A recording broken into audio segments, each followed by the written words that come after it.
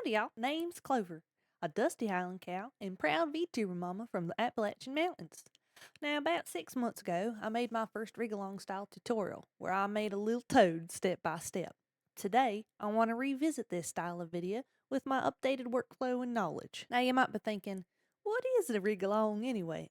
Well, it's where we take a deep dive into what it takes to make a Vtuber model, from the very first pen stroke to seeing it come to life in Vtube Studios. And let me tell you, it's a journey worth taking. Challenging at times for sure, but downright magical when you see it all come together. Now, this ain't gonna be one of them fast paced tutorials where you blink and miss it type thing. Instead, we're gonna be taking it nice, slow, and steady, like a walk through the woods after a good rain. I'm gonna show y'all every step of the way, every stroke, every misstep, and every aha moment that comes on with it. You'll get a real honest look at the work, the challenges, and the pure joy of bringing a character to life. And don't you worry, we finna tackle this thing together, one piece at a time. I'll be explaining everything as best I can, cause whether you're a greenhorn just starting out, or someone looking to try something new, I want all y'all to feel right here at home. And where I might stumble over my words a little bit, well, I'll pop up some extra notes on screen so y'all don't miss a thing. Of course, if y'all got any questions or if something just don't quite click, feel free to holler at me down in the comments, and I'll do my best to help all y'all out. We're all learning here together, and that's the beauty of it. So, without further ado, let's roll up our sleeves and get to work. So I'm going to be doing this video kind of as a more nonchalant kind of style. So I'm going to be talking to y'all while I'm working on stuff. So first things first, we're going to go ahead and open up our preferred art program. Here I'm going to be using Clip Studios Paint. Of course, you can use whatever you want. For the longest time, I used Krita if you prefer something that is free, or if you're looking for a free art program.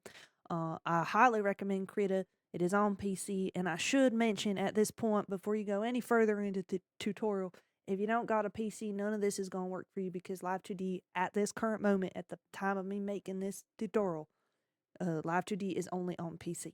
So, anyways, this is the resolution that I tend to make my models in. I make things that are a bit more square coded, as you can tell based off of my model. Most of my models that I make tend to be square, so I do 4000 by 4000 at 300 resolution for the DPI. Now, if you're planning on making something that's a little bit taller, you can make it taller. If it's wider, make it wider. But this is just a good starting point. Also, let it be known, if you are using the free version of Live2D, not the free trial, just the regular free version, the maximum resolution, I believe, is 2000 by 2000. So keep that in mind if you're just using this tutorial as a way of getting to know the program before getting into your 42-day free trial, or before buying the pro version. You might want to scale this down a little bit. And if you ain't interested in making art, we can skip forward to the next part if you already got art that you want, or if you just want to rig the art that I make. This will be in the description. There'll be a free version of the PSD file that you can use to just get straight to the rigging point. So, without further ado, let's go ahead and click OK. So this model, I'm going to keep it real simple. I mean, the whole point of this is just really to learn the basics. So I ain't going to do anything crazy. The first thing I do, since we're in Clip Studios Paint, we're going to make a ruler layer. Man, I can't even talk. So I'm just going to call this first layer ruler. And we're going to click on this little triangle here, or you can press U on the keyboard and it will bring out, oh wait. Yeah, okay, sometimes you have to press some of these keybinds more than once, but we press U or click on this little triangle here for ruler. And then we want symmetrical tool is what we want. And you can kind of try to draw in the middle if you want. You have to kind of click and drag. If you hold the shift button, it will keep it from dragging around. It'll keep it at 90 or 45 degrees so that you can get that straight edge ruler. And then to make sure that it is actually in the middle, we're going to click on this little button here. It says operation. It's the little 3D cube with the little cursor on it. Make sure we're selected on object. Click on the ruler and then center it using the number. So we're using a 4000 pixel canvas, so we're going to put 2000 as our center. And now it's in the center. Now, what we're going to do is we're going to come back over here to our layer section. This part's important, because if you want to you want to click on this here, right? You want to right click, go right here where it says show in all layers. That way, no matter what layer we're on, whatever we're working on, that layer, that ruler will be working. And then you don't have to worry about putting the ruler on a whole bunch of different layers or moving it around. It'll always work. And if you don't want to use the ruler, you can just click a little eyeball and you can go back to drawing however you want. So you see, if we grab a new layer here, let me grab just, see, we got symmetry, click the eyeball, no more symmetry. Just as simple as that. There's a few different ways that you can go about making the artwork for your VTuber model. Now, some folks like to start with a sketch and then try to piece things out from there. I personally am one that just likes to start working with the shapes. Like I just kind of jump right into it. There's a few different ways also that you can separate. When you're making the art, you can do the line art as one solid piece and then color underneath if you wanted to. You can make the line art as a whole like layer and then, copy, paste it, change the color of it, scale it like this. Or you can have it all together if you wanted to. You could have the line art and the layer, the color layer. You can have the line art and the color as one layer. Now this I don't recommend for most things, especially if you're going to have a whole bunch of stuff going on the inside. So you definitely, when you can, you want to separate your layers, your line art from your color. The way I like to do it, I like using the solid layer method. That way I have a bit more freedom on how I can adjust the line weight without having gaps in my work. Honestly, all the methods are valid, but if you're following my tutorial, you're going to see and get very familiar with the solid layer line art method. For this little bunny, I'm actually going to make things mostly circles because I want us to be more focused on the basics of animation. So we're going to work with something that's real easy and relatively to animate. So I'm going to go over here and I'm going to grab me a circle. And there's a bunch of, if you are unfamiliar with Clip Studio's Paint, if you're looking at these tools that I'm working with and you're like, what in the world is going on? I highly recommend you just kind of poke around on YouTube because there's a lot of really good tutorials on how that all works. So I highly recommend. That's how I learned. Now I got to figure out what color I want this bunny to be honest. So I'm partial to warm tones. I like browns and tans and things like that. So I think the bunny we're going to make today is going to be brown. But you can choose whatever color you like. So this is going to be my main, like my base color, basically.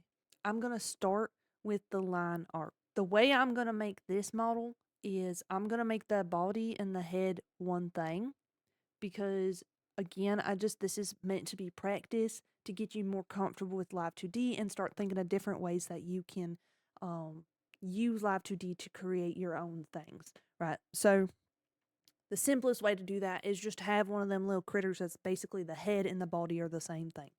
So for this, I'm going to put head because when I'm making critters that don't got a body, I just put the word head there because it's just helpful for the way that I'm thinking. Okay, so I'm going to put head and I'm going to put L.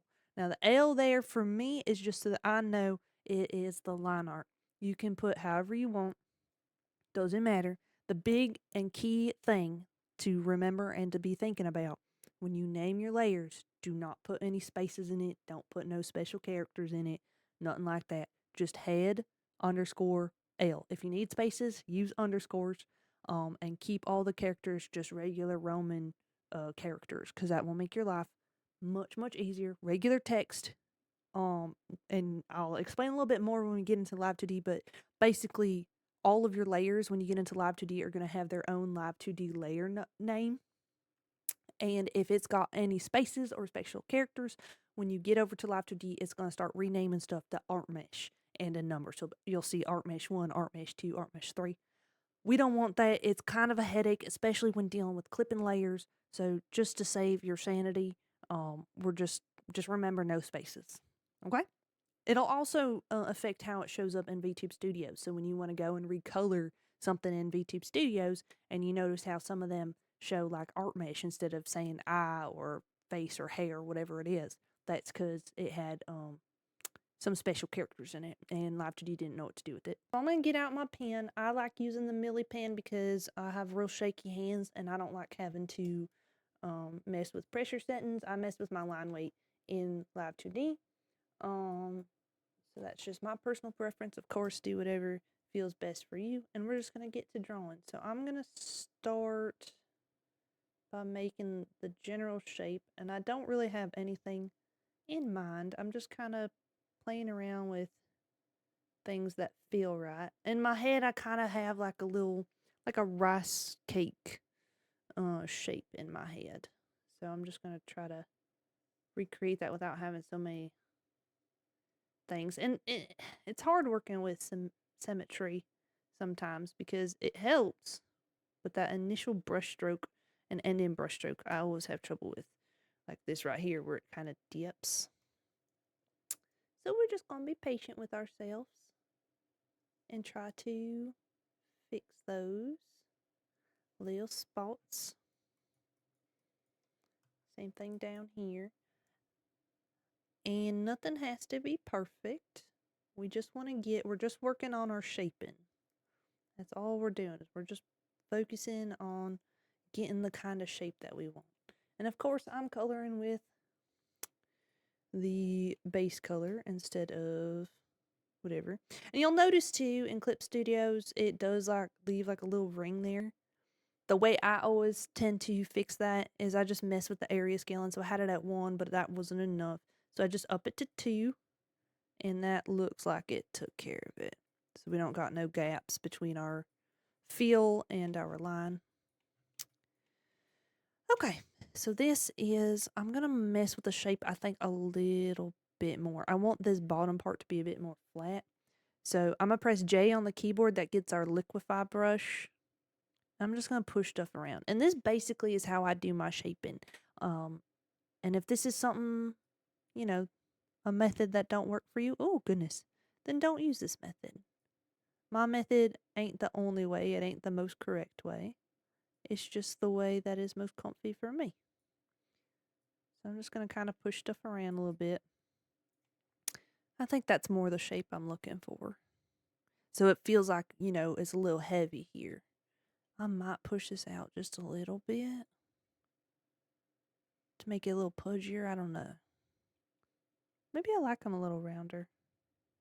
No, I think I like this right. Oopsies. I always want to press shift before I click down. But that'll actually put it wherever the brush was last. So if you want to try to keep things straight, you got to click first, then shift. But even then, I don't think it actually helps. I think it's just a placebo effect. Okay. I'm pretty happy with this shape, I think. I might push this. Oopsies. There I go again. I might push this down just a smidge on the top. That was too much. Just a smidge. I feel like I want to round out that curve. Yeah, that's better. Okay. I like this shape. This is the shape I'm going to be using for the body / head. And if you get done with this tutorial and you think to yourself, man, I'd really like to see like a body and head and how that works, then feel free to comment below. We might do another rig along with a different style of character. So I'm going to copy this layer and paste it. I'm going to make the top one say _C for color. Again, that's just how I like to name it. You're more than welcome to name it whatever. And the bottom layer, I'm going to make this a darker brown. And I use layer coloring, the layer color effect on this instead of actually using the bucket tool. And that's just, you know, a safe practice that I have picked up, because if I'm using a textured brush, anything that doesn't have like a sharp edge, then trying to use the bucket tool can cause some light issues. So for me, recoloring a layer is just, I think, better to use the effect tab instead of the bucket tool. So we're going to choose just a color that I like, and I think it's a little darker. Just make sure if you're using the layer effect tools, you're changing the layer color through the effect tools, that you have this little plus bar or this little plus button checked so that you can see the subcolor. Otherwise, you'll get some weird colors. And of course, we can't see what we're working with, so I'm going to press Control T and hold Alt Shift and then click this out so I can get our line art. And there she is. That's our little bun body. I'm going to pull this down now. So I'm going to actually click this here and pull this down. That way we have room for the ears when we get to it. And we might end up shifting some more stuff around. But I feel pretty good about this shape. Next, I want to make the eyes. I'm just going to say eye. And I'm going to group this, I think. No, maybe not. Because I think I'm just going to make the one eye. Well, no, I'm going to group it. I'm going to group it because I want to make some shine as well so that y'all can kind of see a little bit of eye physics on this. So, we have symmetry on. I'm going to leave symmetry on. But when we're done making everything, I'm going to split things in half. So, you'll see what I mean in a minute. So, I think using that darker color, that's the color I think I want to use for the eyes. That's typically how I do it. I like having the line art and the eyeballs the same when I'm making simple models. So, let me grab my tool, and I'm just going to mess around with shapes until I find a shape that I feel like looks the best. So maybe I actually need to figure out where I want all this to sit, you know. So like, do I want a bun that sits up higher? I think probably yes. I think I just answered my own question that quickly. Okay.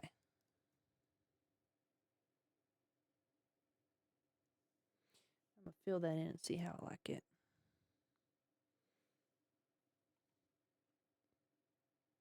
Little chocolate bunny. Little chocolate bunny. Very good. Now I'm going to add a shine. And I think I want like a little bit of an orange shine there. Is that the color I want? I think that's cute. Orange or maybe yellow. I don't know. Let me see how this looks first.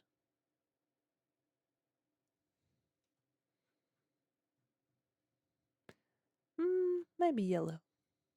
Maybe like a golden, like a honey mustard. That's how I'm going to do that one. That looks cute. I'm actually going to rename that to highlight. Highlight. And then I'm going to add another layer that says shine. And I'm just going to make that almost perfectly white. Not completely. Personally, I don't like using total white colors, but that's just a personal preference. Maybe like that. And there we go. And when I go into Live 2D, I'm going to make this so that it sits the same side as that. But I think as far as eyeballs go, that's pretty good.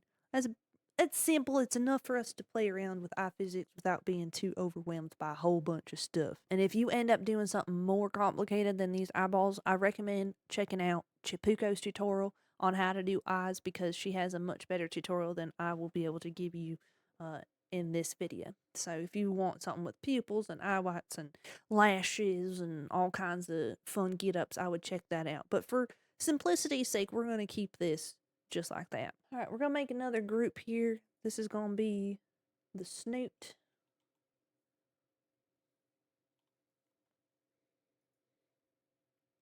I'm going to start with the nose because I want to know, I'm trying to get an idea of where I want everything to be. So we're going to start with our nose.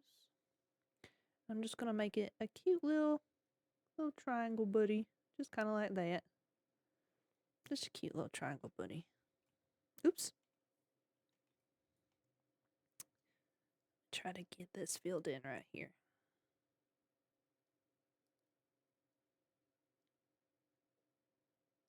Okay.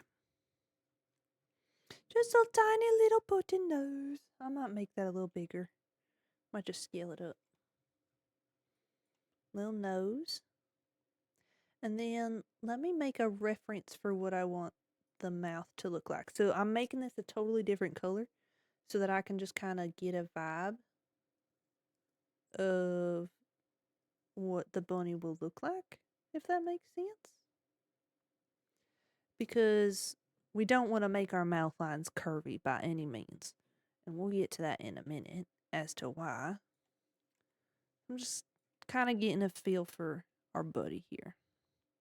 Which I might make the nose smaller now that I see this mouth, because I think I want a cuter, smaller mouth for this. So I think a cuter, smaller nose is probably what we want. I'll pull that up. I'm going to rename this to Ref. So now I see how wide I want my mouth to be. So that gives me an idea on how I want the snoot to be. There's a few different ways to do snoots. So my way is not the only way. It's just a way. I'm going to experiment a little bit on this model. So y'all are going to be seeing an experimental workflow as I make this little bunny. So I can't guarantee how clean the workflow will be on the snoot. I'm going to start with our line art. I'm going to make a circle. Kind of like this. And the point of this is going to be where our snoot will show up, okay? So specifically, when we turn our snoot or head side to side, we want a little bit of line art to come out. So let me name this real quick. We're going to call this Snoot L for line art. We're going to copy paste. We're going to use our effect tool. And we're just going to use a little eyedropper there to grab this color for the top. And that's going to be our snoot color. So snoot underscore C. So when we're looking forward facing, let me scale this down a little bit so we don't see extra lineage. So when we're looking like at forward facing, we won't see nothing, right? But when we are turning our head side to side, we want to have that line art peek out a little bit. We just want it to kind of peek out to give it this feeling that the snoot is 3D. Now, this shape, I think, is not the one that I want. I think I want it to be, well, how do I want to do this? I might pull this up so that it's more rounded. So that it's more rounded when we move from side to side. So to give it a bit more round of an edge. And I may end up cutting off some of this. Because again, this is an experiment for me. It's a bit of an experiment. But here's my thought process. Here's my plan.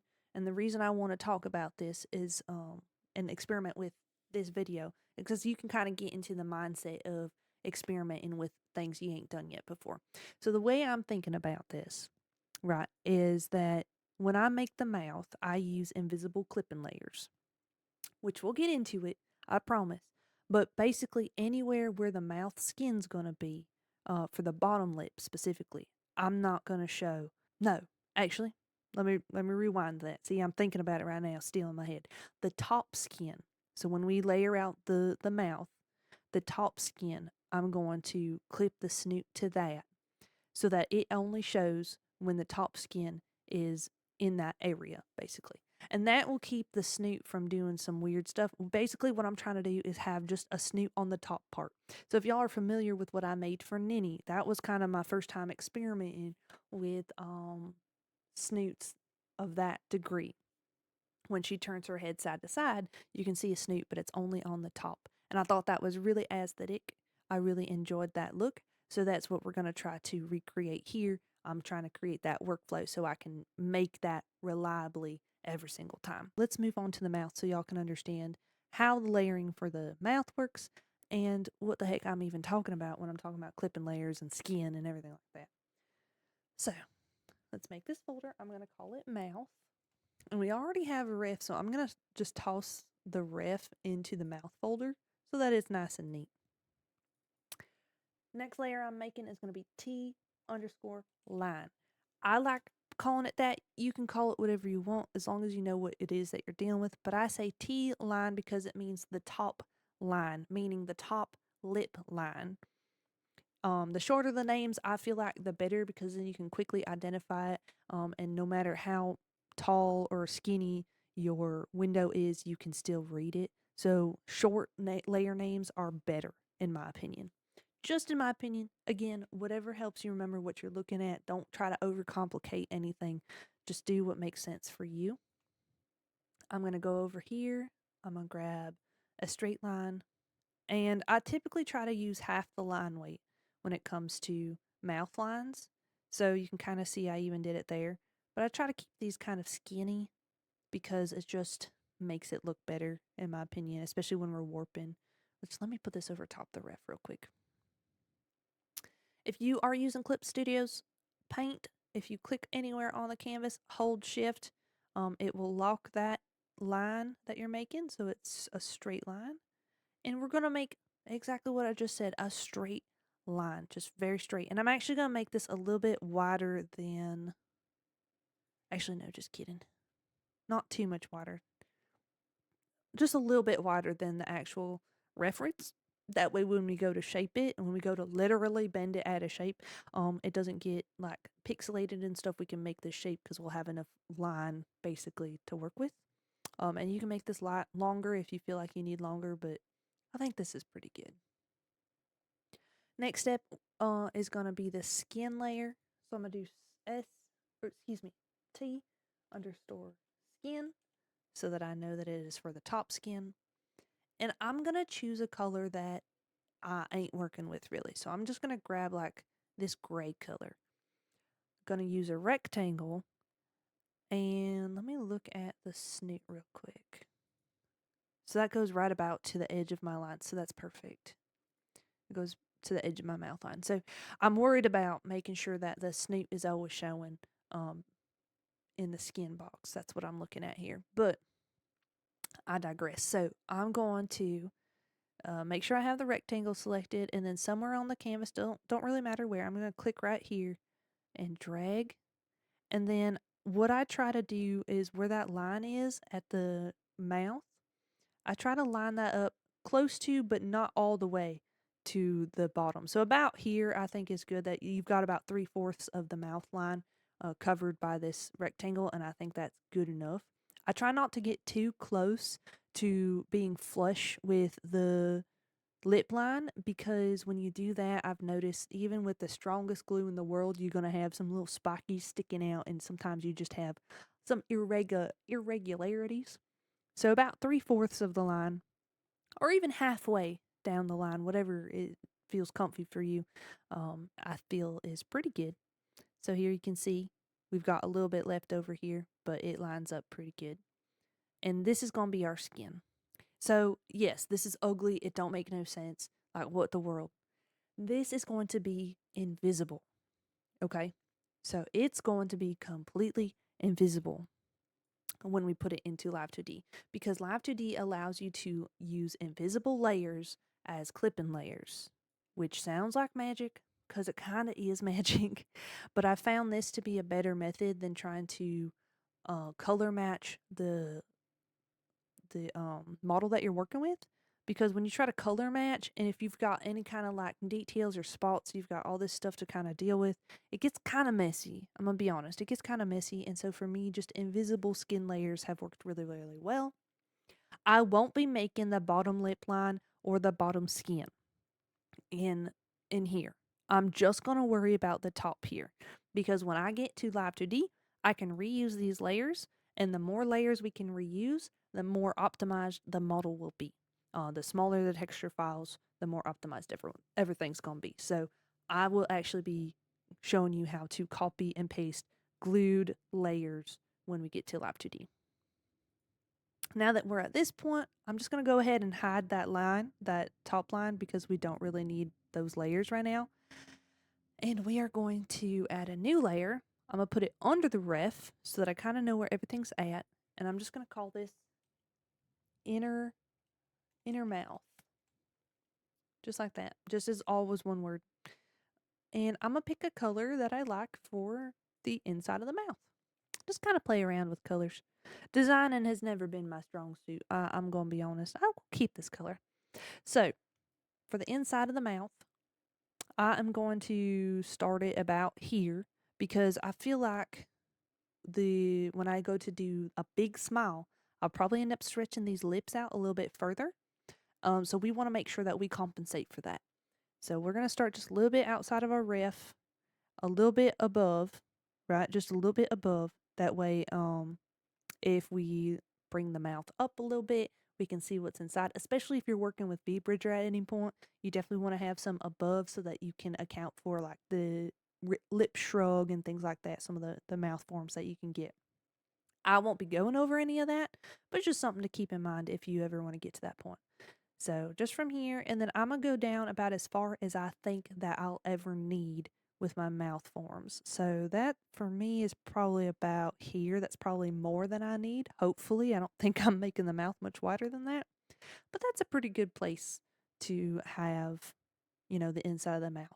And then right on top of that, I'm going to add a tongue. Just a little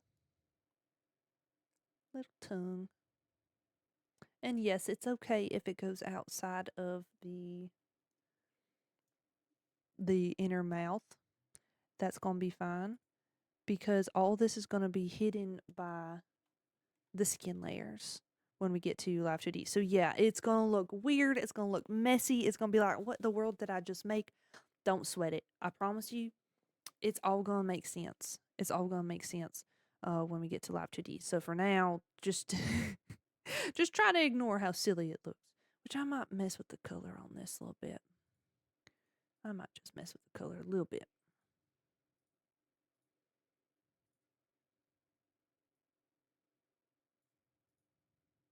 I think that's a little better.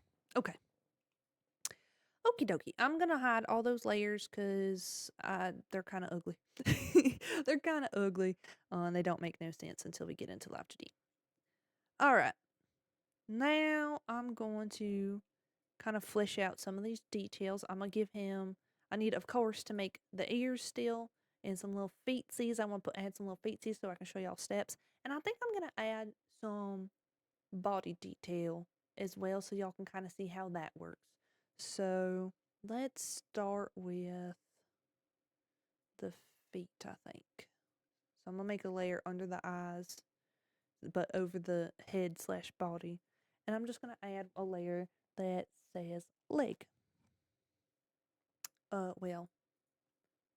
Leg line, which technically leg line we're going to push underneath the headline, but for the sake of being able to see what we're doing, we're going to keep it on top.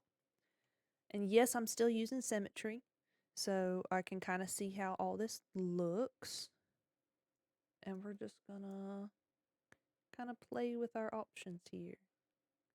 Just little nubbins. I like little nubbins. Maybe something like this for a little bun bun. Something like this for a little bun bun. And I'm going to cut this across pretty straight for the line art because you don't really need it to be rounded out top. You can round it if you want, but you don't really need to. Okay, so there's our leg line. I'm going to copy paste. Change this to C for color. And pull this down underneath the headline, and then I'm going to change the color of this. I don't know. Actually, I don't know what style I want yet because there's a few different ways we can do this. So I just got to see what style looks best to me. I'm just going to kind of push these. Actually, hold on. Let me turn off the ruler, and I'm just going to edit the one side because I'm experimenting with shaping and how I want things to look. So let me delete this. I always like working on the right side of the model, which, by the way, left is right and right is left. When we talk about the right side of the model, we're talking about its right, not our right.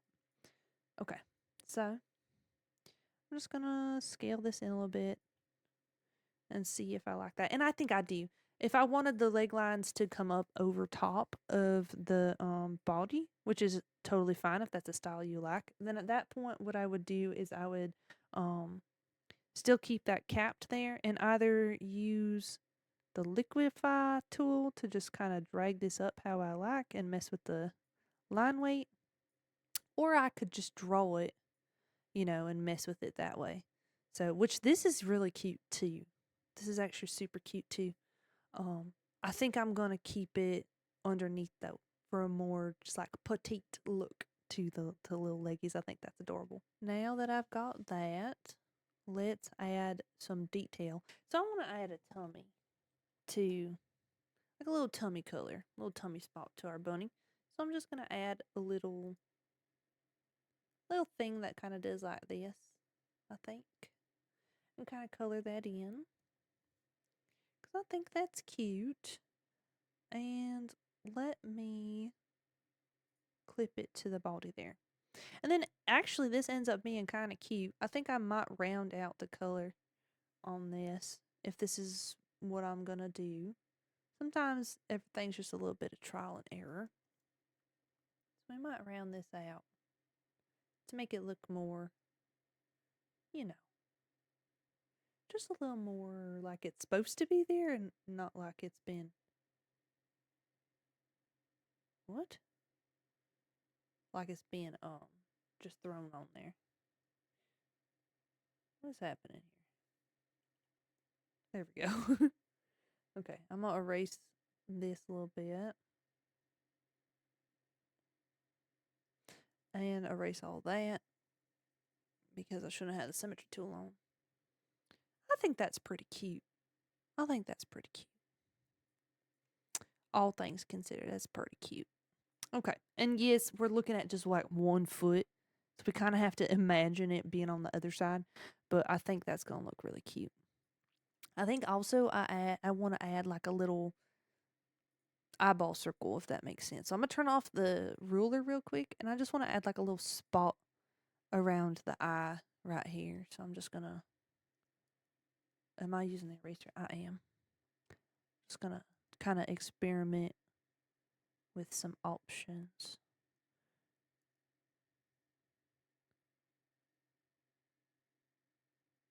I think that's pretty good. Just a little like spot, you know. I'm gonna grab my liquify brush because it's my favorite and it's freaking out. And maybe push this in a little bit here because we got a little spot coming up. And, you know, just kind of forming the shape that I like. Pushing things around, pulling things around until it's something that I like. Which I think that's super cute. I think that's a cute little guy, just a little spot there in the tummy spot. Okay, let's make the ears. Oh, let me name this too. I'm just name it I_spot so I remember what it is. Let's go ahead and make our ears. I'm going to start a new folder. I'm going to put this on top and I'm going to call it ears. Ears in general, I typically tend to add on top, especially if we ain't going to have like a bunch of bows or hair or anything that's going to be hiding the line of the, what am I trying to say? The border, like the line art of the head or the body from the ears. Like if there's nothing going to be sitting in front of it, then I put the ears on top so that we can use inverted clipping layers to push it back. And the reason I do this is because when we turn our angles, if you even look at my model, when I turn my head side to side, you can see how the ears start to like come forward, and that's done with the use of inverted clipping layers. So, inverted clipping layers, inverted clipping masks.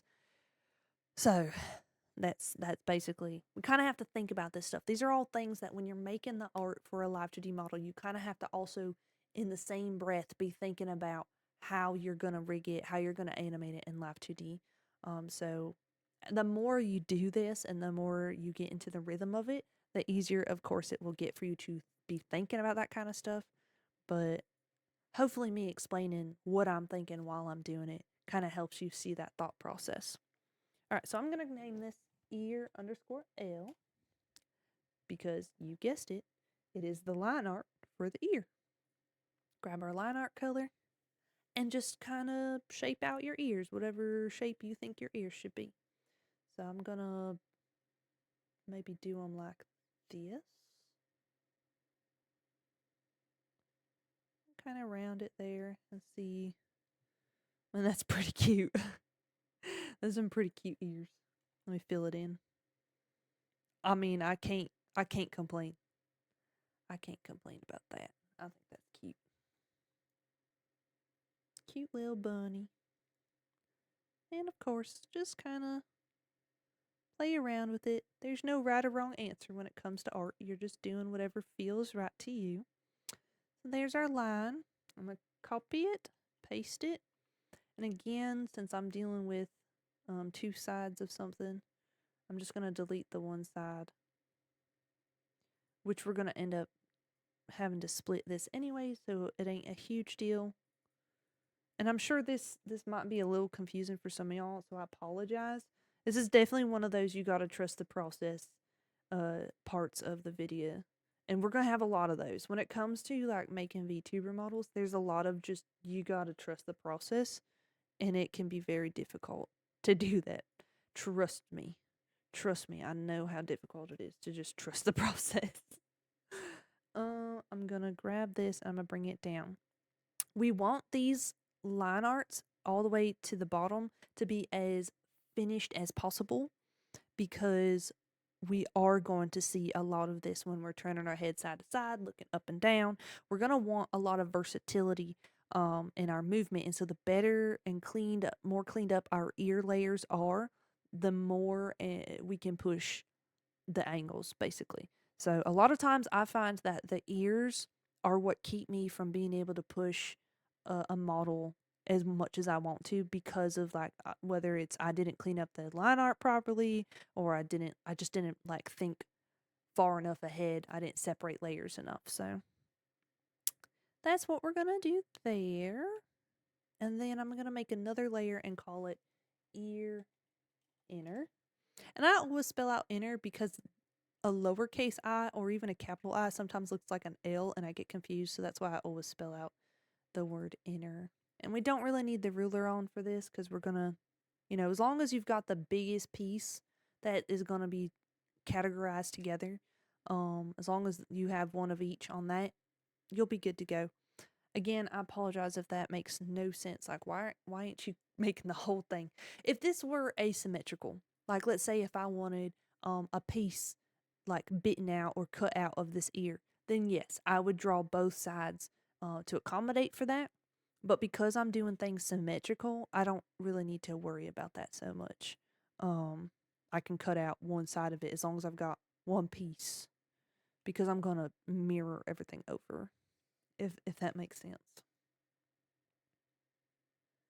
I'm hoping it'll make more sense when we get to the actual rigging part for y'all. Let's see. I'm gonna clean that up just a little bit, because nothing is gonna be hidden on this baby. So we're gonna want to make sure everything is as purty as possible. As purty as possible. And I like clean line art, but if you prefer a messier edge or, different brushes, then you should do what feels right for you. Oh, that's cute. I like that. We kind of have to, again, you kind of use your imagination on what the other side's going to look like. But I think this is pretty good.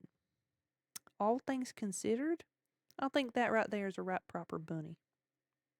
So now, what I'm going to do is everything that I made doubles on that should not be doubled, or that should have its own layer, I'm just going to click on all those. So all this, well, the spot doesn't have it, the legs, and these ears. I'm going to grab my little selection tool, and about towards the middle there, I'm just going to grab everything like that and Control X, Control V. That gives me doubles of all that. And it's ugly and unsightly, and I probably should have put all these, done them one at a time, but I didn't feel like it. So I'm going to kind of move these around where they're supposed to be. Where's the leg? Oh, there it is. Bring that down here.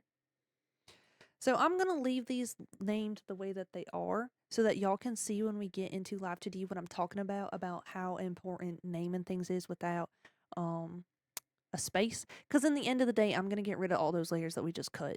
So like everything on the left side of the model, our right, it's left. Everything on the left side of the model is going to be deleted by the time I get to Live 2D.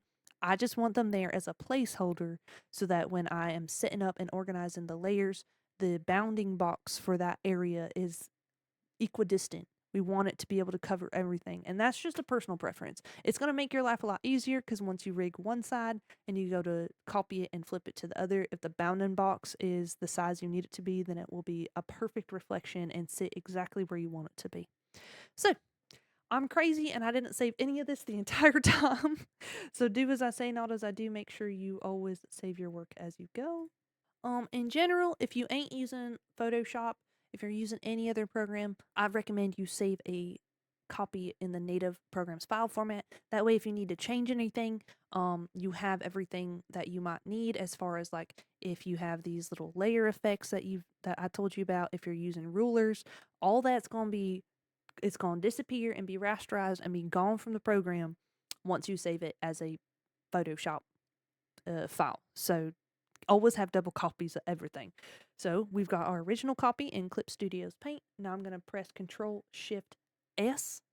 That will allow me to save as. I'm going to click on Save as File Type. And we're going to click Photoshop Document. Not the big one, just a regular one. It don't got to be big. And we click Save. Okay. And at this point, we are ready to get into Live 2D. We're just going to go ahead and start off with getting our model imported. It's actually quite simple. So just go to wherever you've got the file saved, click on the PSD here, and just drag and drop it right into Live 2D.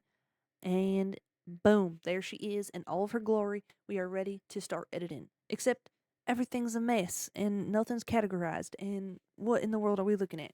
Yes, it is very confusing, but we're going to get through this. So the first thing I like to do, I ignore the parameter setting. I ignore all these windows, and my windows might be organized different than yours. I don't remember what Live 2D's original setting is, but this is how I like to do it. Some people like to make their model viewer bigger, so they push things over and they, double tap. Move things however feels best to you. I actually copied Chapuco's settings because I found them to be helpful, probably because I watched her tutorials to learn initially, and it's just kind of what has always flowed for me. But definitely take some time to familiarize yourself with these windows before getting into stuff, or even after you've gotten into stuff and you realize, oh, I'm so tired of going all the way over here, then all the way over there. And like if it's bothering you, move it. Do what makes sense for you. Anyways, before we even look at the parameter settings, we are going to start by organizing all of our layers. So, first things first, well, I'm going to delete this paper layer because we don't need it. I'm going to grab all this. So I'm going to grab the top one. I'm just going to click on it and then hold Shift and click on the bottom one. That will have all of our layers selected. Up here, we're going to click on this crazy looking icon. If you hover over it, it says Create Warp Deformer. And that's exactly what we're doing. We're going to click on that. And we're going to call it, I like to put things in brackets so that I know that it's a section, a category, if you will. And then that way, when I go to click on it, that's going to be the things that I'm editing, if that makes sense. So I'm going to do bracket, model, close bracket. What does that mean? Well, that means everything to do with the model is in this little button.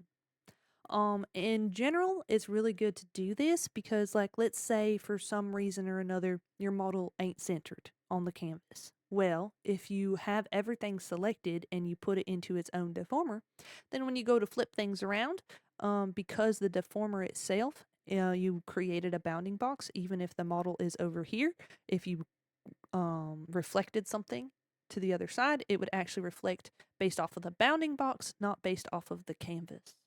It also just helps in general to be able to move the model around if you need to. So, especially if you can't find something, it's like, oh, like if you import new layers and you're like, where the heck is it? It won't actually be in here. It'll just be floating at the bottom outside of itself. So you can literally just close this and find those layers. So, just a few little, like, quality of life things.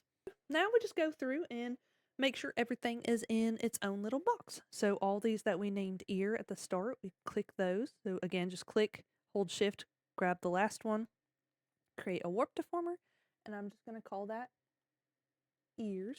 Instead of clicking create, I'm actually going to click continuous creation because we are about to be creating a whole bunch of stuff and it's going to get real annoying to go click, click, click, click, click, click. So we're just going to click continuous creation. And then we click the next parts that we want. So I want this top line here all the way to inner mouth because what we want is we want everything in the mouth. And we're going to bracket that and call it mouth. Continuous create. everything for the nose. I'm just going to call it Snoot because I like using the word Snoot. Continuous create. And it's lather, rinse, repeat from here. So we're just going to grab everything. Even this, where like we have an eye spot, I'm going to keep that with the eyes because as far as movement goes, it's going to go together for the XY angles. So I may as well keep that in there. Create. We've got our legs. Now this is where sometimes it can get a little tricky because our color is on top, but the line was actually underneath everything. So make sure we see all those when we make it. And it'll get you caught up from time to time. I catch myself messing up on that all the time. I'll have forgotten to grab the line layers or something that was on a different layer organization.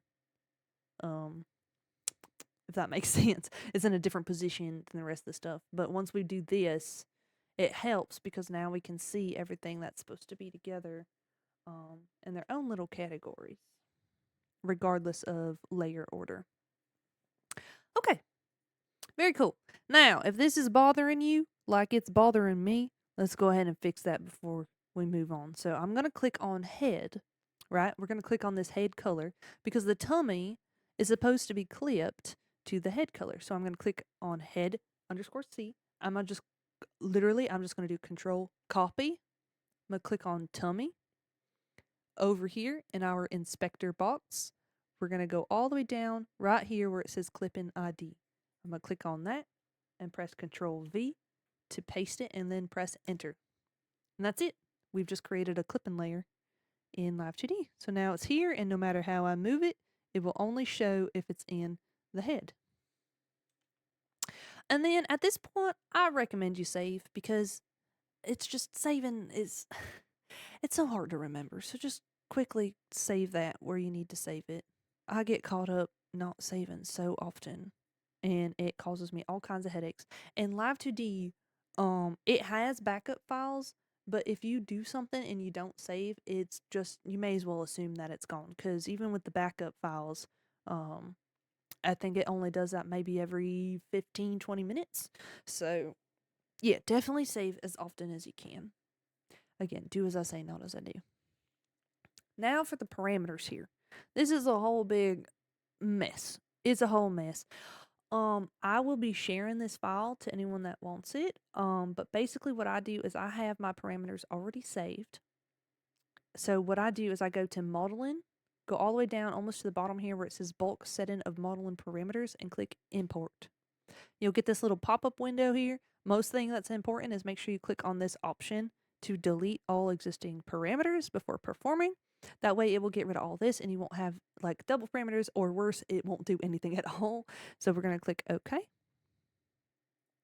And then wherever you put this asset, if you choose to pick it up, you just click on the one that you need, and it's going to say resetting has done. Please check the parameter settings. Okay. And now we have all of our folders.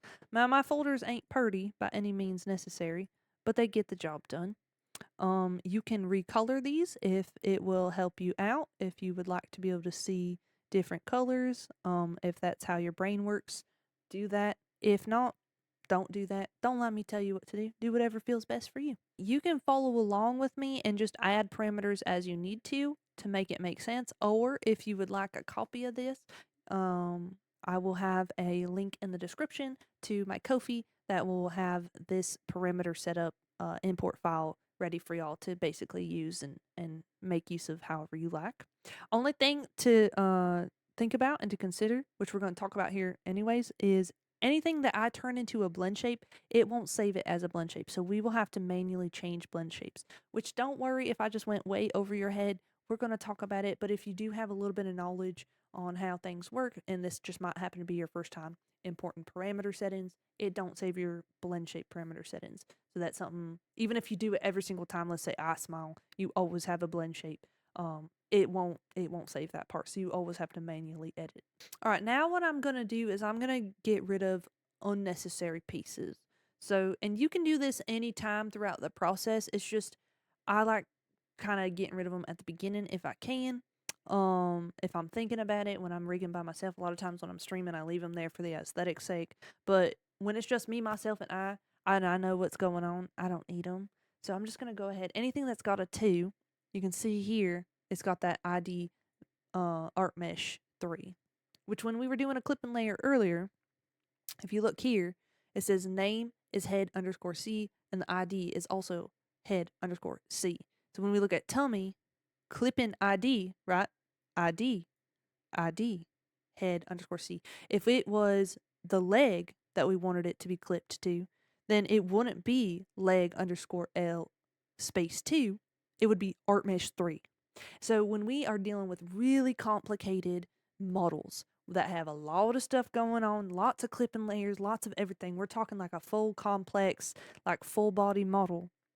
You can kind of start to understand why this would get very confusing, because when you go to look at, say, your tummy again, it's like, what in the world is this clipped to? Like, what is going on? What's broken? And all you see is art mesh 1, art mesh 57, art mesh 20. It gets really confusing. It saves you a lot of headache if everything has a name. Plus, when you get to Vtube Studios, like I mentioned before, when you get to Vtube Studios, if you don't have these named, like the IDs ain't named, then if you try to go and change like the colors of your model, it'll say art mesh. So when I do like customize model here and click on customize multiply screen color for art meshes, you'll see all my list is art mesh, except for like here randomly tongue, right? All this says art mesh. Like, we can't tell what's what until we click the little eyeball, and then we know what it is that we're coloring. So, to save yourself a whole lot of headache and maybe any clients' headaches, if you're making a model for someone else, they can't tell what's what and who's who. But like, see this, I'm pressing the thing and where is it? I don't know. So that's why naming everything is super, super important. Because it'll make your life as a rigger easier. It will make, your client or yourself life easier when you go to edit things in VTube Studios. If you just want to play around with colors or whatever it may be, it's just gonna make your life a lot easier. Anyway, back to what I was saying. Anything that I don't want, I'm gonna delete. Same thing's gonna be with that eyeball. So all the 2s here, I'm just gonna go ahead and delete that because we don't need it. We'll be mirroring it back over in a minute. Okay, so let's start with our eyes. Now, what I'm gonna do, I like using the automatic meshing system. I use it for just about everything unless I have something more complex to deal with. So for the majority of this tutorial, we will not be getting into creating our own meshing, or basically like adding vertices that we can use to warp things with. For the majority of this tutorial, everything's going to be automatic mesh generator. So we click on that little button. It's a little triangle with the circles and it says auto. Going to click here and click standard. And for the most part, that'll always be perfect. There's very like specific shapes or strange shapes that you might have some issues with it. But for the most part, standard is good. If it's something that you have a lot of details all on one layer and you want to move like a whole bunch of stuff around, you might want heavy. Or you may end up making your own. You can see here I've made a couple of my own as time goes on. I'll tell you what though, the first like 4 or 5 months of me rigging, I didn't need any of that. But that's also probably because of my more simplistic art style that I choose to have. So kind of if you want more in-depth tutorial on how meshing works, I highly recommend that you check out Yoshino Art. She has a great tutorial that really goes in depth about, how different how meshing works, how to make your own art meshes, and why you would want to make art meshes for different things. It's honestly really, really great tutorial, so definitely go check that out. Okay, so I like making things very simple. Take every step take every part of the project one step at a time. So I'm going to click on my eye tab here. Remember what I said, left is right and right is left. So we start with this eyeball. It's on our left, but it's on the model's right. So we're going to click on IR open. All right, that's our right eyeball and how it opens and closes. So up here, we're going to click on these 3 keys to add 3 keyforms. We're going to get started. When we go left, our eyes close. When we go right, our eyes widen. Okay? I have changed my parameters. If you are working off of your own parameter set, my parameter for eye open has been changed to go from 0 to 2. I've seen a couple different Live 2D artists do this differently. Some do 0 to 1.5, some do 0 to 1.2. I've just always liked going 0 to 2. And I like doing things very simply. So I'm going to grab the top here. I'm going to hold Alt and grab the top and bring this a little bit in, right? Not completely close, just a little bit in, and then grab the top again without holding Alt and bring it back the way I want. That way it kind of doesn't go completely center, you know? It gives the bottom to go up a little bit. I found that method works really well for me. It's just very simple and quick, one layer blink. And of course, our shine and everything is just floating outside. We don't want that. I'm going to copy this eyeball and just paste it into their clip-in ID just like that. And boom. It does what I want it to. Of course, the shine don't, but we'll deal with that later. Again, one step at a time. Always trust the process. So now, on the other side, we want this to get wider. So I'm going to hold Alt and Shift, then click the corner here and just pull it out a little bit. And a lot of times I also like to hold Alt and pull out like this a little bit, so it kind of rounds, gets a little bit rounder if I'm dealing with taller eyeballs. So our eyeballs get a little wider. Woo, woo, woo. See? Just like that. And look, we've already animated something. Very good. We've already animated something. Okay.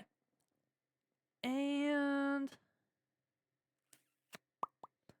I'm trying to decide if I want to animate all these pieces at once while I'm doing each parameter or not. I think yes. I think I'm going to animate every piece with that parameter just so we can see how everything interacts. So I'm adding keyforms to highlight and shine on opening, close basically. And so when the eyeball closes, I don't want the shine to always be showing, right? So there's a few different ways you can go about this. You could move the shine down. So you could do something like that. Personally, that's what I did for the longest time, and it just ain't what I want. I find that to be just not the style that I like, but if that works for you, then do that. But actually what I'm going to do and what I've been doing for a while now is I'm going to add a couple keyforms right in here. So at 0.2, right? So we click on this box and we type 0.2. We click enter. It'll put our little, like, the red is where we are on the timeline, basically. So it's going to put our little point right there. I'm going to click on this green plus button, green circle plus button, and that will add a keyform. I'll put a keyform right there. So now we can animate there.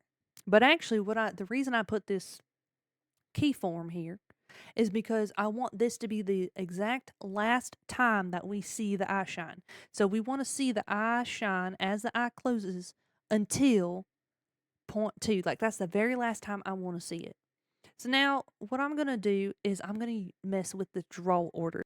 So we're going to go back to this closed eye keyform here at 0. Up here in our inspector tab, in our inspector window, right here we have draw order, and I'm going to lower the draw order by 1. And basically what that does, what draw order does, is it's kind of like, think about the art program, it's kind of like the layer order, but you're overwriting the layer order. It's like an extra layer order depth, basically. It's literally what it says is draw order. So we just pushed it behind everything. It's still there. If I move everything else out the way, we will still see it. It's just sitting behind all these layers now. Okay? So, now when we close our eye, it kind of just disappears. If this is something you don't like, if you want something to be a bit smoother, right? Let's say this is just too jarring, right? We don't like this. Like if we're kind of stuck between, it's kind of flashlighting us a little bit. What? We don't like that? Fine. There's another way you can do it. Go back here and do 0.1. Add another keyform and change the opacity to 0. Just make sure you also change the opacity to 0 on the last one. Now we get a more gradual disappearance of that shine. which in general, messing with opacity is much nicer looking. But if you're just looking for simplicity, you can go ahead and mess with the draw order. It all just kind of goes down to personal taste and style. So, since we already did the opacity here, I'm going to keep it because I do think that does look a little better. And I'm going to mess with the shine a little bit. I ain't going to move it a whole lot, but I do want it to move down a little bit so that it just has some motion when the eyeball is closing. Just a little bit. All right, now we do the opposite way. And when I make the eyeball wider, I tend to want to make the shine and the highlight bigger. If we had a pupil, I would make everything smaller, but because we don't have a pupil, and I think this just looks cuter, so that your eyes are widened because it's something cute rather than something fearful. If you would prefer it to be something fearful, then you'd probably want to change the way this looks. Instead of making it bigger and following the curve like that, you'd want it to follow the curve but get smaller. So something like this, where it just is like, ooh, ooh. But yeah, just kind of play around with it and see what feels right for you. Because again, when it comes to art, there is no such thing as a right or wrong answer. Also, if you're wondering how I'm able to switch between seeing the bounding box and all my vertices and not seeing it, actually, you can see here it says hide selection is turned on. I have a key bind that I've created for this. If we go to the keyboard shortcuts, there's a whole bunch of stuff you can add keyboard shortcuts for. But I have here, you can see, hide select state, which is going to be this. I have that set to H. And if I just want to hide the bounding box and nothing else, I could do Control H. And so now I can mess with the vertices and the bounding box ain't in the way. Which becomes very, very helpful when we're dealing with something like this big and we've got our green lines versus our red line. But we will get to that in a little while.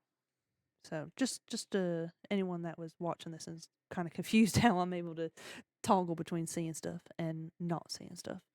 But I find, like, when it comes to animating, not having all that stuff in the way, just to kind of see how it's moving is very helpful. Now let's say we've got to this part and we just want to see how the eyeball is blinking. If you are running Vtube Studios at the same time as running Live 2D, you can actually test live tracking at the same time as animating or just in the physics settings. I personally would suggest you leave all the default settings on and only let it track when you're in physics settings, because trying to animate all this while you're also tracking can be a nightmare. So we're going to go to File, External Application Integration Settings. You're going to get this little window that pops up. It's going to show your port number and a whole bunch of other stuff here. We're going to click on this switch. And then down here in a second, it's going to populate your Vtube Studios. So right here, it's going to say that's connected. Make sure that you have the permission check on. And then it's going to give you a token number. Make sure you don't show no one this token number. All right, this is your unique token. You don't want to share it with no one. On Vtube Studios, if this is your first time setting it up, it's going to have a little pop-up window that asks you for permission, similar to if you connect just about any other program. You just say yes, and you're good to go. So now that we've got it connected, if we go to Modeling and click on Physics Settings, we are live tracking, which, of course, right now, all we have is an eyeball to show for it. All we can do is kind of blink and see that it blinks with us. But that's how you connect your Vtube Studios to Live 2D and kind of test things out. Very good. So we animated a single eyeball so that it can blink. Now let's do iSmile. I'm just going to go down the line. Typically, it's how I do it. I just kind of go down the... For me, I like to do iSmile as a blend shape. Everything else that I'm doing for the eyeball now is going to be a blend shape. And that is... The reason that I do that is because I want to minimize the amount of warp deformers that I use. Because the more warp deformers that I use, the more heavy and unoptimized the model is, the more it'll make your PC lag trying to edit things, the more it's going to be heavy on the user, whoever's going to be using the model. So Blend shapes are really cool. They're kind of hard to explain. Basically, the best way I can explain it is if you know that you always want an object to look this certain way when you're doing this certain movement, then a blend shape is probably the answer to your problem. Is probably what you want. So, like for example, if I am doing the XY angles, I would not want to do blend shapes because at the corners of the X and Y, right, I probably want to have some flexibility in changing the way it looks. But when it comes to eyeball X and eyeball Y, when you look up, down, left, right, there really ain't going to be a whole lot of change that you need to do, especially on something this simple. So we will make those blend shapes. So, and I'll explain that a little bit more when we get to eyeball X and Y. So, again, I ain't the best at explaining stuff. I can show you what I do, but I don't really understand how everything works perfectly. But to turn things into a blend shape, you right click on it and click Edit Parameter. Then here at the bottom, you have a spot here that says Blend Shape, and we're just going to click on that. Perfect. Good to go. And now you'll see that instead of having a circle, it has a square. And that's how you know you're working with a blend shape. Now, all these that I'm editing, the shine, the highlight, and the eye, I'm just going to highlight all those and add some keyforms here. And push it over. And get started. I'm going to use the brush tool for this. And just kind of push things up. So this is basically what we want the eyeball to look like when we're smiling. Like this. It's basically making the illusion of the cheeks puffing up like they do when you smile. Like a little eye smile. So that's what I'm doing. I just kind of push that up a little bit. And then when it comes to the shines, I was like making them a little bit bigger. And just kind of shape this whatever feels right for you. If you want to copy exactly the way I do it, feel free to do so because this is meant for learning. Or if you want to experiment with your own sort of thing, then I highly encourage you to do that too. So you can find your own style and see what works best for you. So, so this, I'm gonna maybe do like that. And since we're smiling, that's why I like making the shine and the highlight just like kind of a little bit bigger because we're trying to express that emotion of being really happy. So we're just real happy about what's going on, whatever it is. And the happier we are, the brighter we want those shines to be. Now, if you're someone that naturally has like maybe puffier cheeks, or if when you are tracking in Vtube Studios and you kind of notice that the eye smile seems to be on a lot more by default, or maybe you just want to have a little bit of a buffer just for whatever personal reasons. We can add another keyform here at like 0.3, for example, or even further along, depending on how often or how little you want the smile to trigger. So we can add a keyform here. And at the very beginning, we're going to copy this form and put it here so that we don't start actually smiling, seeing the eye smile until after 0.3 has happened. So to do that, we click on the very first part of our timeline here. So we want the form, we're going to click on the form that we want to copy. We're going to press Control, Shift, C, and then right click. If you right click on any parameter, like any keyform here, it will automatically snap to it. So we're going to right click on that and then click Control, Shift, V.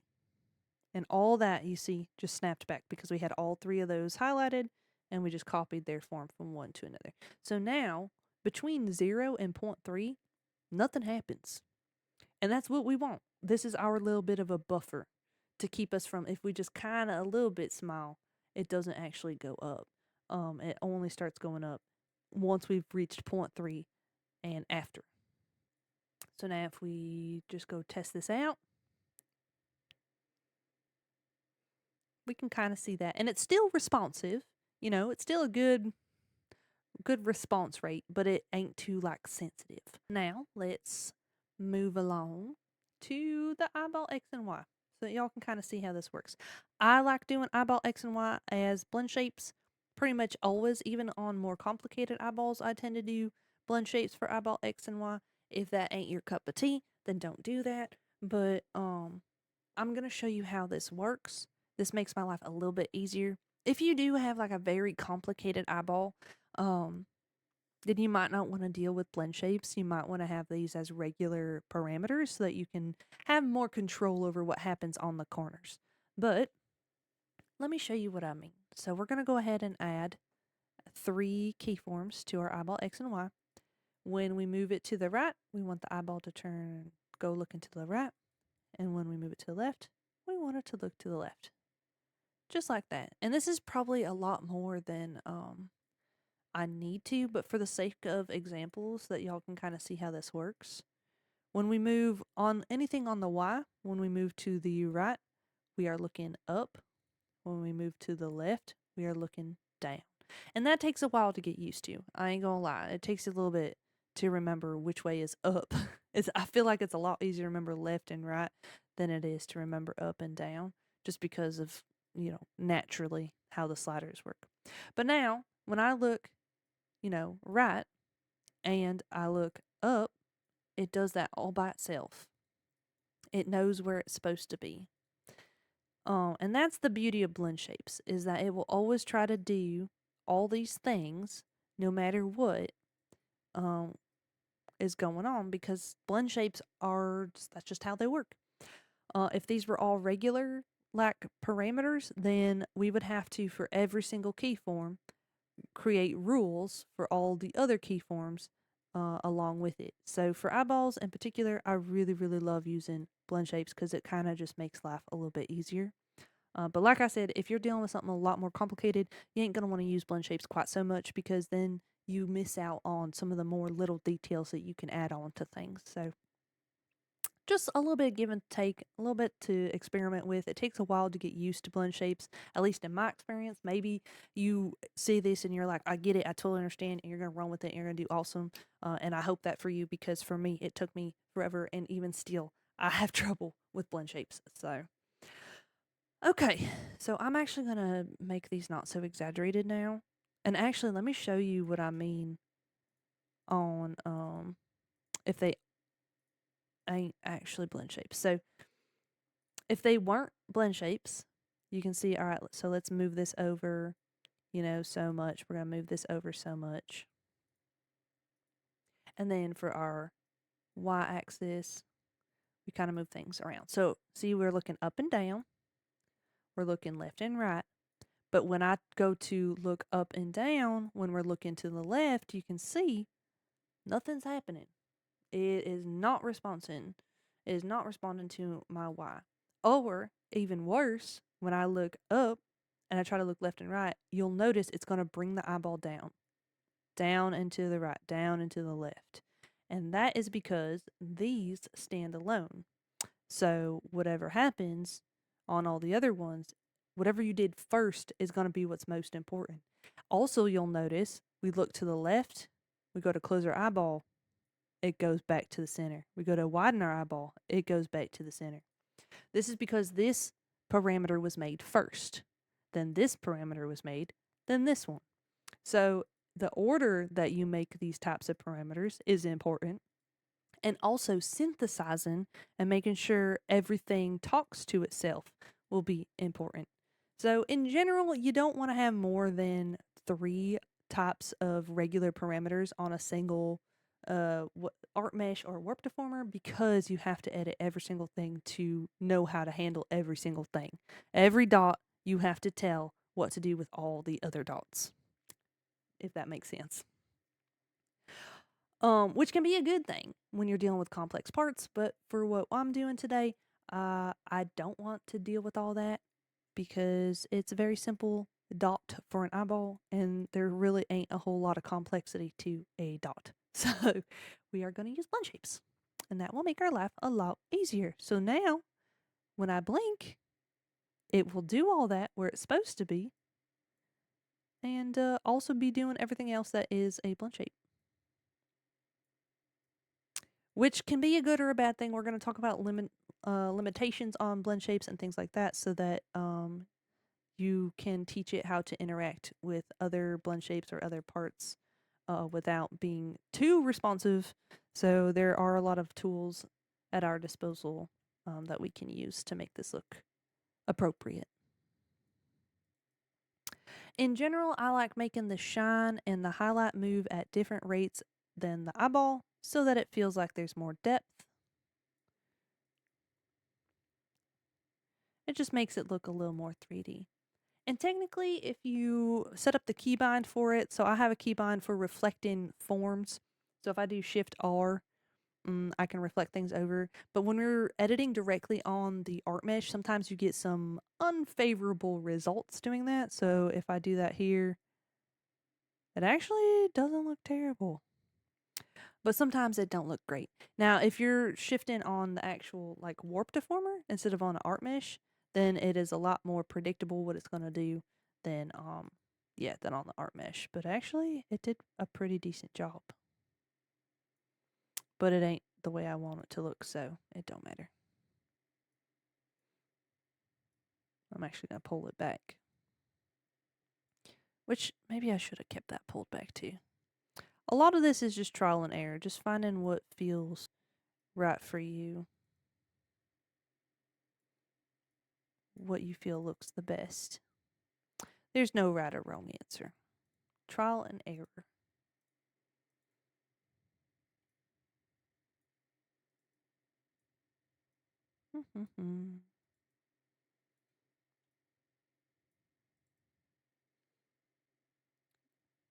And it kind of is bouncing a little bit. When you see that, you can just kind of copy or reflect things to see what you like. Which actually,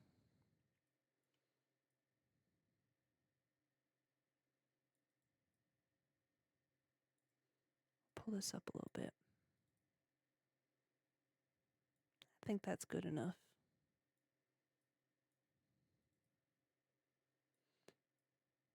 Okay, so now when I look around, it ain't very exaggerated because we don't have eye whites. So when it comes to like dots, I typically don't add a whole lot of movement in the eye movement because it can get a little weird. It can get a little strange looking pretty fast. So yeah, you could actually get away with not having eyeball X and Y on something this simple, but for the sake of the tutorial, I did want to show y'all a little bit of movement. And I tend to add just a small bit because it can be kind of helpful in silly little situations to be able to move the little eyeball dots around some. So, and if you are one that really loves eyeball movement and you want to take this sucker and just, fly it across the screen, do it. Go crazy. Be as silly as you want because that would be awesome. Okay. Now, as far as eyeballs go, this is pretty good. Like you could stop right here and have a fully functional eyeball.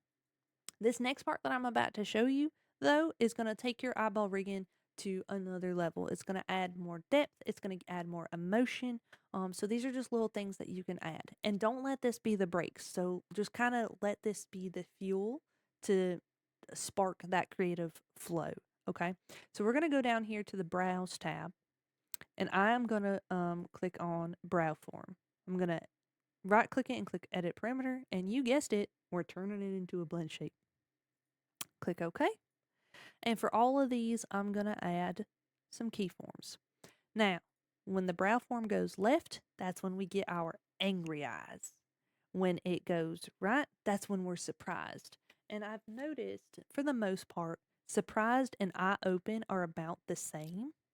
So when it comes to editing the eyeballs, I don't typically put anything to the right, but I do put stuff to the left so that we can have some more angry eyebrows or more angry looking eyeballs. So what does that mean?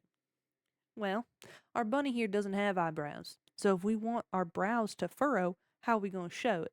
Well, we show it by showing it in the eyeballs. And even if I had eyebrows, I'd probably still do this with eyeballs because it does add just like that little bit of extra touches to make it look more alive and more animated and just more fun in general. Just a lot more fun in general. The way I like to do this is using a temporary warp deformer. Okay. And it sounds exactly like what it is. It creates a warp deformer that we just use for the moment, and then it keeps it on the art mesh, and we go about our day, and the warp deformer don't exist anymore, which is super awesome. Again, to keep the model more optimized, but still getting the same effects and tools as a Live 2D animator that you would get if you were messing with a warp deformer. So to do that, we're going to click on this little button here. And you see we've got this little bounding box, this little blue bounding box with some points.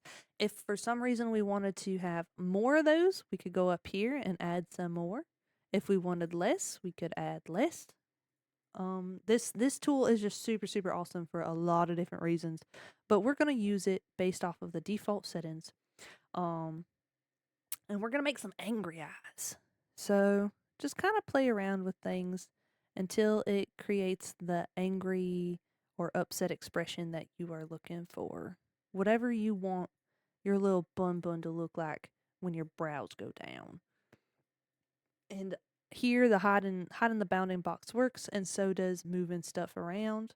So you can see that kind of gives it like a more mischievous anger look to it, which is enough for me. Like, I like how that looks. I think that's great. So I'm going to keep that. Now I'm just going to mess with the shine and the highlight so that it reflects the same sort of vibe, basically. So I'm just going to kind of move stuff around. It don't got to be perfect. Just do what feels like it probably should do.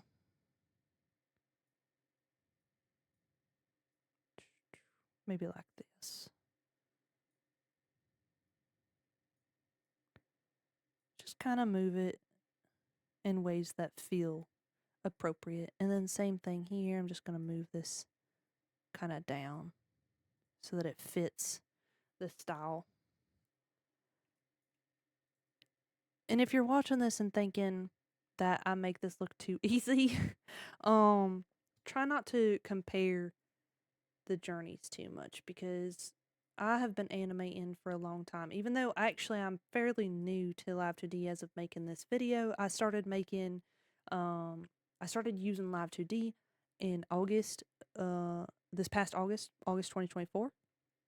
And this video will be coming out here in March or maybe April, depending on how quickly I edit it, of 2025. So I am new to the program, but I am not new to animating. So some of the principles of animating, or some of the things that just feel right, are a bit more ingrained into me than someone who is completely starting out new, never had any animation background, never had anything like that. So be gentle with yourself. All that to say is be gentle with yourself, whether you're comparing yourself to me, which I hope you ain't, or to anyone else, because even I will see some really talented artists and be like, man, like, I really want to get to that point.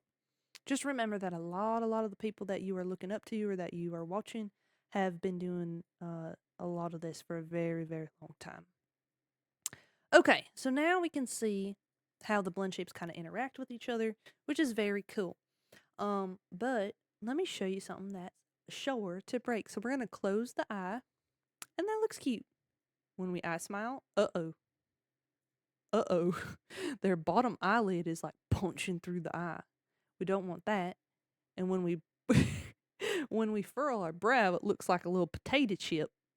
Got little potato chip eyes. We don't want that. No, we didn't sign up for that. So how do we fix this problem? Well, blend shape limiters. Remember I was talking about that earlier? That's what we're going to do right now.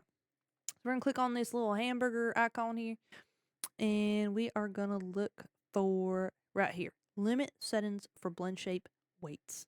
Click on that, and we get this really fun and complicated window because we don't have enough of those in here.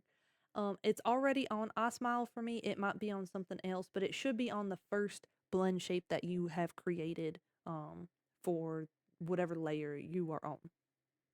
All these layers interact basically the same, so we're going to highlight all of these, and we're going to choose a parameter. The parameter we want to choose is IR open. That's the one that makes us blink and widen our eyes, and that's the one that we're having a problem with. Like with iSmile, for example, it's punching through. Don't want that. So we're going to add that. And we have a whole bunch of different settings here. So let me kind of try to break this down for you so that it makes a bit more sense. So the way this works is we are telling the iSmile blend shape This is what you're allowed to do. This is how strong you are allowed to be based off of where open is on its little pendulum or on its little timeline here, right? So it starts with line 1 and it says you can be 100% strength from 0 to 2. No matter where we are, you can be as strong as you want to be. But we don't want that. So if we click on this, we can choose a couple different lines. So knowing what we know, you can kind of see some different options. What we're going to choose is fold line 4. And for most of the blend shape limiters that I use, I'm normally using 4 or 5 as my starting point. So 4 now says, hey, smile, you can be as strong as you want on 1 and 2, but by the time we get to 0, you should be at 0%, which is pretty good. So you can see if you watch, we go from 1 as we get closer to 0 on our open. You can actually see how it starts getting less and less strong until we get to our blink and it shows nothing. And you can actually stop right here. Like, this is good. If you are happy with that, that is awesome. But I do like to have a little bit more expression when the eyeballs are closed. Like if I'm thinking, I want to be able to show some of that with my cheeks or my furrowed brows and things like that. So what I'm going to do is I'm going to edit this a little bit more so that we can have a bit more expression. To do that, we click on Edit Graph. And here at 0, again, that 0 means the 0 on this timeline for are open. I'm going to change the weight limit to 20%. 20% is typically my golden number. That's where I start. And if things still look a little wonky for me, then I'll edit it from there. So we're going to click OK. And now you can see we have a little bit, just a little cheeky squint. Just a little cheeky squint. It ain't enough to punch through the eyelid like it was before. Just enough so that we can see that emotion even when our eyeballs are closed. And that's perfect. That's good enough for me. Like that is definitely good enough for me. Okay. So now we just need to do the same thing for our eyebrow, our brow form here, because we're potato chipping and we don't like that. So we're going to change the blend shape that we're working with.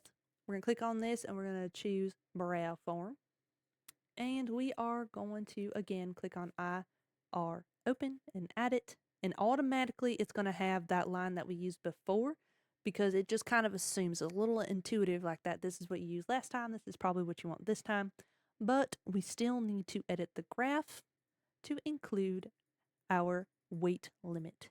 So again, I'm going to use 20% and click OK. And now, even when the eyeball's closed, we can see some squinting. And of course, we also want to make sure that this interacts with this well, which it does. We can see at 20%, both of these affect the eyeball closing without causing any problems and also interact with each other without causing any problems. If for some reason this was causing a problem and it still wasn't where we wanted it to be, we could choose either brow form or eye smile to work with, add a parameter, and limit the settings when they work with each other. So like we could do eye smile here and add it, and it can have its own graph. You see that? So we could kind of mess around with those options a little bit, which if this is what we were doing, we'd actually want it to be the other direction so that, you can kind of see how that works. That gets a little complicated though, which is why typically I try to choose a percentage like 20% so that they interact with each other without any issues while also showing some emotion here. It just kind of makes life easier if you don't have to mess with everything quite so much, but still, you can get quite a bit done. There's like I said, there's just a lot of different ways to go about the madness that is animating. So I'm pretty happy with that. And with that, we just rigged the eyeballs for our little bunny. So now you're thinking, well, how do you rig both of them? You still are missing an eyeball. Well, we just got to copy it over. So we ain't going to copy the spot over, so we don't need to worry about that. We're just going to click on these three here, make a warp deformer. I'm going to call this right because it is our right eye. Highlight everything, including the warp deformer, and do Control C, Control V, so that we have two of them. Of course, you can't see both of them. So we're going to go to Modeling, click on Edit Form, and click on reflect. And boom, now we have 2 eyeballs. That is not, why is that not? Is that perfectly reflected? It is.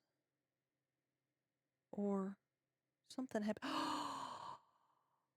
Oh, I see what happened here. I was like, our bounding box ain't perfectly centered, but that is because of our eye spot. Well, ain't that just something else? Okay, so we're going to undo everything so that it's here.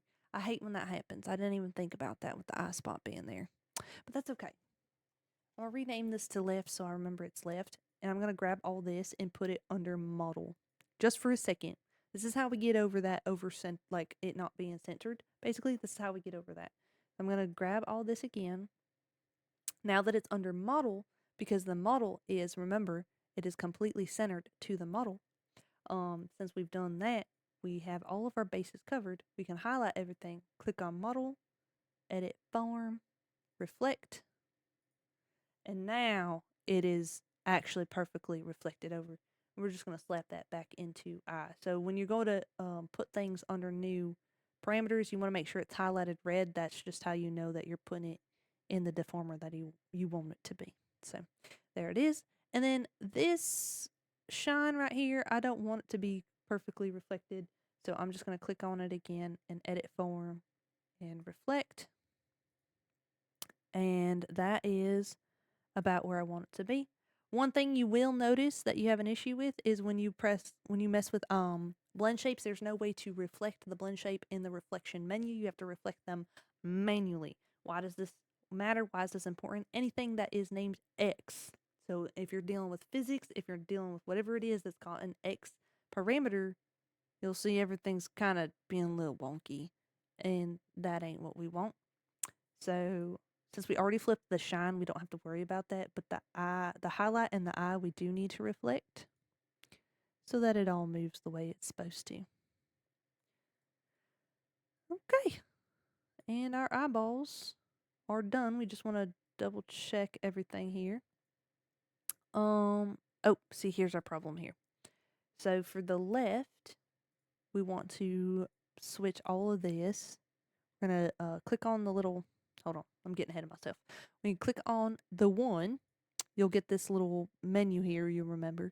But if we click or hover over the little arrow and go all the way to change, this will allow us to change all of these keyforms to a different parameter. And the parameter we want to change it to is IL open.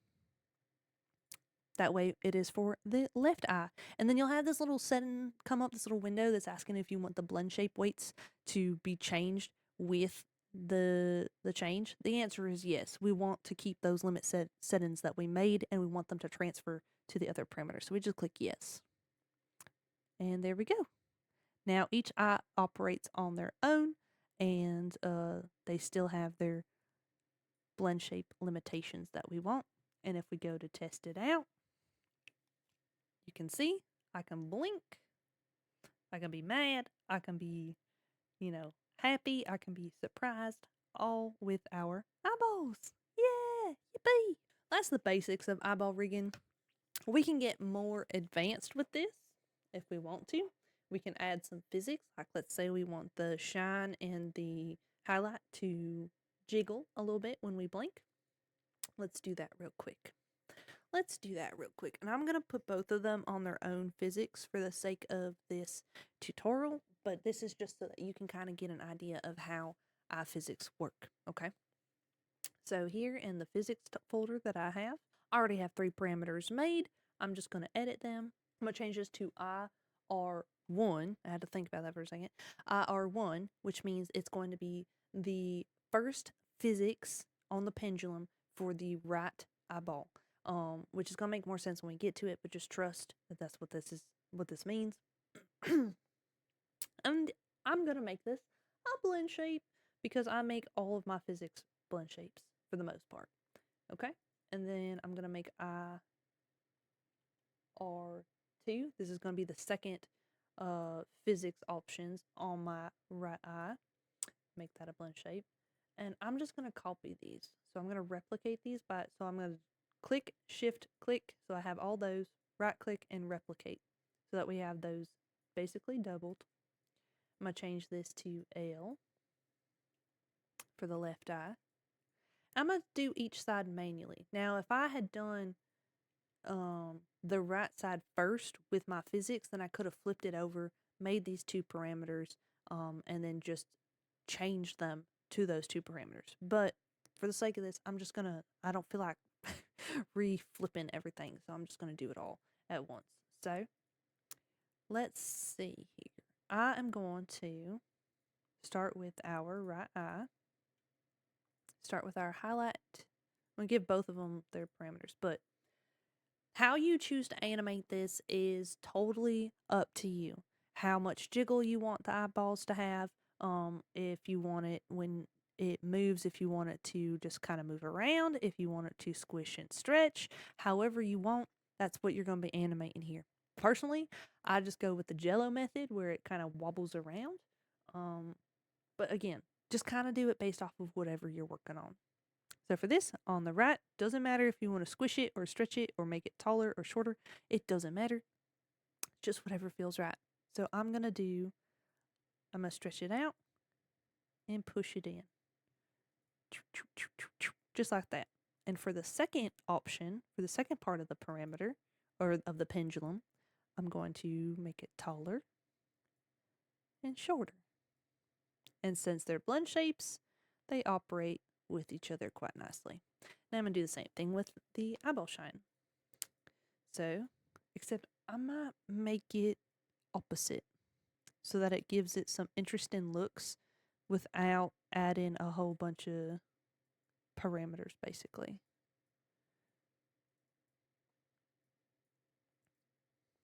Okay, so let me just show you how this works, and then we'll do it to the other side. I'm going to copy physics from another model. If you've made any other models ever in your entire life, you can import the physics settings from one to another.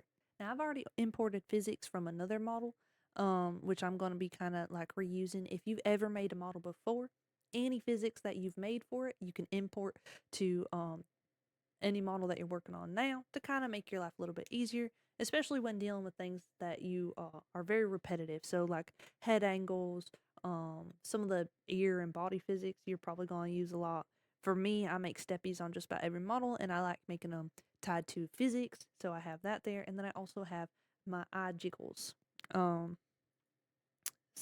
Which this has a lot more on it than this model is going to need.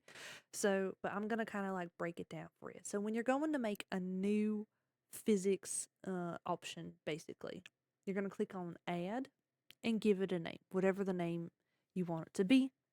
In this case, it's going to be eye jiggles R. If you want to simplify that and make it IR, whatever it is going to help you remember what the physics is for. You're golden. Once you're done with that, you'll click OK, and then you can add whatever you need here. This is all going to be empty for you, but you feel free to copy what I've got here. To add new stuff, you can click on the add for the input options. You can click this add button here, or you can right click and add. I'm in the habit of right clicking and adding, which is a whole extra step. You really can just press the add button. So once you found the inputs that you want, definitely you're going to want eye open. You can add eyeball X and Y for a little bit extra like something so that when you're looking around it kind of jiggles. It just kind of is up to you. The majority of the strength though, we want from the eyeball opening. So you can see here I have for the effectiveness for the eyeball open is going to be 50. Whereas eyeball X and Y are 10 each. Now, these combined numbers cannot be higher than 100. That's just the rule. As long as it's on the same type, it can't be higher than 100. If you change something to angle, then everything in angle gets to be up to 100.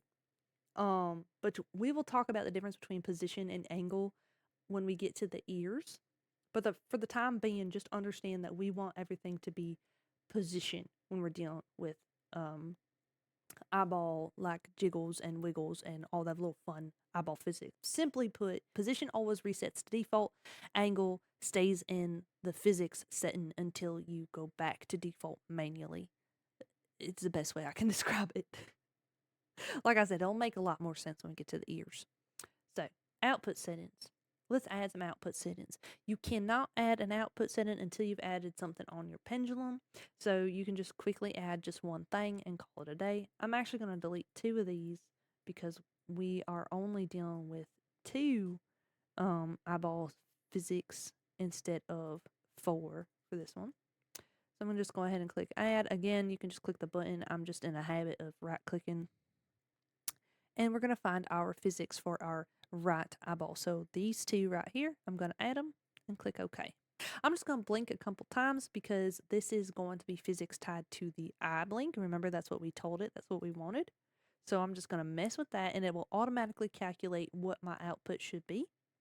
And then we are going to increase it. We're going to increase the scale by increasing the output. And that will increase the amount of motion we see. Because right now, we don't really have nothing. So I'm going to click increase output. It's going to ask me if I'm okay with that. I'm going to say yes. And now you can see we have eyeball physics. And you can adjust things to make it more or less bouncy if you think this is too much. You could always change things by lowering the effectiveness, for example. So if we wanted to lower the effectiveness of both, that kind of calms it down while still having the same like strength. It just don't do it quite as like loudly, for lack of a better word. If you feel like it jiggles way too much, like you can see, oh goodness, I can't type. You can see down here how it wiggle waggles a lot. If you feel like that's way too much wiggle waggling, you can change the shake influence to make it wiggle waggle a little less. You can make things move faster or slower by messing with reaction and convergence. To be honest with y'all, I don't 100% know how everything works. I just kind of messed with the numbers until it looks the way I want it to. So that's kind of the only advice I can give you. I need to get more familiar with how every single thing works appropriately so that I can better explain it. But the best I got is you just kind of have to feel for it. You know, you just kind of have to feel for it. But yeah, and so once you've done it to one eyeball, you just got to do it to the next. And if you like the settings that you already have for one, you can actually click on this button here that says duplicate. So I'm just going to rename mine to eye jiggles L, which if you accidentally name it something you don't want to, like I just did, then you can click on group editing and then click on the parameter you want to change, which should be the one that you're already on, and then click rename and simply rename it. Okay. And then don't forget to switch everything over to the other eyeballs. So over here, we're going to change this to our input. We're going to change to IL open. To output settings, we're going to change them to the left eyeball. And there we go. And,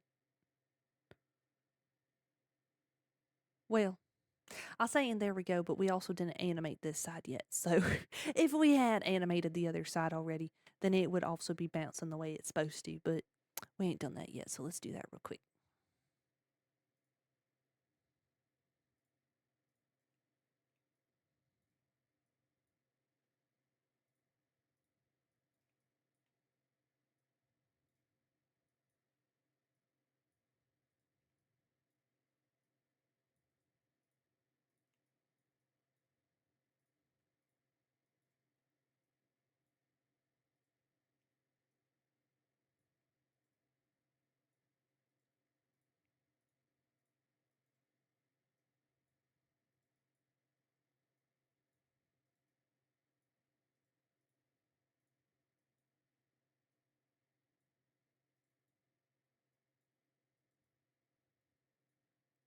Okay, there we go.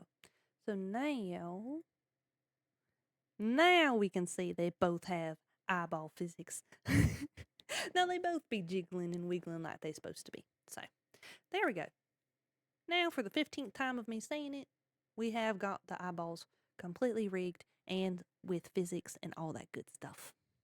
We can move on to the mouth, which is always so much fun. I'm just going to go ahead and start by unhiding everything that is hidden.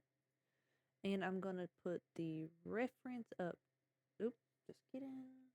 We'll move the reference layer to be on top of the T-line. So everything over here in this window is going to be for our art layer. Or if you try to reorder the art layers on this side, nothing's going to happen. It's going to keep it there.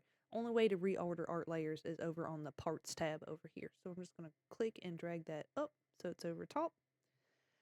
And I'm going to go to the inspector window and I'm going to lower the opacity a little bit so that I can see what's going on underneath, which I don't need it right now, but it's going to help me later.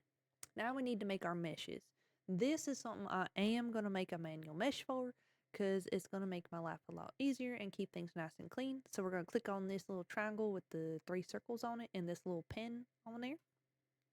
That's how we get into mesh editing mode, which might be a little scary at first when you click on it, but this is what we want it to look like. It's basically soloing out the part that we're working with and kind of pushing everything else more opaque so it's not so much in the way.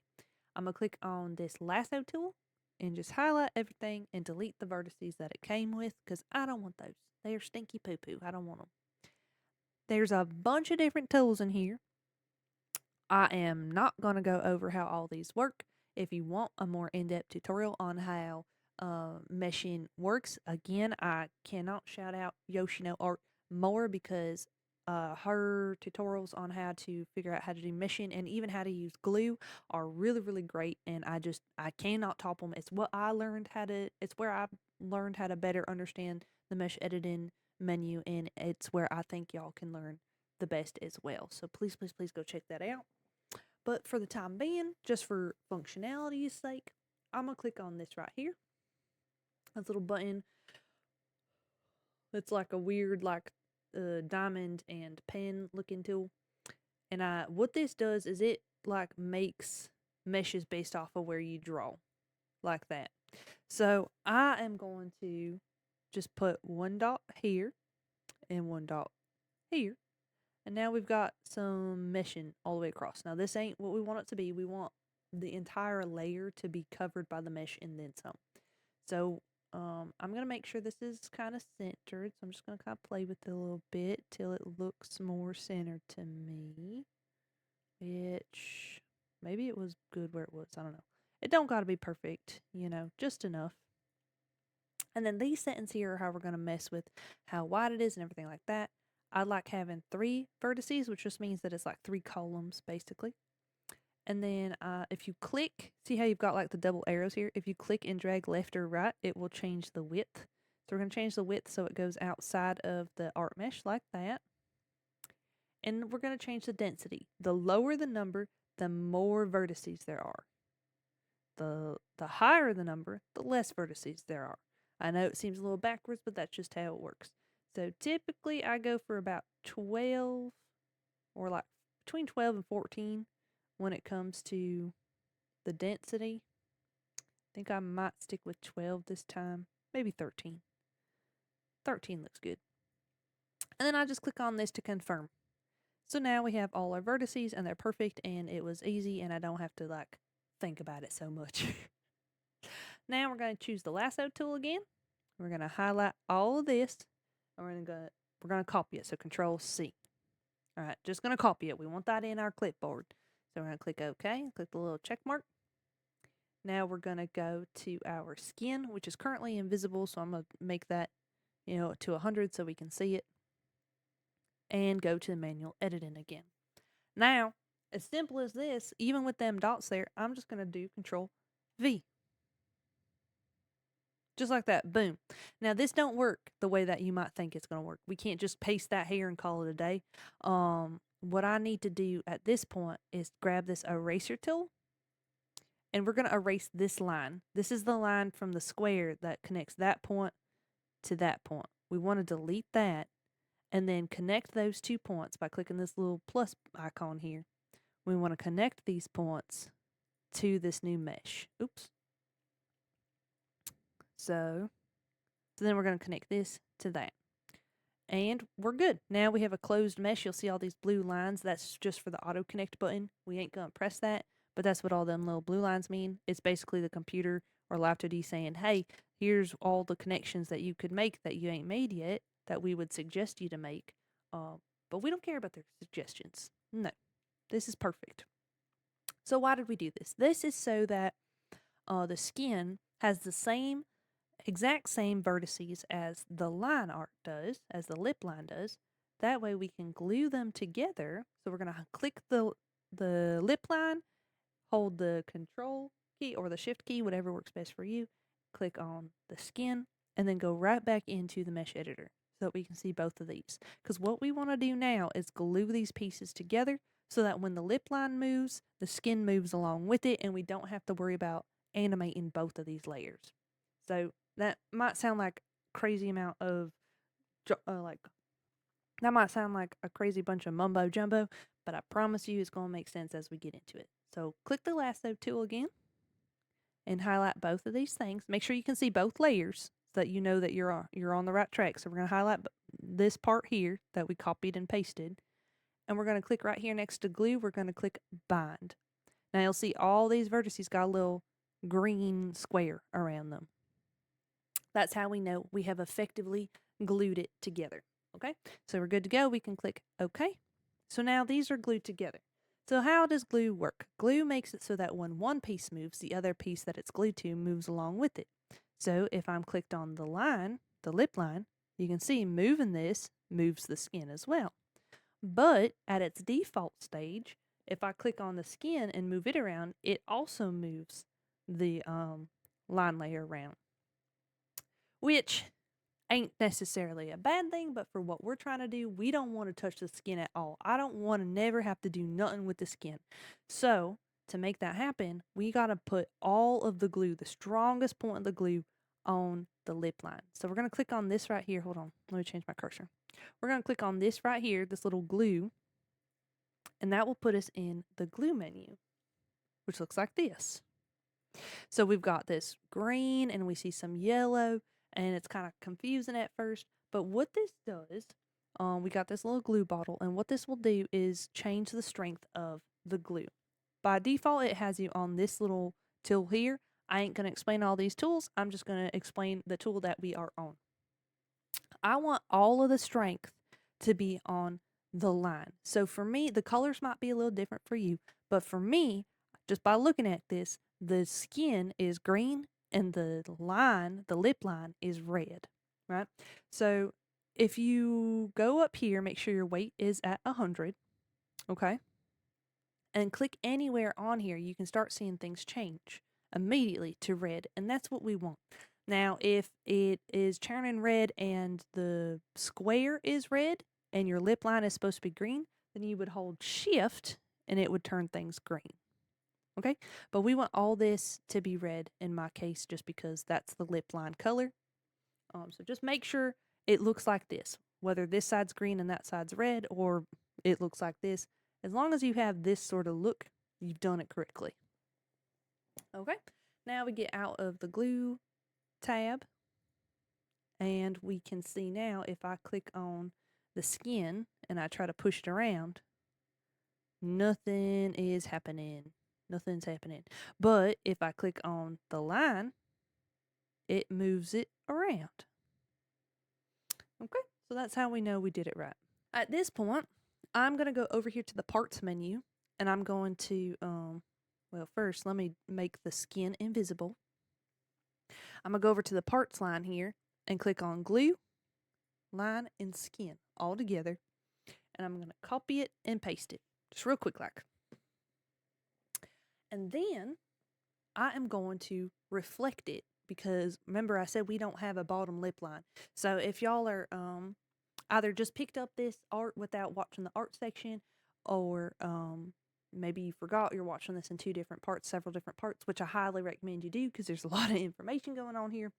We only made one lip line and one skin. We still need our bottom lip, so that's what we're doing here. So we're going to go up to modeling while we have everything highlighted, click edit form, then click reflect. Then make sure you have reflect vertically checked, not horizontally, just vertically, because we want it to flip down hamburger style, you know. So we click OK. So now it has flipped down to the bottom, and we just want to make sure it lined up the way we want it to. So I'm just going to kind of press the arrow keys until it's gone up. And I typically, when it comes to the bottom lip, I tend to actually make it go up a little bit higher than the top lip, and I'll show how to make this look more natural in a little bit. Now, we can see this little tab here that says glue T-line to T-skin. It's really annoying, and it doesn't ever go away unless you click this little button here, and then you don't have to see those anymore while you're doing stuff. I'm also just going to go ahead and rename these so that I know what they are. So I'm going to name this B line for bottom line. Press enter. And then same thing for the ID. I'm going to change it to B line and get rid of this 2 and press enter. That's just so that when I get to looking at it, I know what they are. So just real quick, like renaming these to something I'm going to remember. And then changing where they sit in the order. So I'm going to put it behind the, or underneath the top line because it's the bottom line. And I feel like the bottom lip should be under the top lip when it comes to the order of operations. Now, if you're dealing with something that's got like lips, like luscious lips, this method of having the bottom lip go up underneath the top lip may not be best for you. And you're going to see why in just a second. So I'm going to copy the T-skin and go to B-line and put it right here in the clipping ID and click on inverted mask. What does that mean? Basically, what that means is that the bottom line, the bottom lip line, does not show up unless it's outside of the skin. Unless it is shown, it only shows if the top skin ain't covering it, is what that means. So, really useful for simple mouths, but ain't that great when it comes to more complex mouths. So if you're dealing with like a more textured mouth with lots of like lip lines or things like that, then you would want them to be exactly in the perfect position. And in that case, you would want to draw the top lip and the bottom lip separately on the canvas so that you can minimize any sort of errors that might come from trying to copy and paste it down. I'm also going to copy both of these skins, both the T skin and the B skins. We're going to copy both of them. And then the tongue and the inner mouth. And if you drew teeth or anything else that's inside the mouth, we're going to paste that into the clipping ID and make it an inverted mask, which our tongue is showing from the bottom, which ain't a big deal. We're going to click on skin, make sure we can see our vertices. And I'm just going to click and drag so that I can highlight these two and pull it down so it covers the tongue up. So now you can't see the inner mouth no more, and that's exactly what we wanted. All right, so I actually went and took a break and ended for the day halfway through doing this, so I'm sorry for the random jump in the video, which I think now is a really good time to mention that if you're still watching this all in one day, if you made it to this point all in one day and are trying to make the entire model in all in one day, don't do that. Don't do that for your mental health and your physical health and really just in general. It's okay. You're watching this video, you know, it's all probably like 6-7 hours long, but it actually is over the course of a few days. So keep that in mind and pace yourself. There's no rush to get it done, and you're just here to learn, you know? So now I have to refamiliarize myself a little bit. I think I was about to add some deforming path. So yeah, that's what we're going to do. In order to get this mouth line to look like our mouth reference, we need to add a deformation path. So that's going to be this here, the line with the little circle in the middle. And on edit level 2, I'm going to add one at the end, one about in the middle, and one at the other end. And it don't have to be perfect, just kind of eyeball it, you know. And we want to try to keep it in the middle so that that line passes through all the middle dots. So we're just going to kind of line that up a little bit. And then on edit level 3 up here, we're going to click on that. And we're going to do that again, just like that. And then we're going to add a couple pieces in the middle of those, just like this. So that it gives, basically what this does is every single one of these points is something that, we'll be able to manipulate these and move around to better control the line. So when we go back here to our selection, our arrow tool, or you can press A to switch between it. So if you're on here and you press A on the keyboard, it'll put you back to your selection tool. Now you'll see we can kind of move this around without having any issues. And if we want less control, we can go back to edit level 2 and do this. And if we need even more minute control, we can go to edit level 1 and grab our brush tool and kind of push things around however we like. We're going to open up our mouth folder. And I like to make keyforms on the little timeline here before I start warping this. That way, if I need to, I can warp, I can bend it whichever way and it don't get all kind of crunchy and weird. So I'm going to add 2 keyforms. And then right here on 0, we're going to add 1 more. So 0 on the mouth forms is going to be our default mouth. And I will add a chart in post in the edit. I'll have something up on the screen right now that shows all the different keyforms, or shows all the different mouth forms that we're going to have in this video. I originally learned from Cozy Chew's mouth form chart. It is a lot to look at. So we are going to simplify this to this chart that you see here. So yeah, let's go ahead and start making that. So first off, I'm just going to drag these points around until it is sitting where I want it to sit. So I'm just trying to line up with my reference here. Just kind of like this. And you can kind of scooch the points around a little bit, however. And it don't got to be perfect to the reference. It's just got to be good enough for you. And I think that's pretty cute. Honestly, I think that's pretty cute. I might shift this out. You know, at this point, I'm just kind of looking at it and see what I like. And this ain't symmetrical. It just ain't going to be symmetrical. Apparently, there is ways to do symmetrical, like editing, I guess, but I don't know how to do that, so we're just going to do it one by one manually. And honestly, it's good practice anyways until you get more familiar with the program to kind of manually edit stuff. At this point, we don't need the reference anymore, so I'm just going to delete it by pressing the delete key on my keyboard, because I really ain't going to touch that anymore. I ain't going to be looking at it because we got this right here. Now, our bottom line here, I want these parts to line up. And you can do this at the same time that you're making the top line, or you can do it later, which I should have put a deform path on it. So let me put a deform path real quick. But the order of operations when it comes to this part don't matter quite so much. It's just whatever makes the most sense to you. So if you find it easier to do everything at once, kind of like what I'm doing, where I'm, I line up one mouth form and then on the top line, and then on the bottom line, I line that up too. If you find that to be the most useful for you, then do that.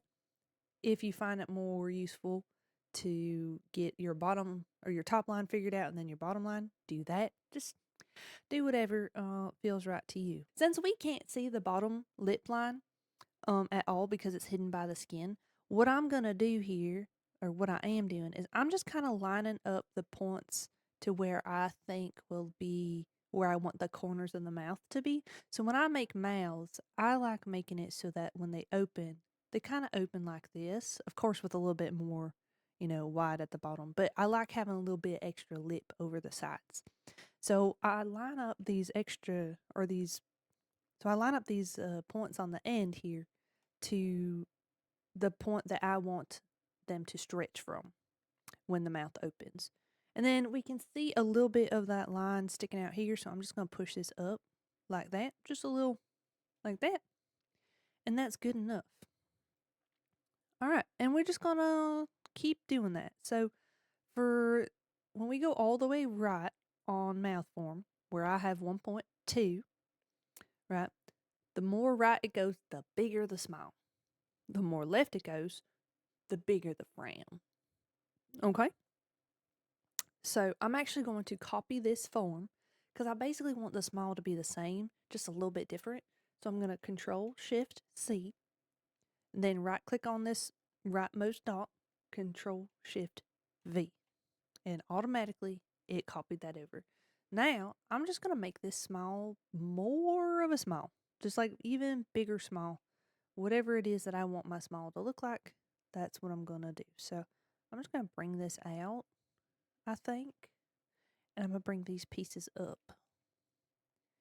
And if you have references, you can make references if you know exactly what you want it to look like and you just want to line it up. You can do that. Or you can do what I'm doing and just kind of play it by ear.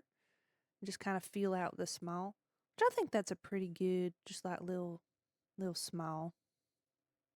And if you want to even go further to kind of help yourself see it, this is what we're looking at. This is how our smile would look with like a big, big smile. I think that's cute. I don't think I need it much bigger than that. Maybe I'll widen it out just a little bit because I like the curve. So I don't need to mess with these points no more. So I'm going to click on 2 and I'm just going to stretch it out even a little bit more on each side and see how I feel about that. I think that's cute. Actually, I think I do like it just a little bit more stretched out. And that's pretty good smile. We also have to remember that when we're going to the right, that's when our mouth is making the E sound, like the long E. So we kind of have to be thinking about smiling and making that long E sound. What do we want our mouth to look like? About in here, about the 0.6 to 0.8 areas when we're making that E kind of sound. So we're kind of trying to get both of those when we're making this direction. Now, let me look at the B line, which we can't see without turning our mesh back on. I'm just going to do the same thing I did before. So clicking on this default area at 0 and do Control-Shift-C. Right click on the far right, Control-Shift-V, which at this point, I just need to line up where I want that to be. And we can see we've got some gaps, so I might just pull this up because what we're doing is we're pulling our invisible skin up. If we look at the skin, you can see we're just pulling this line. There's a lot going on here, but you can see the line that we're pulling up. So that's what we're doing. We're just pulling that up to cover up our inner mouth so it don't get in the way. And then, actually, what I might do instead is just pull up the corners of the skin because we shouldn't have an issue if we do that, which sometimes I will edit the skin itself just to get things where I need them to be, because it typically won't matter too much. And if we do have issues, then we'll add keyforms on it. There's really no right or wrong way to do it. It's just whatever method works best, which you're going to hear me say that a lot. There's no right or wrong way, because there ain't. There really ain't. All right, now let us attempt to make a frown. So I kind of want to, I think what I'll do, I will copy this shape and see if I can bend it a little bit. And kind of just play around with our options on what we can do with a frown. I like when I make frowns to try to keep some of that, if it has like a ooh woo, like a little 3 or W mouth, whatever you want to call it. I like to try to keep some of that characteristics by pushing this in a little bit. So let's see how that does. I think that does pretty good. I think that's a pretty good frown.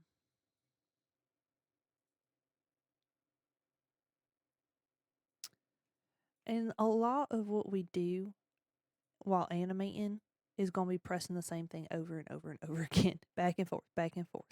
And it's good to do that. You really want to like see how it animates and see how the animation makes you feel. So if you feel this is natural, maybe the first time you're like, I don't know, you keep kind of doing it and seeing if it feels natural or if maybe we need to adjust things a little bit. If you don't like it, watching this again and again, try to figure out what part you don't like. All of that is just part of the process. So give yourself plenty of time to try to figure out what it is you like, what it is you don't like. And just kind of play around with it. See, I'm trying to figure out if I like it better just pushing the corners down, or if I like it kind of pushing in. which I feel like this is cuter, but this has more movement. So I think I'm going to go with this one. Because really, the amount that it takes to have a full frown like that is pretty difficult. I have to turn back on my external settings so that I can track in Vtube Studios, because I did stop for the day yesterday. So I have to turn those back on. And then, I think that's pretty cute, actually. And you can see it's trying to talk because we got the upper lip there moving. You can kind of see what I'm talking about. E, O, O, E, I, O. All right. Anyway. All right, now let's take a look at our beeline here. And we can see it is not lined up at all. So we're just going to try to line this up a little bit. I'm going to line this. Well, when it comes to the upset mouth, I like having it a little bit closer to the edges of the mouth to really show off like how upset. Like, it's kind of hard to make that face, but you know, I'll show what I mean when we get there. But okay, so now this is all I'm gonna do to start with. This is how I start off my mouth forms. Is I just do the left. I do -1, 0, and 1.2 to start. Then I start working on the open mouth, and then we'll go back and we'll add the -0.5 on the mouth form, and we'll add the 0.1 on the mouth open. But in general, just starting with these 3 mouth forms, like, that's all you really need to get started. So the rest that I add after this is not more advanced. I'd call it like a little more intermediate, like little extra things, little extra touches that make this just a little bit better. So on both the T line and the B line, I'm going to click on both of them so I don't start trying to accidentally edit stuff without keyforms. I'm going to click on mouth open, and I'm going to add 2 keyforms, one at the end, the beginning and the end, just like that. So when the mouth opens, I like making the top line kind of jump up a little bit, just to give it that feeling that like the snoot is moving. So we're going to push this over to mouth open, and I'm going to go back to edit level 3, and I'm just going to kind of push the little lip furls up a little bit, and I'm also going to push these up a little bit. And go back to level 2, and I'm going to widen these out just a smidge. It ain't a whole lot, just something to kind of, give that feeling of it moving. And this is like a technique that I've just kind of developed over time. So if this is a look you don't like for the lip movement, then just kind of tweak things around until it gives a movement that you do like. And then with the bottom line, well, of course, we're supposed to be yapping now, so let's pull this down. Pull it down to about where it feels right. I think maybe here is good for the standard. I'm going to go to edit level 3 again so I can have more control and kind of widen these out to wherever feels right. Just maybe up a little bit more. Like that. So now we can see we've got our beginnings of a yap. We're yapping now. And, well, of course, now we just got to do it to the rest of these. So let's go back to our top line. We're going to make this bigger, or rather we're going to go to the very end. So we're going to do it on our smile side and just lather, rinse, repeat. The same technique. Push this up a little bit, push this up a little bit, push this up a little bit. Edit level 2. Drag these out just a smidge. And now we're yapping. And you can test in between to make sure it's still giving the same feeling, which I think it is. And then our bottom line, we're just going to do that as well, which I always make the big smile, the mouth a little bit extra wide than the regular default smile. So just a little bit extra wide like this. So we can see the mouth kind of growing. Here, I don't really like how that looks, so I'm going to pull this up. And that's my own fault for putting the dot there instead of there. That is my own fault. I know better than that. Do as I say, not as I do. Because now I'm pushing stuff around the way I don't want to, but that's okay.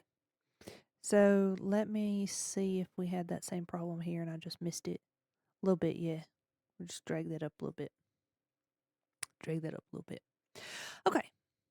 So now we can see when we get a real big smile, the mouth gets bigger. And also, I meant to draw buck teeth in the PSD file yesterday. So after I finish these basic mouth forms, we are going to go back to Clip Studios Paint and make the buck teeth, and I'm going to show y'all how to import something after the fact. So I wish I could say I did that on purpose to show y'all how to import something after it's already been imported, but no, I'm just forgetful, and I forgot to add a little buck teeth I wanted to add. So I'm just thinking about it right now. Okay, so let's get our final form here. Now, the sad form is one of my favorites and also my least favorites, because when I like to open the mouth when it's sad, I don't want to just do a basic like the mouth just kind of drops a little bit. For the most part, unless I'm making a character that's a bit more meek, and so their sadness is going to have a more meek sort of, the word flavor's coming to mind, but you know what I'm saying, like a meek feeling. Then you might want to do just a tiny little frown when the mouth is open. But I like making real aghast faces when we are sad and the mouth is open, because at that point we ain't just sad anymore. We're aghast, we're shocked, we're overcome with some sort of negative or bewildering emotion. So what we're going to do here is a little different than when we open our mouth up here. When I open the mouth, I'm going to start with the T line with our top line. I'm going to put it all the way up, and I'm going to adjust this to make it more like the lip is furling up like this. Sometimes I go real extreme and I really furl the lip up, but for this bunny, I feel like it's going to be a little less. So we're just going to kind of make it like a upside down U shape or like a heel, so we went from a V to a heel like that. And I'm probably going to end up dragging these down, but before I do that, let me mess with the bottom line. So the bottom line is going to be also sort of like a heel. I'm going to drag this down and go to edit level 3. I'm going to push these up a little bit, I think. Maybe. I'll mess with some ideas here. No, actually, I'm going to leave it just like that. So then let's edit level 2. And this is just all trial and error. You have to kind of find what feels right to you. So I'm going to pull these out. Just find what upset face feels best for you and for your character or the character that you are working on. Like, what kind of personality do they have when they're shocked, when they're upset, when they are aghast or bewildered? What sort of take do they have? What do they think? What are they thinking about when they're shocked, right? So a lot of personality can be shown in a frown. I think this does pretty good. This is a sort of a smaller, more innocent character in my mind, right? So when they're upset, I don't want it to be like crazy wide. Like they probably don't want to talk about how upset they are. But you'll notice here, that because I do it this way, as we start to go up, we start having some like hiccups in here. And that's something that I plan on trying to adjust in the negative the negative 0.5. So I said we were going to import the buck teeth, but let me finish the mouth forms and then we'll do the buck teeth. So bear with me. This is, again, we're trusting the process. So in here, we're going to do negative 0.5, right? And we have both of the lines selected so that we can make a key form on both of them here.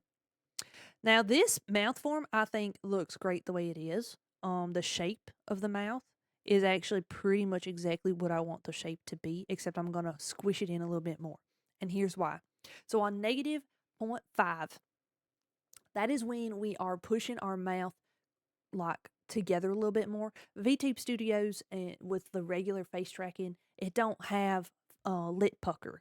However, we can still kind of get that look when around negative 0.5 because that's when our mouth is generally starting to make O sounds. So we can give the illusion that the model is able to track that by putting a keyform here at negative 0.5.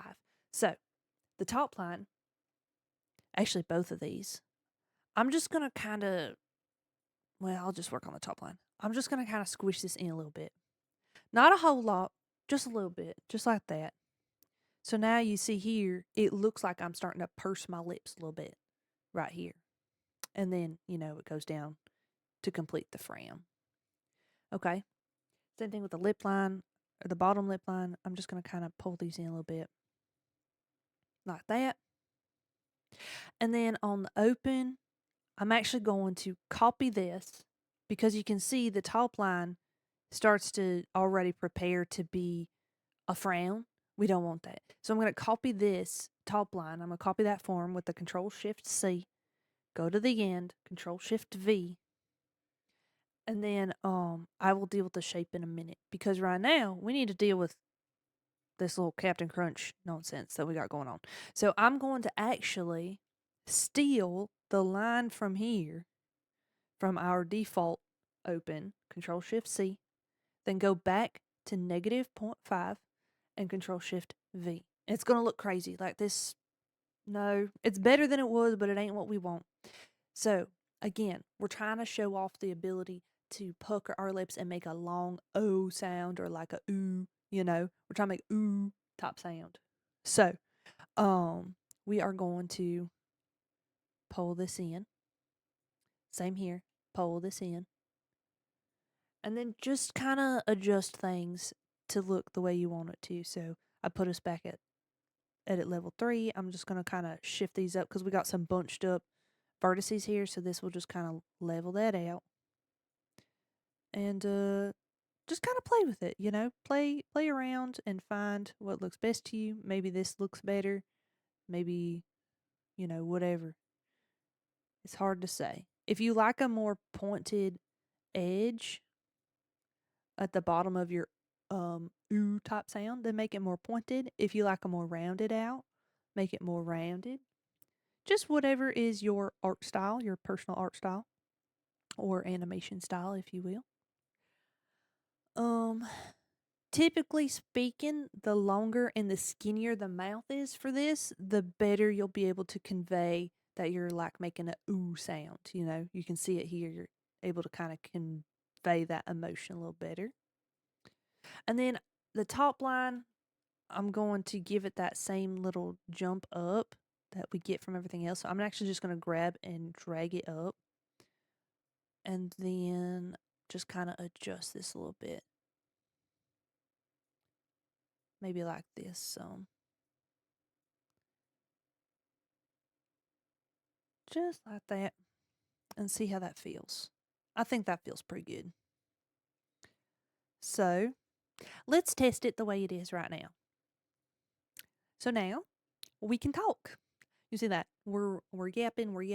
But you'll notice on my model versus the bunny model, when I make smaller mouth forms, when I'm physically talking, like mumbling a little bit more, I ain't like opening my mouth quite as much. And you can see there's with the bunny, the kind of mouth is kind of stuck right here a little bit. Just kind of stuck right here. Or it feels like it's snapping or moving way too quick to try to open and close compared to mine. And the way we fix that is by adding a keyform at 0.1 on mouth open, so that when the mouth starts to open, it automatically shows that motion almost as soon as possible. So let me show you what I mean. So on this, only the bottom line. We don't have to mess with the top line anymore. Only the bottom line, I'm going to go to our mouth open and type in 0.1. Okay, and press enter, and then click on our little plus icon to add the keyform. And you'll see at 0.1, the mouth is barely doing anything. we are going to, on every single one of the mouth forms at mouth open 0.1, we're just going to open the mouth. Like, literally, we're just going to open the mouth a little bit so we can see the inside of the mouth. Just a little bit. It don't have to be anything crazy. Just bring it down a little bit. So this is actually 0.5, so I'm going to do like this. Oop. I'm going to do like this because we want it to be more of a ooh look. Hold on, actually. I'm actually going to bring these in because I know how crunchy this can get. I'm just going to mess with that a little bit. Some of these need a bit more love and care than others, because I don't want it to be super crunchy, which we can kind of see some crunch happening here. So we're just going to adjust that. How do we do that? Like this. Just adjusting things so we don't see. A lot of this is actually just covering up the crunch. Just covering it up. Which actually, I'm now realizing this kind of bends in a little bit. I think that does pretty good. And then we'll bring this down. Which I can go back to level 2 and just kind of do like that. And do like that. So now, no matter where we are at 0.1 on mouth open, the mouth shows that it's open. Which also, let me double check in here. We do still have some craziness. So, just trying to be a little bit creative here. So, a lot of this, I end up watching the vertices to kind of see where they're going and what we can do to fix that issue. And there's really no right or wrong way on how to fix all this. It's just trying to figure out what feels best, if that makes sense. So we're just going to push things around until it connects a little bit better, which we may just have to add another keyform for the bottom lip line, basically, so it don't get a little wonky. So don't fret if it seems like nothing is working with you, or like the mouth forms that you want to make, the program seems like it don't want to make, because that is totally normal. Like, that is actually so normal. So don't worry about it. So I'm going to do, let's say, negative 0.8. I think here is where I'm going to copy this, put it here, but then just kind of edit it in a way that I think will work. So just a little trial and error. Again, there's no right or wrong answer to how you solve the problem, as long as you find a way that is reliable for you to solve that problem. When it kind of boils down to, like, when you boil everything down when it comes to like animating in Live 2D, a lot of it is really just how well can you make it look like it's doing what it's supposed to be doing. See? And realistically, this right here, from negative 0.8 to negative 1, we don't see a lot of this. Most of what we see is going to be from maybe 0.6, 0.7 to 1.2. That's where most of our mouth forms are going to come from. Anything else is not likely to be seen. But anyway, you can see we fixed our problem there. Did I know that negative 8 specifically was going to be needed? No. Do all my models have this negative 8 to fix things? No. It's just certain models and the way that I make the frown or certain mouth shapes, some of them need it, some of them don't. You just kind of have to play it by ear. Okay, we're going to go to model and we're going to test this out. So I'm going to do my best to frown real quick, which you can see is really hard to do. So and part of that's my settings.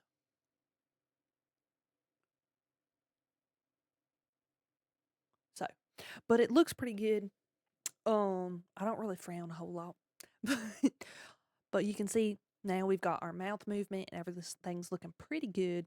I still need to do mouth X, but before I do that, I want to make sure I get my buck teeth in here so that I don't forget it. I want to do it while I'm thinking about it. So let's go back to let's go back to Clip Studios Paint and make our buck teeth real quick. Here we are, Clip Studios Paint. I'm just going to go ahead and open up our recent bunny file here. There they are, so cute.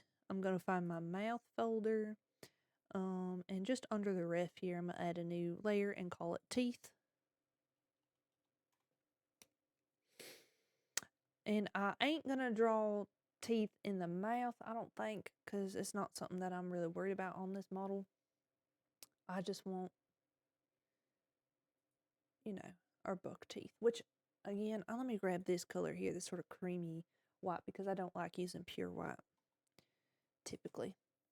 And this is the PSD file, which, remember I told you if you don't keep the Clip Studios file, then you don't have your ruler anymore? Yeah, that's what happened here. So let me actually open up the clip file instead of the PSD. Don't want to save that. Let's try this again. Add a layer, call that teeth. Turn on our ruler now because we're using the native file format. And let's draw our teeth. And you want to start, when you're drawing the teeth, you want to start it above the mouth. So I'm just going to put it right here at the nose. I'm going to put it above the lip line, not the mouth. And just kind of draw what you want your teeth to look like. We're just kind of shaping it like always. And actually the little bump here works out just because it's 2 buck teeth, not just 1 tooth. And then, don't know how to click buttons. I'm going to choose like a little bit of a lighter color here and use the G pen even though I suck at it. And attempt to make a line that I like. I might mess with this and see what I can do. But my hands are really shaky is my problem, so I suck at the little flick, you see. So it's probably better for me if I just actually do that. And then, wrong button. Maybe I'll experiment a little bit with trying to get a little bit of line weight here so that the teeth look like, teeth. So whatever method works best for you. If you don't have shaky hands like me and you're good at making a little line flick like that on your own, do that. Do that, because I am not good at that. But I think this will be pretty good. Obviously, it looks a little goofy because we can see outside the mouth, but if we kind of visualize, I think this is a pretty good tooth. And if I don't like the size of it, I can just change it in Live 2D. So now, I don't know the cause of this, so I ain't gonna pretend like I do know, but I know that sometimes importing the entire model back into Live 2D can cause doubles and like other weird things to happen. So a lot of times what I do when I add something new is I take whatever it is that is new. So yes, I put it in the folder just so I could see where it sits on everything, but I'm going to actually take this tooth out of the folder and sit it at the top. And then I'm going to highlight everything else and delete it. I know, crazy. Then I'm going to Control-Shift-S so I can save as, make it a Photoshop document, and I'm just going to call it tooth so that I know what it is if I go looking for it, and save this as tooth PSD. And then if you didn't save what you had before, just go back and make sure you save that, which I don't think I did. You definitely want to save before you save it as a PSD file. So now in our folder, you see we've got our original clip file, our Live 2D file, the original bunny PSD, and now we have this tooth PSD. So let's go back to Live 2D and import that.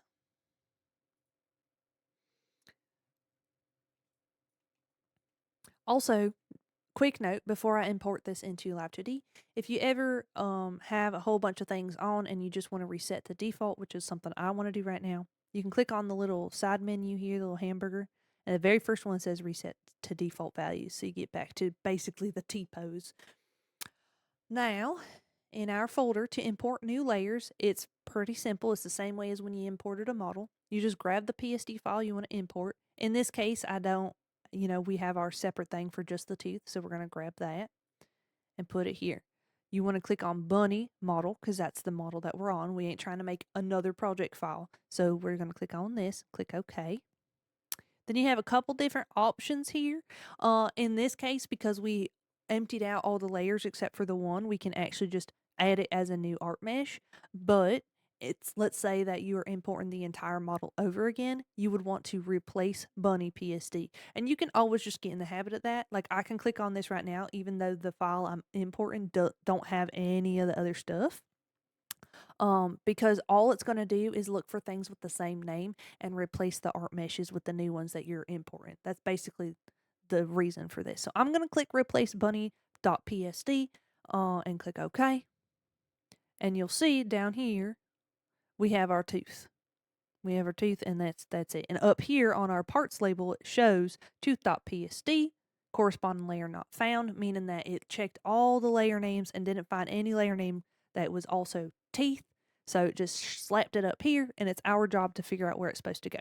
So I'm going to grab the layer, and I'm going to stick it where it goes, which is going to be actually between the top line and the bottom line. So I want it to be underneath our top line, but over top our bottom line. So I'm going to stick it right there. And then, same thing like what we did with our bottom line, we're going to take the T-skin and copy it, click on teeth, go to clip and ID, control paste, and then invert the mask. Because if you don't, you've got like undercut right there. What's that called? Underbite. Now you got an underbite. We don't want an underbite. We want an overbite for a little chompers there. So very good. Now that we have that, we can adjust it how we like. I'm going to take over here on the left where I have my deformer menu. I'm going to grab the teeth and make sure I put them in the mouth. That way it is with all the mouth stuff, and it's actually part of the model, and it will animate as such. Okay. Now, that's so cute. That is so cute. So now we just test the mouth forms and make sure it kind of sits where we want it to, which it does. And it's a little big, but actually I think I like them that way. So let's try. Oh, that is so cute. That is so cute. All right, so let's try talking.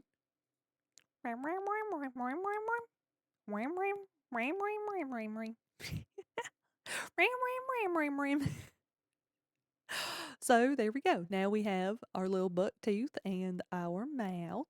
If we don't like where the tooth sits, if we think it's too big or whatever it is, we can, move it around until it sits how we like, which a little bit more in is cute, a little bit taller is cute. Just kind of, play with it and find what you think looks best for your bun.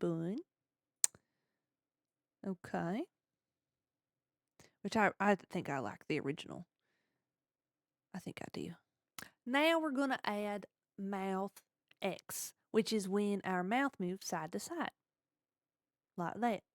Which for me, I made my snoot move, which we're going to do a little bit of that here too. Also, we're going to add some mouth X in the eyes, which we did not do before. I meant to do, and I forgot. Quite simply, I just forgot. So we're going to do the mouth first on the mouth X, and then we'll go back to the eyeballs and make sure that those got a little bit of reaction to mouth X as well, so that it just makes the whole thing feel very cohesive. So in order to do mouth X, I'm going to grab everything that I want to move when the mouth is turning side to side. So that's going to be the lips, the skin, and the inner mouth. We want the color of the inner mouth to move side to side with everything else. The tongue and the teeth, I want to stay stationary because when I move my mouth side to side, those typically don't go nowhere. So let's grab all those things and then create a new warp deformer. And I'm going to call this MX because that is just what works for me. When I see MX, I automatically know that I'm talking about mouth X. If you want to type out the whole word mouth X, do that. Just do whatever makes the most sense for you so that when you look at it, you know what's going on. Because at the end of the day, you're the one working on the project. So, MX for me. Here on mouth X, I like making mouth X a blend shape. I like making it a blend shape because I use it with so many things, and typically I don't have to adjust a whole lot when it comes to mouth X. But definitely play it by ear. If you have a more complex model you're working on, you may not want a blend shape. So just kind of fiddle around with what your options are and choose what is best for you. I'm going to go ahead and turn this into a blend shape though. And I'm going to put, 3 keyforms on it. So on mouth X, when you put it all the way to -1, that is when your mouth is going to the left like this, or rather to the model's right. So this way is mirroring to that way as well. And then all the way to the right, the mouth is moving to our right. Just like that. So I like working on the left side. If you prefer working on the right side, do that. Just whatever feels more comfortable for you. I'm going to put us back at edit level 2. And over here on our warp divisions over in the inspector, we've only got 5 by 5 on our grids here, on our points, and that's not a whole lot to work with. So if we want the most control, we want more vertices, but the more divisions we add, the heavier it becomes on the file. So I'm just going to go up to 10 because I think that should be plenty because it gives us more to work with. You can see we get a few more vertices to warp our stuff with. Now, with that in mind, I'm just going to kind of push stuff around. Like really, that's all there is to it. I'm just going to push stuff around until it feels good. Until it feels good. This one I'm working with is called Retain Control Structure. You can see that here on the Bezier type over in the Inspector tab. Basically what that means is when I move a point, it only moves that point. These little green pieces here, it controls all of the vertices kind of around it in a certain way, but it don't try to smooth anything out. It just literally drags them based off of how I'm dragging it. Kind of like think about a cloth. If we change this to smooth all, it will try to smooth out the cloth basically, like it's kind of like on a curve. So if I click this, you'll see everything kind of bowed out. You see that? It kind of created a more of a Bezier curve. So there's pluses and minuses to using both. This smooth all in general gives things a more natural curve to them. However, it will pull things every time you click on it. You see it's going to pull things more and more and more. And so sometimes it ends up shrinking your layer a little bit. So that's something to be aware of. Choosing any of the smooths above that, the lower the number, the less it controls. So like if I only am wanting to smooth out this part right here and not everything else, right? If I can go back a little bit, you see it only messed with this. It didn't mess with the things on the side, nothing above, nothing below. If we do smooth 2, you'll see, because this don't have a whole lot, so there's not a whole lot to experiment with, but it does do more. If we had 3 or more divisions, you would start seeing a lot more differences. But because we only have, 2 by 2, there's not really a whole lot to look at. But anyways, smooth all will do everything. But if you don't want these parts to move, you just want these parts to move to smooth out, then you would just do smooth 1. And you'll see, if you're kind of having a hard time seeing what I'm talking about, look at these little green lines, right? Which are pretty hard to see anyway. But these little green lines, see how they're all kind of pointing at each other. At smooth 1, you'll see only this one change because this is the one I'm touching. You see that? These didn't move at all. If we go to smooth 2, that means it's going to mess with this one plus 1 on each side. So if you see, now those changed. If we had more of these, if we said, like, let's say we have 4 by 4. When we're looking at smooth 2, we see here where it changed this and then each of these lines here. It doesn't change anything once it gets to the next center point of these little green plus marks basically, right? So if we go to smooth 3, you'll notice now it adjusted these up to the vertice point and then a little bit more. So watch right here. When I click on this, you see, and I start dragging it, it's now moving up here. Whereas smooth 2 did not. It only moved these parts. So that's just kind of something to help you understand how smooth works. And then of course if you do smooth all, then it starts moving everything that is in line with it as a giant plus sign, basically. You see? Hopefully I make sense to at least one person. So we're going to go undo all that. Now that I've kind of explained how that works.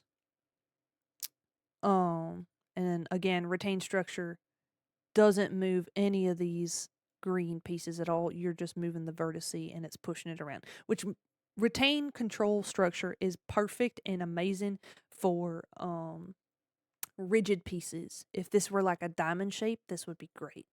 All right, now we'll put Bunny out of their misery here.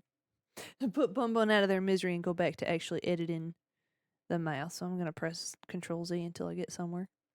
So I'm going to smooth this out now because I feel like that's going to look best. And I might actually pull this a little bit more, or maybe kind of just experiment with this. Also, open the mouth from time to time to see how the mouth looks when it's open. Which I think this looks pretty cute. I ain't gonna lie. So let me test it out.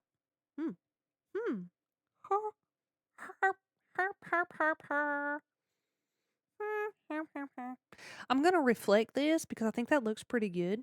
So I'm just going to snap this all the way to the left and press Shift R. If this don't pop up for you, I think I mentioned it already yesterday, but I'm going to reiterate. Go to your file keyboard shortcut settings and add Control R, which I'll show you in a second. So now we can flip this, which it looks kind of silly, but I like it. Keyboard shortcuts, reflect. You'll see here reflect motion. Reflect motion is what you want if you want to be able to quickly reflect what's going on each side. I do Shift R. You can do whatever you want. Okay, so now we have that reflected. Let's see how that works. I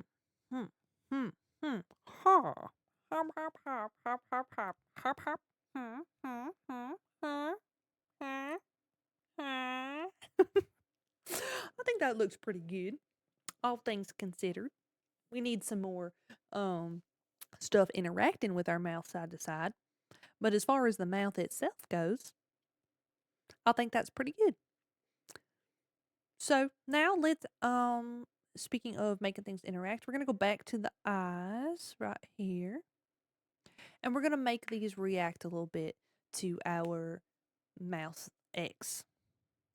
So firstly, I'm going to start with the eyes. And I'm just going to highlight all of them like this and add some forms here, some keyforms on mouth X. And I'm just going to edit them manually. So I'm just going to, if you click on this right here, your little deform brush tool, if you hold B, click and drag down, it makes the brush bigger. If you click up, it makes the brush smaller. I don't remember if I talked about that before, but it's really helpful for changing the brush width very quickly. And I'm just going to kind of do like this real quick. So it kind of pushes it up. And I'm going to do the same thing on this side. Push it up. And it's okay if it ain't symmetrical at this point because it really just adds character.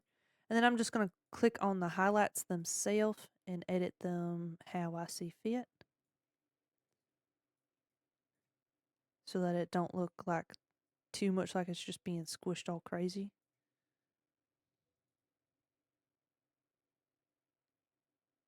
Which I like the left better than I like the right. Or rather the right better than the left, but still.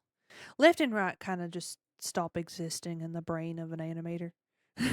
In the brain of a live 2D animator or Vtuber model maker. Don't ask your Vtuber papa if they know what their left and their right is. We don't. We're confused. Okay, now, because we have this little spot here, in the fur, and I want to give the illusion that the cheek is getting kind of pushed up. I want to add a little bit of something to that too, which is something I should have done earlier, but I didn't, and it's fine. Because I also want to add it to the eye smile just a little bit. Nothing too crazy, just a little bit of something to just show that the face is moving itself. These are just little accent pieces. They're a little bit more intermediate things, just like extra little pieces that when it all comes together makes it look like it's more alive and moving a little bit more. So everything that we've done before this is still good enough for a very good beginning model. These are just little things that you can do to take it the next step. So I'm going to start with mouth X because that's what we're working on. And only when the mouth is going this way, not when it's going over the other way because it nothing's going on. So when it's going this way, I'm just going to push this up a little bit. Which actually, let me make the brush a little bigger so it has a broader area to work with. And you see that? It kind of just gives it a little extra like the mouth or like the face is moving. Like the mouth is pushing the face over a little bit.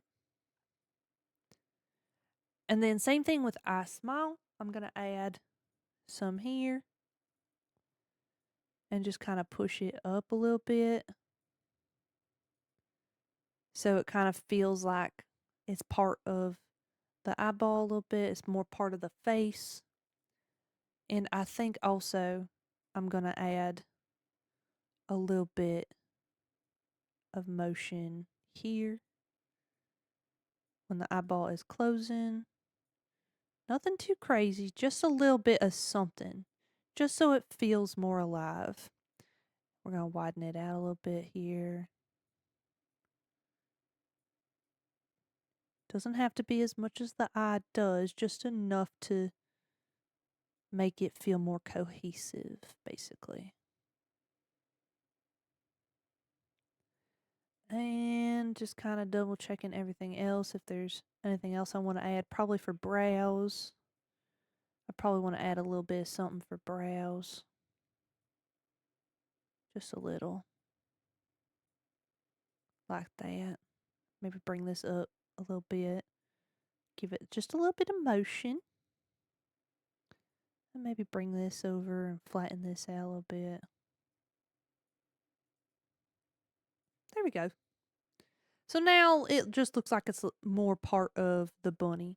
So if we go and test everything out, you can see that we've got quite a bit more liveliness going on just by adding like a few little things. So moving the mouth side to side now has like more showing in the eyes, and you know the little spot there kind of shows a little bit more emotion. There's just little things that will all totally like start to add up. These are all things that will start to add up and make your model look more alive. Okay, I'm pretty happy with this. So make sure you save. Make sure you save because we want to make sure that everything that we've done has been saved. There's a few different things that you can go to next at this point. I think I'm going to do the nose specifically and give the nose some movement on the mouth forms.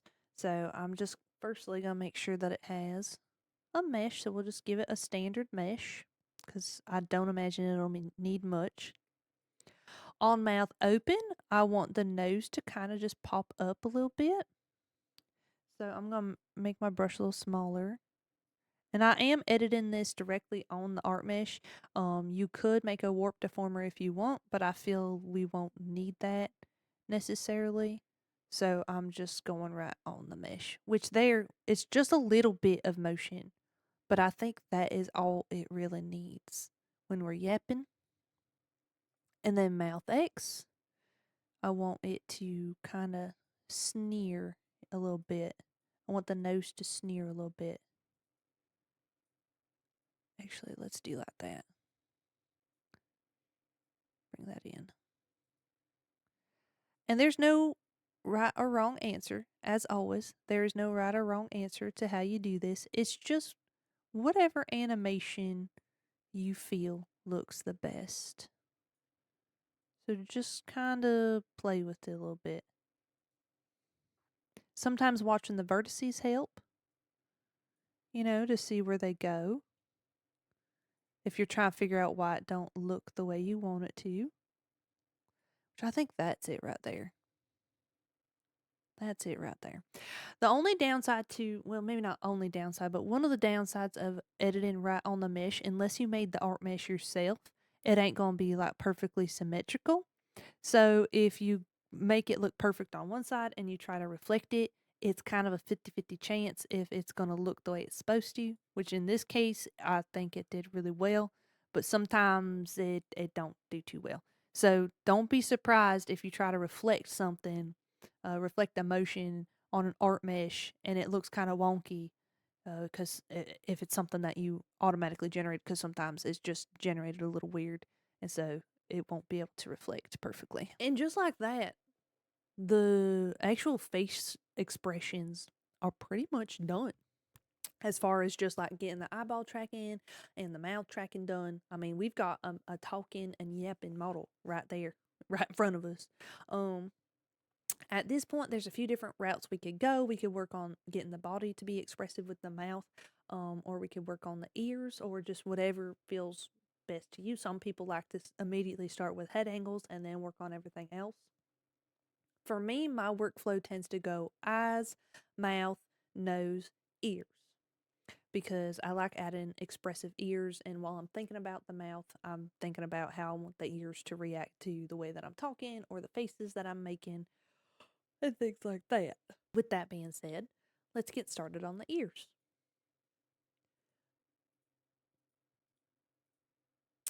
Okay.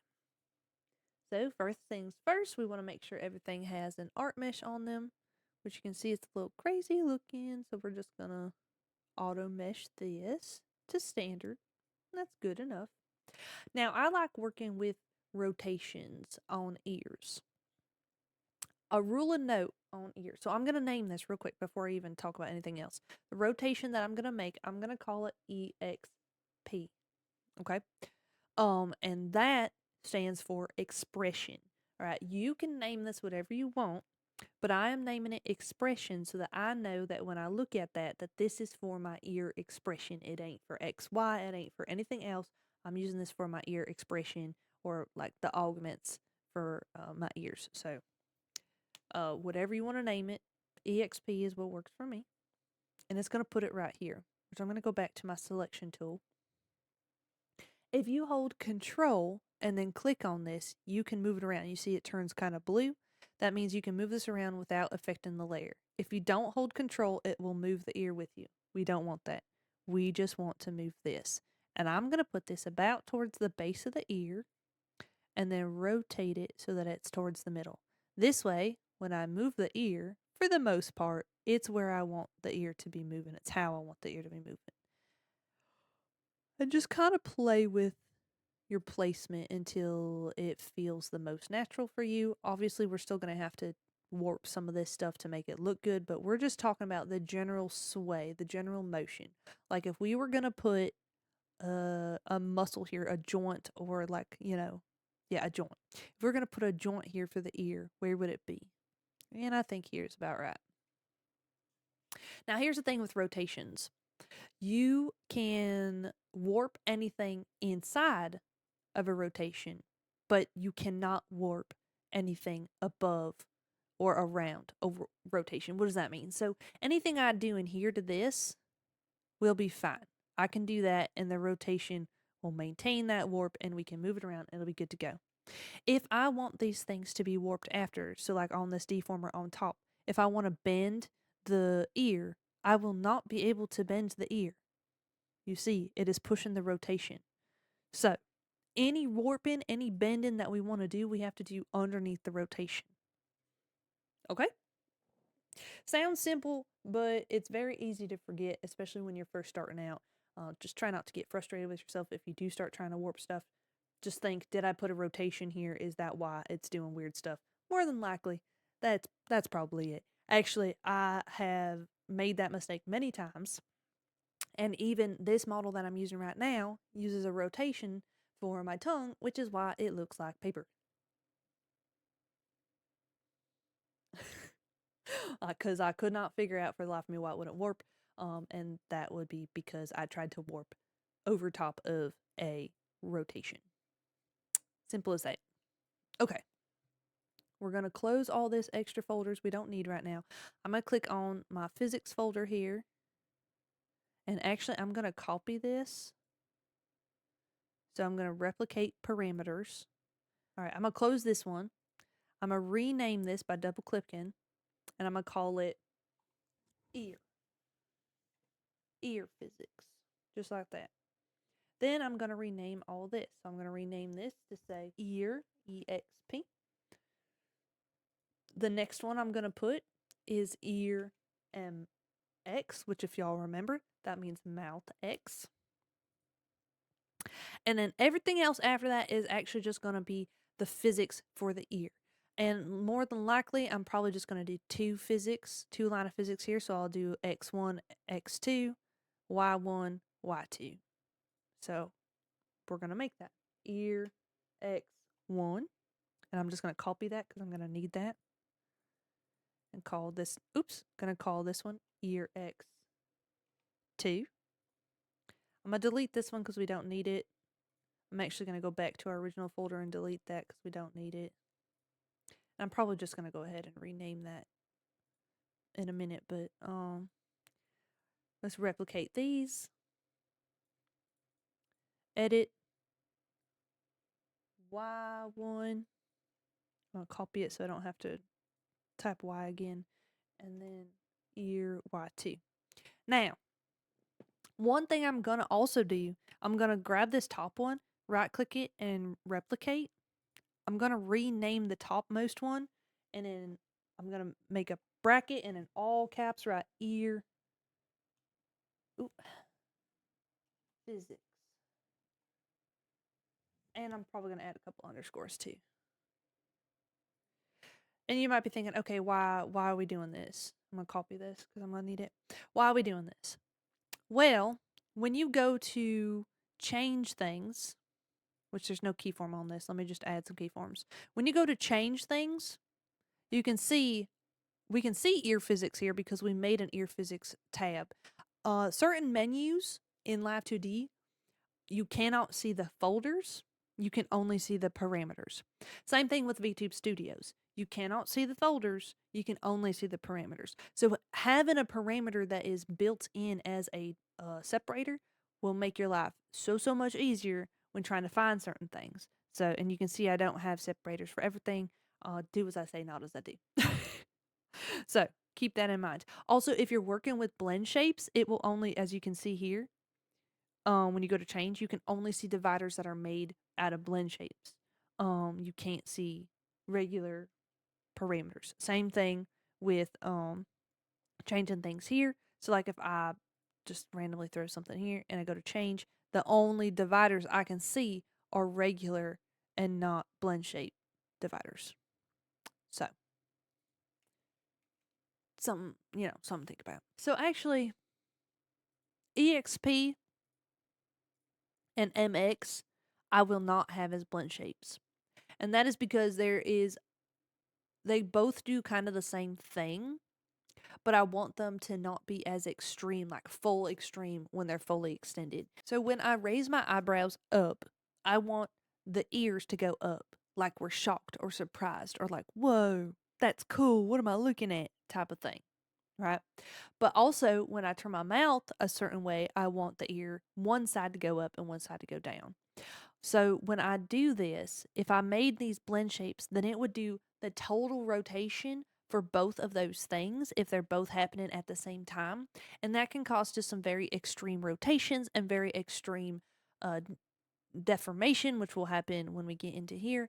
So it's just better to be able to have more control over both of those things happening at the same time by having these as regular parameters instead of as Blendshapes. And let me show you exactly what I'm talking about. So here I'm going to start on ear EXP all the way to the right. That's how I'm going to have it set up when my eyebrows are up.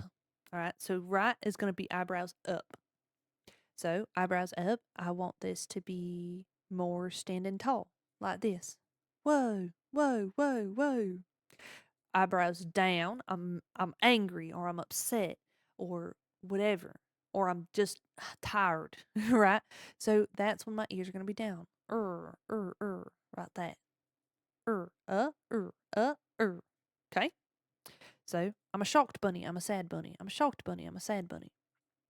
Now on MX, I'm going to do the same thing, but we aren't actually conveying these emotions the same way. So, like, when the mouth turns to our left, when the mouth goes to our left, the bunny's right, I want the ear to go up on this side. When it goes this way, when we turn it to our right, I want this ear that we're working on, the bunny ear, to go down. So I'm copying this form here and pasting it right here, just like that. And then opposite, we have it go up. Okay. But now let's say we are shocked and also we turn our mouth to the side. Do we want that to go up even more? Maybe a little bit. Maybe a little bit. But we don't want it to go the same amount of rotation as it did before. Right? Because right here we start at, if you look up here, you can see we start at negative 21.2 degrees. And then when we bring it all the way up, we've gone to negative 3.1 degrees. So we are going, a good bit of an angle. If we went, almost 20 degrees of a difference when our mouth went up, now it's like way too much. You see that? Our ears will be crossing. Which is why we don't want that. We want more control over this, which is why we don't use a blend shape, because a blend shape would force us to go that many degrees no matter what, and we don't want that. So that's why we choose regular parameters for this specific occasion, so we can have more control over what we are doing.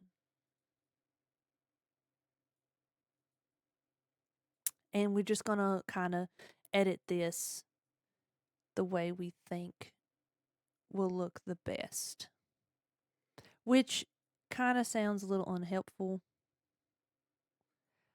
but we just kind of have to trust the process.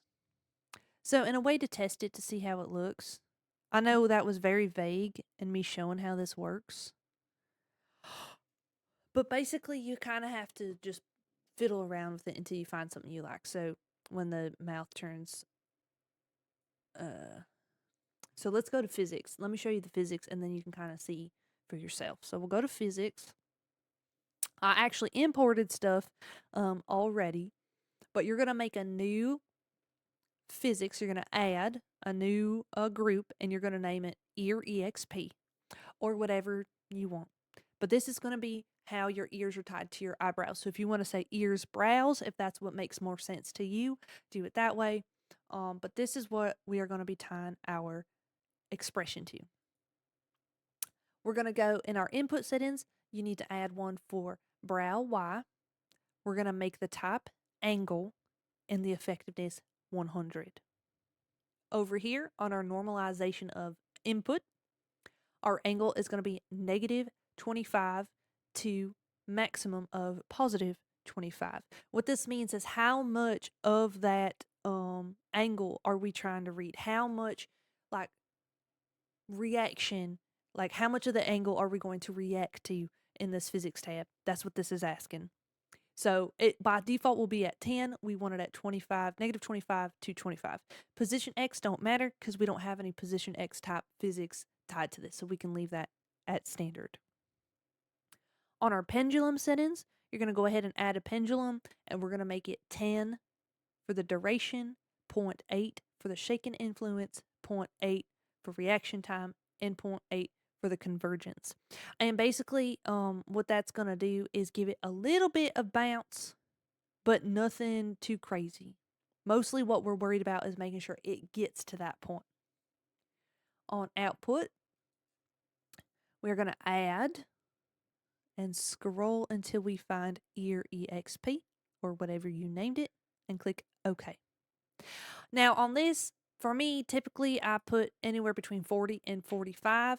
If you want to experiment with it, you got to do a little bit of an eyebrow exercise and raise your eyes up and down like so until the number evens out on output, and then we can increase the output which it puts us at 70, which actually looks pretty good. So if we like that, we can keep that. Let me, I'm wearing glasses right now, so. So the only reason I don't like having it quite so exaggerated is because sometimes you see right here. So when I bring my brows down, you'll watch it kind of gets hitched before it bounces. So you see that? It kind of gets a little stuck. And that's because, excuse me, it's a little too strong. And the point of using this as physics instead of just directly tying it to the eyebrows is so we can have a little bit of an augmented movement, which we ain't getting here. So, well, we are, but it's a little too exaggerated. So we can change this a couple different ways. You can scale down the effectiveness here, or you can change the effectiveness and normalization of input. Me, I just like to change it here. So like, let's change it to 50. You see? Now it don't move down quite as far, but we get more time to bounce. So just kind of play with the options and see what you feel is best for you and your personal likings.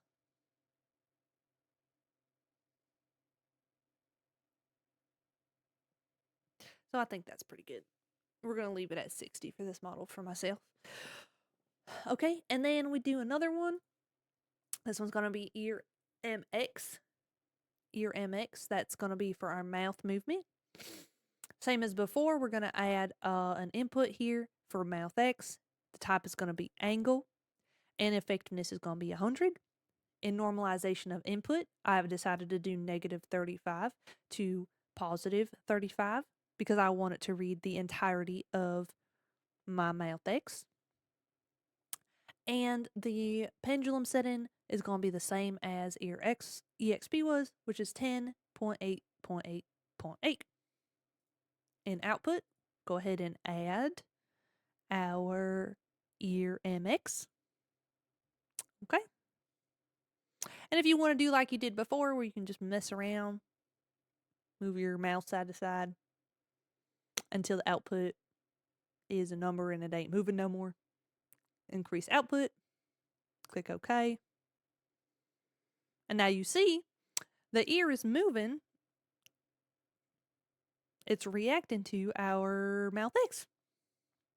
Very cool. Now, here's where we get to the more tricky stuff.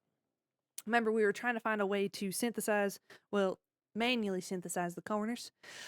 So now we get to see what it looks like. So let me turn my mouth one way and raise my brows up and down. Which I know this looks a little awkward because we're only messing with one. And if that's going to be more difficult for you to visualize what both sides are going to be doing, then we can always add the other one and experiment with both. So I'll show you in a second.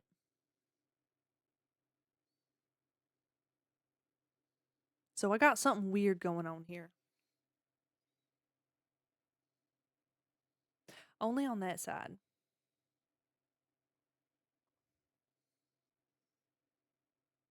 So we need to figure out why it's twitching when my mouth is turned one way. So let's figure that out. Oh, yeah.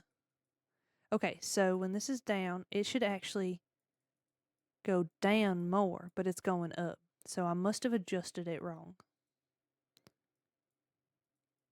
There we go. And then we want that to go up. All right, so let's check that now.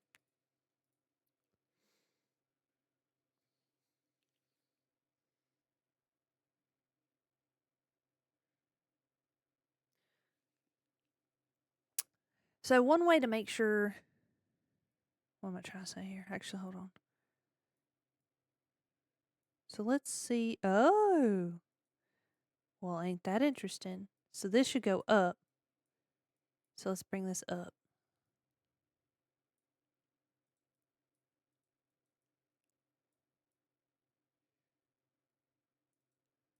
Up, down, up, down.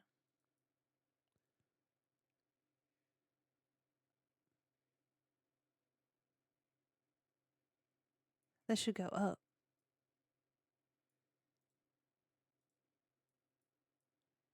There we go. Sorry. Now I'm locked in trying to figure out what changed. So that should be fine now. Making sure everything interacts the way it should. And I know this part is so confusing. Like, it's very difficult to explain without just kind of feeling out the territory. So I apologize if I am not a great teacher when it comes to this part. I hate to say you just got to feel it because I feel like that ain't the way it should be. But basically, just making sure that our motion is going in like a parabola, basically. So it just feels smooth. Nothing's bouncing if it ain't supposed to be bouncing. So, you know, when our mouth is up like to the side like this, we want this ear to be up. But we also want it to react to the eyebrows. So when we are shocked, we bring it up a little bit more. When we are upset, we bring it down a little bit. But also, we want that to look smooth no matter what is happening. So a lot of this is just trial and error.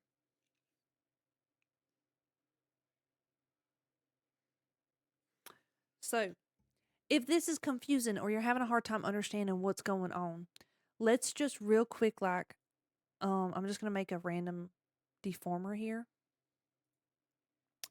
and grab all this. And remember what we did with the eyes when we reflected it to the other side? That's what we're about to do now. So we're going to copy all this and paste it. Go to edit form, modeling, edit form, reflect. Reflect the ear MX because we want that to be opposite. So basically, when my mouth turns to the left like this, I want my left ear to go up, but my right ear to go down. And when I do the other way, I want that to be opposite because it's going to give a little bit of flair. That's how we get those real expressive ears, right? So we go ahead and click OK. And now let's go and play with that. So, see, that's what we're trying to do here. And now when I'm shocked, my ears go up. When I'm upset, they go down.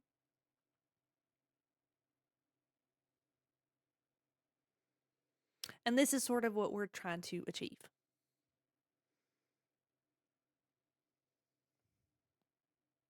Okay? So if having both of those ears up so you can kind of see how they react helps, then do that. If you're able to kind of visualize the other side without having that there, then do that. And I feel like the ability to visualize how this is going to look reflected with a little, like, as a pair, that kind of comes with time.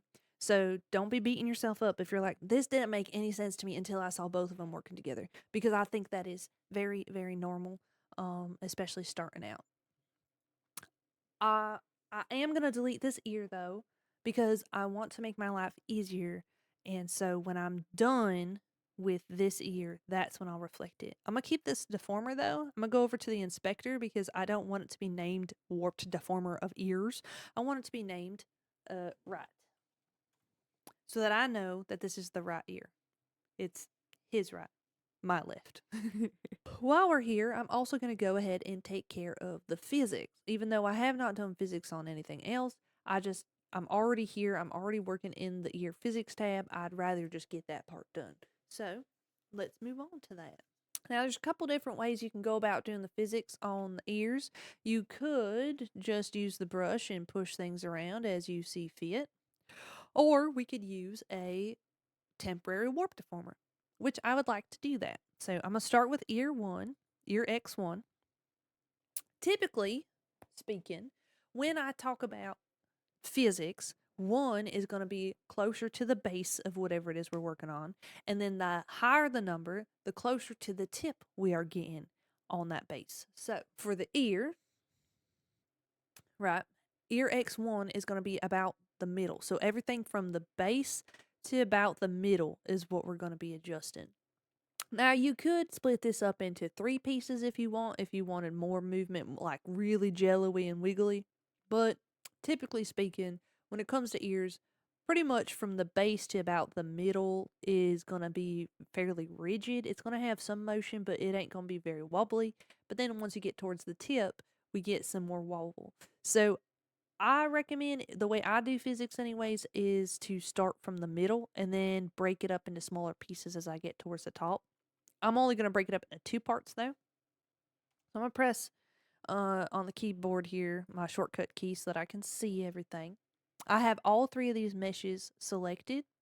I'm going to click on this little button here for our temporary deformer. That way I can edit all 3 meshes at the same time. You'll notice, because this is rotated, right? The way that the bounding box is not like, we can't rotate the bounding box, is what I'm saying. So this center line isn't on the center of the mesh like the way that we see it. It's on the center of the mesh based off of how it is towards the canvas. So that can be kind of frustrating sometimes. You kind of have to play around with things to get things to look the way you want. The other thing is, if you remember when we were talking about Bezier control, this will have retained structure as the only option. So we don't get that smooth all option, which can be a little bit frustrating as well. So it's just kind of something to think about when doing all this. If this feels like it is too limiting or something just don't feel right, there's actually a ton of options up here in the tool details for deformation method, and I highly recommend you just kind of play around with stuff. The ones I use the most are perspective, where I can grab any part of it and move it around. I'll use perspective quite frequently. Depending on what I'm working on, it's very nice. I use temporary warp a whole lot, and I use temporary path quite a bit. So it kind of just depends on what you're working on. You can see here, temporary path may be a pretty good option considering what we're working on, but I don't think I'm going to use that. So just so that you're aware of everything, all the tools at your disposal, make sure you are selected where you want to be, because I almost started editing on the wrong keyform. Okay. Husband came to get me for a little bit of a lunch break, but now I am back, and I don't remember what we were talking about again. I think it was temporary warp deformers, but I think instead of using temporary warp deformer, I'm just going to use my brush tool. So I'm just going to kind of push this way. So, and the reasoning for that is when you push it right, that's when we want our physics to go right. When we push it left, that's when we want our physics to go left on the X parameter. And this ain't a hard rule. This is just a rule. If you end up doing it the opposite way, that's totally fine. You can always reflect it or adjust it in the physics setting in the physics tab. I'm just changing how the inner part of the ear looks so it don't look like the ear itself is so papery, for lack of a better word. Because that's not really the vibe. Oop, that's not really the vibe I'm going for. Okay. And then ear 2 is going to be the tip of the ear, how we want the tip of the ear to kind of react to physics. And in general, we want to try to avoid making any harsh angles when we do this. So you want it to wobble without creating any sort of angles that are harsher than a 45 degree. For the most part. That ain't like always the case, but it's just a good generalization basically. To keep it from looking crunchy. So, and we can always adjust this. A lot of this is, again, trial and error. You just kind of do what feels right, and then you check it in the physics tab, and you come back and you change it a little bit more. Y1 is, again, going to be the middle part. And to the right is going to be up. So I'm going to press it up, and I'm actually going to shrink it just a little bit on the sides. And then when it comes down, we're going to push it out a little bit to give it that little bit of squash and stretch, give it some more life. Same thing on the tip. When I press it right, I'm going to push it up and press in the tip a little bit, like that. And to the left, I'm going to pull it down and pull it out. So it kind of does like that. So let's give it a little bit of a test. So I'm going to go ahead and go to my ear X and Y. I've already got these set up. You'll need to set these up for yourself. So just go ahead and click add and make, a parameter for ear X. Make a physics setting, physics group for ear X. We're going to add angle X, Y, and Z on here. And what that's going to do is, so angle X is when your head moves left and right. If you look here at our inputs, you can see angle X when I turn my head from side to side like this. We see that moving side to side quite greatly. Angle Y is when we look up and down. So now you see when I'm looking up and down, that part is moving quite wildly. And angle Z is when we tilt our head, when we rotate our head like this to the side, like this. So, looking left to right, looking up and down, tilting our head side to side. Okay? Angle, when we tilt our head to the side, that angle of 60 is going to make it so that those physics hold at a 60% effectiveness in that direction, whichever direction that we're holding. Whereas position is going to cause it to bounce or to wibble wobble for a certain percentage up until it goes back to center, if that makes sense. I know that's kind of hard to explain, but that's the best way I can think of. Now, these physics that I have in here, these are not concrete by any means. It's just what I had on another model, so I may end up changing these. But we're going to go ahead. This is completely wrong. Just ignore that. We're going to go ahead and add our ear X physics. So we only have 2 ear X parameters, so we don't actually need 4 of those. But I'm going to go ahead and add these 2 and click OK. And then I'm just going to move my head all around crazy. You don't have to do this if you ain't tracking, and also this makes you really dizzy. So if you ain't live tracking or you don't want to go all crazy, you can disconnect your Live 2D or your Vtube Studios from Live 2D by clicking on the little cogwheel here, and in settings, go right here to your Live 2D cubism and disconnect. So that will actually disconnect the file, disconnect Vtube Studios from Live 2D, and then you can move it around with your cursor, which we don't see the bunny moving around because we haven't made those parameters yet, but you can see the pendulum swinging over there. All right, now I'm going to go ahead and click Increase Output and see how the wobble does, which in general, I think that looks pretty good. We'll know for sure how much we like or dislike it once we actually get our angles, like the head tilting around and looking around. But for now, it don't look too terrible to me. I could stand to smooth out some of those corners so it don't seem quite so strong right here in these corners. But to be honest, I think that looks pretty good. Now we're going to do it again for ear Y, except the only thing it's going to be controlling is the Y angle. If you want, you could absolutely add angle X to this as well, so that you can have some of that counter movement, just like we did in the angle X for the ear X. You absolutely could do that in ear Y for the Y physics. I typically don't, but that don't mean that you can't. So definitely just find whatever physics you think will look best.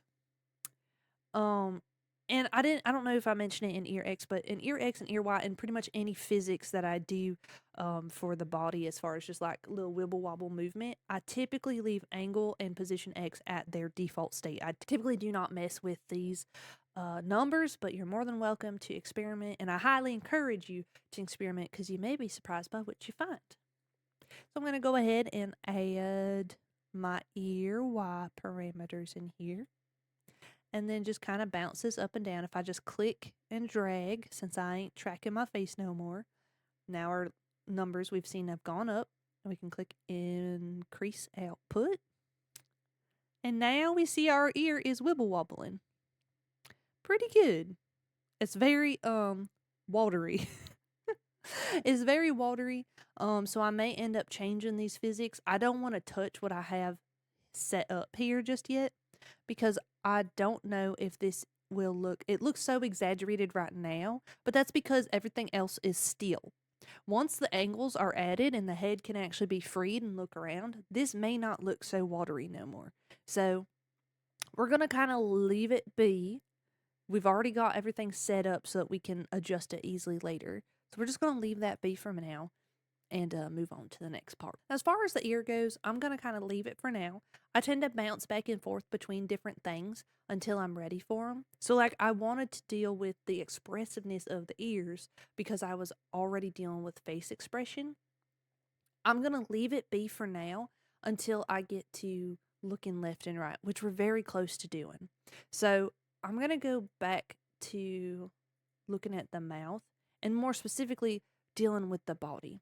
So all of the body, the tummy, the head, and the line art, I'm going to go ahead and add meshing for. Because what I want to do now is add even more expression and body language to our little buddy here.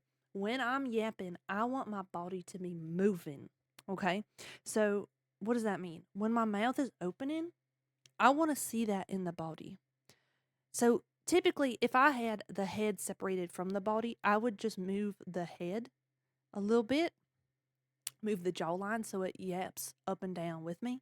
But because this is all just one big body, I don't really have that. So, but I still want to give the feeling that it's talking. So how I'm going to do that is I am going to first mess with the mouth forms and then kind of just mess with the sides to make it feel like we're talking. Okay? Which is very vague, I know. It's very vague, but trust the process. So, let us start with the mouth forms. And I'm trying to decide if I want to make my own. I was trying to decide if I wanted to add a warp deformer, but I think I will forego it because, again, I'm trying to keep this as optimized as possible. We're going to edit right on the art meshes themselves, which whatever you decide to, how do I put this? When you are editing things on the art mesh itself, it should be like the lowest part in the hierarchy, which I am not very good at explaining how hierarchy works, so I'm going to shout out Yoshino another time because she has a great tutorial on how hierarchy works in Live 2D. It's how I learned it and how I sort of conceptualized how hierarchy should work. So I definitely encourage you to check her out. So anyways, directly on the art mesh, we can get away with doing our mouth forms because it won't affect anything else that's going on as long as it's at the bottom. Or it'll look good anyway. So I'm going to start with our mouth forms. And at default, we're going to keep it this way. When we're smiling, I kind of want the cheeks to come out a little bit. So I'm going to use my temporary warp deformer here and kind of bring the cheeks. Or no, actually, I don't want them to come out. I just want them to come up. So I'm going to bring the cheeks up just a little bit like that. So if we want to look at it, see, it just kind of adds a little something. And maybe I don't like how this is pulling everything up. Yeah, maybe I don't like that. So, how do I fix that? Well, remember I told y'all we can add more separation here? We are going to do that. So we're going to add another layer of vertical. And then I'm just going to push these parts here up. Like that. About as symmetrical as I can. And that just adds a little something. And maybe I do want these to be just a smidge, but not a whole lot. So maybe I'll do something like that. Or I'll add some vertical here so it don't move this part. And just kind of play around. Play around with things until I get a motion that I like. I like that. So I think that's very nice. So I'm going to say okay to that. And then when I frown, I kind of basically just want the same thing, but the opposite.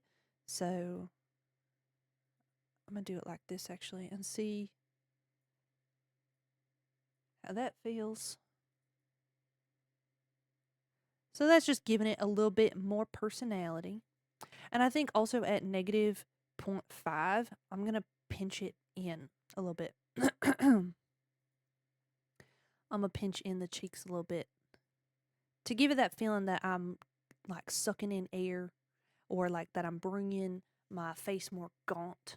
you know, because when we go to make that ooh, ooh sound, our cheeks, if you put your hands up on your cheeks and go ooh, you can feel your cheeks actually start to press in a little bit. Ooh, ooh, ooh. Just like when you smile with your hands on your cheeks and you go you can feel your cheeks pulling out. And when you frown, you can feel your cheeks going down. Right? So we're trying to mimic that feeling.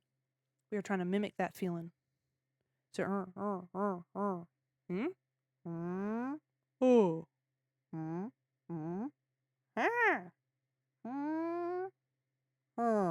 right?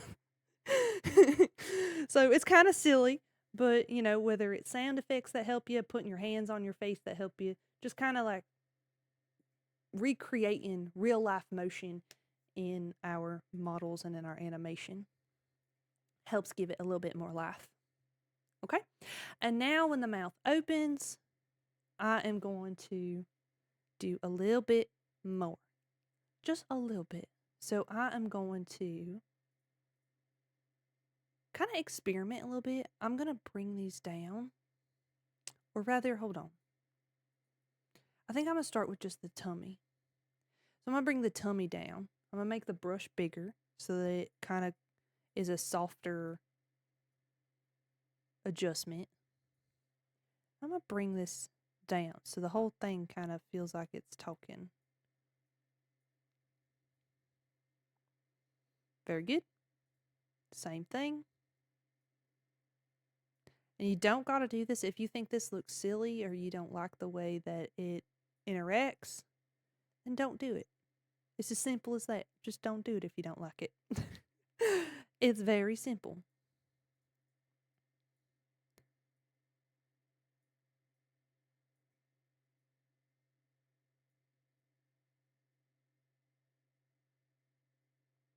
And then one more time here. Doesn't really need to move a whole lot because that mouth just doesn't do a whole lot. Okay. And then for these two, let me think how I want to do this. Maybe I'll just bring it down. Actually, hold on. I'm going to use my temporary warp deformer again. And I'm going to bring this part down. Like that. Because I'm hoping this will give the illusion of the jaw opening. Which I think it does. I think it gives that feeling pretty well. So I'm just going to do that on every single one of these. And yeah, there's a lot of lather, rinse, repeat when it comes to Live 2D. But personally, I find some of the repetition kind of nice. Kind of soothing.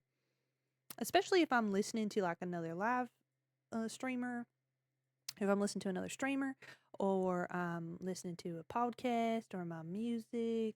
You know, and just kind of, I can kind of zone out a little bit and just do this sort of manual labor, if you will, while I'm listening to or giving more attention to whatever it was I was watching or listening to before. So we can kind of make sure all this is doing what it's supposed to. And then also one more time here. Kind of like a little break for your brain to do these little things. So it's not so much all the time. Now let's test it out and see how it feels. Yap, yap, yap, yap, yap. Yop, yop, yop, yop. Yeep, yeep, yeep. You can see already it's starting to feel a lot more lively. And this is just something very simple. It's something very simple that we can add to give more life to our little bean, our little bun.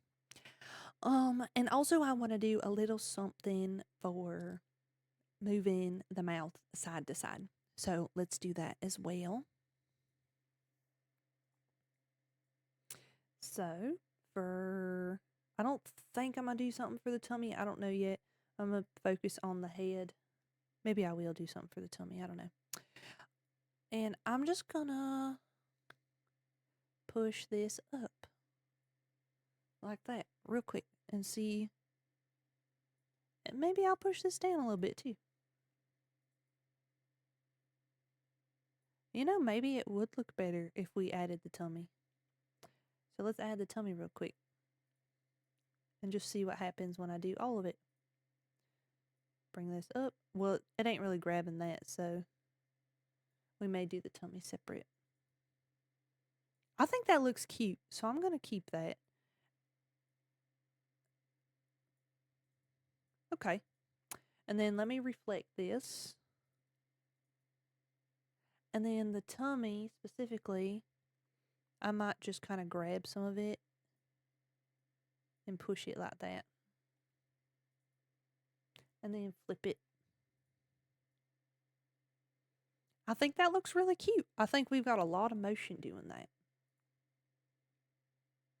So there we go. Already we're starting to see quite a bit of expressiveness in the way that we are talking and the things that we can do with our face motion alone. We ain't even added the ability to look around yet.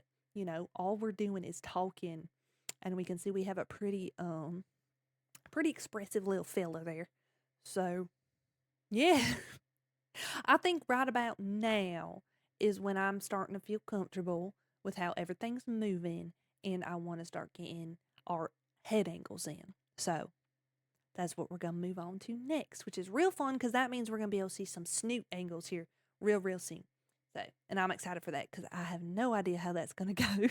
I've only done it the one time before this with the method that we're using today, so hopefully it goes well. So to start with our angle XY, I like to start with the head first because it kind of gives us the shape that we're going for. So typically the order that I do things is the head, the eyes, any blush that we might have, nose, and mouth. And then we'll do snoot afterwards. So, and then like pretty much anything else after that too. So basically body, face, everything else. So let's do that. So I am going to start by, I'm going to grab everything here and make a new warp deformer and call it XY for angle XY. And if you are using the, well, hold on, let me change these to be like 15. That we have more control over everything. We have more dots. If you are using the parameter sheet that I gave y'all, then you will be going to this tab here that says angles.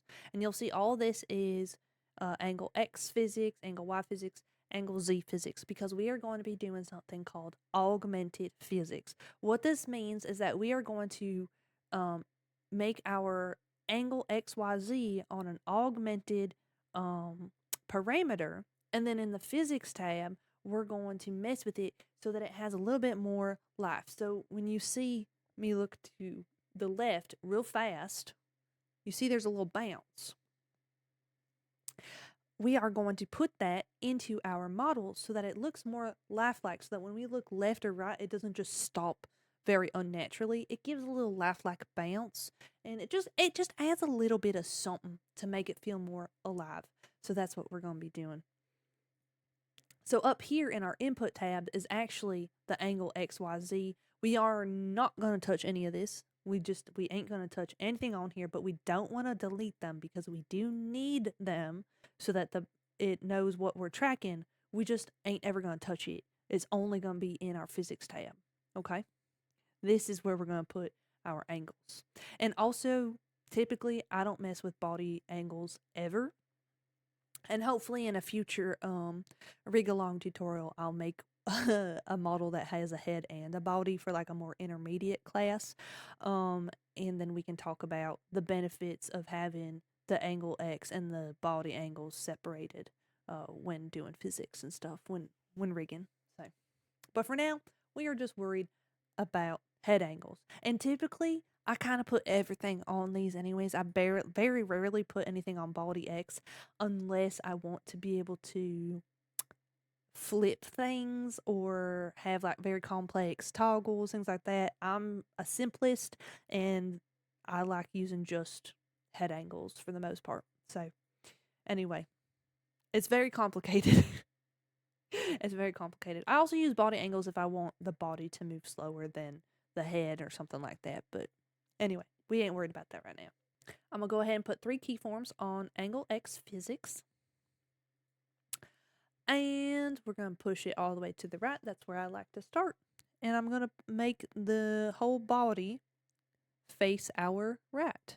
So I'm going to grab this middle piece here. It's on smooth all, which works for me. So I'm going to grab this and hold shift so that it locks onto the lines. And I'm going to slide it forward like this, or to the right, I should say, like this.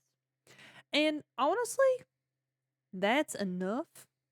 If you want it to do more, if you want to keep adjusting things, you might adjust this if you want it to, be a different shape or whatever it is you want to do.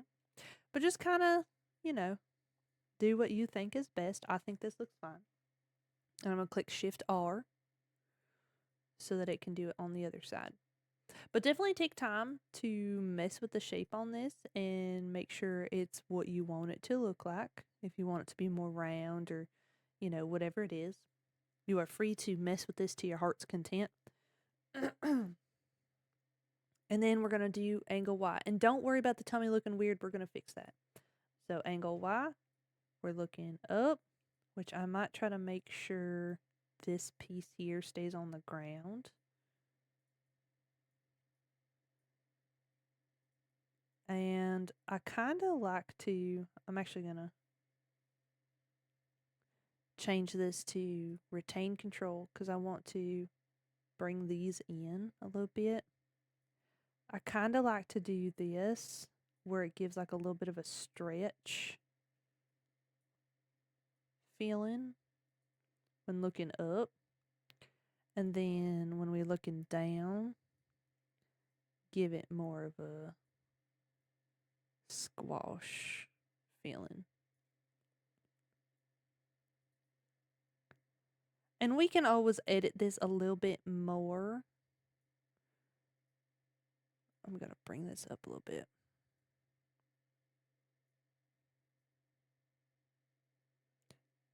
How do I want to do this? Hold on. I want to make sure this bottom line stays is what I'm doing right there. I don't want that floating nowhere. And I can edit this more later if I feel like it needs more. I'm going to highlight both of these and go up here and find synthesize corners. Make sure this is angle X physics and angle Y physics, and then click OK. And basically what that does, if we click on this here so we can connect those, what this does is fill in our corners so we can kind of look around. And for the most part, this should be okay. You might want to tweak a few things, but honestly, this is pretty good. And I know it looks kind of silly with the face and everything. We kind of have to like turn our brain off to everything else that's on here. Unless you want to go through and just shut it off manually, you can do that as well. But this is pretty good, all things considered. And then we're going to adjust the tummy. Now, there's a few ways you can adjust the tummy. You can leave this in this parameter and then just edit it with its own little deformer, or you can take it out and try to move it alongside it. It's kind of really just up to you what you think is easier.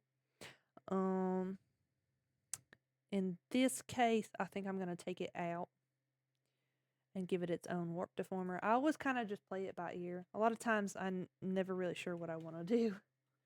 Let's say tummy, XY tummy. And I'm going to bring this over like that. And I'm going to pull these in a little bit. And this is just kind of, you just do whatever feels right. Again, like I say over and over and over again, there is no right or wrong answer. It's just whatever feels right to you.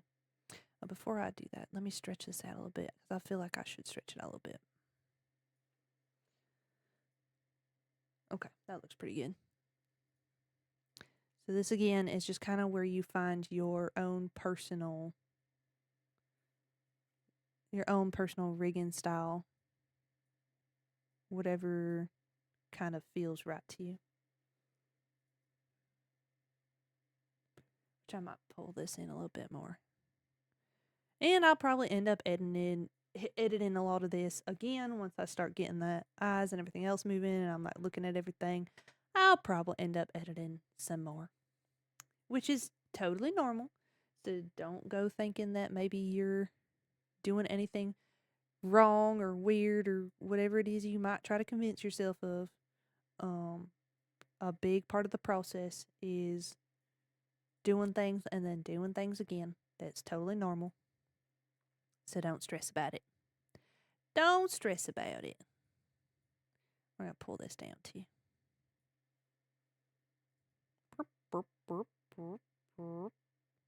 Maybe I pulled this up a little too much, actually.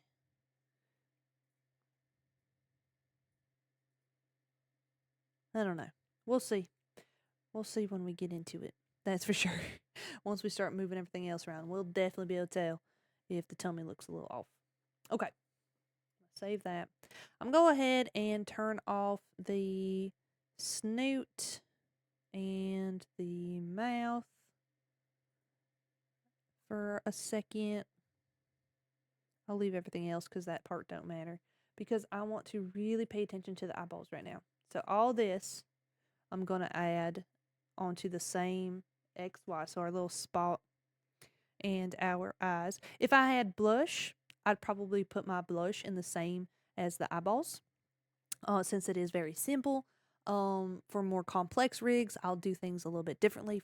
But for something like this, I can do the main editing on one deformer, and then I'll probably go inside here and edit a few things like the shine and the highlight separately. So, and I'll show y'all what I mean. So let's start with our main focus here. How do we want all this as a group to look when we're looking left and right? So I'm just going to drag this over to about the center of the tummy, because I'm using that as my center point. Okay. And you can use anything as a center point, or you can just kind of go off vibes, like whatever just feels right. Then what I typically like to do is I like to grab these points while holding shift and just push this side back, just to about where I think it should be. And a lot of this is going to be just kind of feeling out the territory. Lots and lots of vibe checks. I do like to have a little bit of a bow shape here, especially using more simple shapes, which I might go ahead and bump these up to like 10. Just that one side, so I have more. I don't really need to do it to the height, because the height is pretty good. But yeah, you just kind of go off of vibes for this part. I think that looks pretty good, because we still got the space in there pretty well, but we have that feeling of turning. So I think that looks pretty good. And then I'm going to go ahead and reflect it and pray. But I think overall that pretty well does it. The spot here I want to edit, and the highlights I want to edit. So that's what we'll do. So I'll start with the eye spot.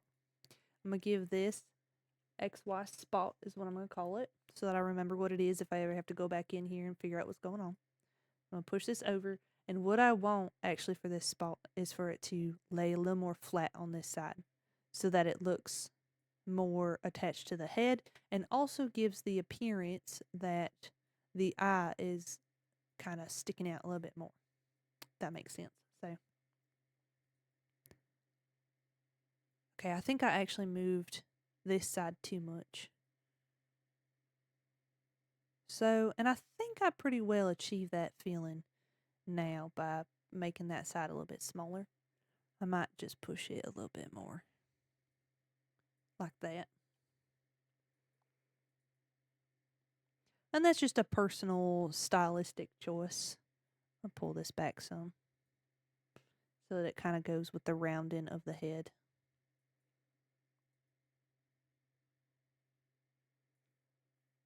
And just keep on tweaking things until you like it.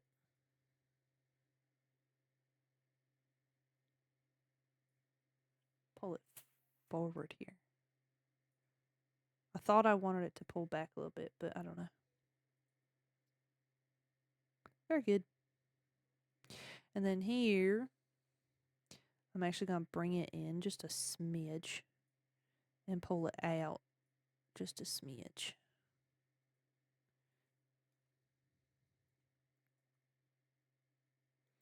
Nothing too crazy, nothing like super noticeable, just enough to give it some motion outside of the eyes so it feels like it's its own little part of the critter, if that makes sense. Maybe I'll pull it back a little bit. Okay, I like that. Now let me do the same thing with the shine. And you can do this in any order you want. So like if you would prefer to get the main XY, like X and then Y done first and then do all the little stuff, then do that.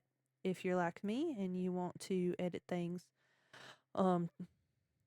like get all your X's done first and then all your Y's done first on something, or maybe you want to get all your X's done on a whole bunch of stuff. So like if I'm working on something more complicated, a lot of times I'll do only the X on everything and then I'll do only the Y on everything. That just kind of depends on the project, like how much detail is there and all that stuff. So anyway,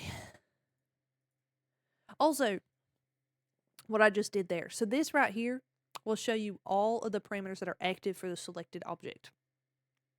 So I was thinking to myself, can I just go ahead and put the XY parameters directly on this art mesh? And I was like, I don't think so. Let me check. So I just clicked this real fast. And what I was looking for was to see if I had some circles, which I did. I suddenly remembered I did do a lot of animating on here. So I'd rather make a warp deformer. But if you ever click on something and you're trying to figure out what all you've done animated on it, this little button right here will show you everything that's been animated on art mesh or on a warp deformer or whatever it is.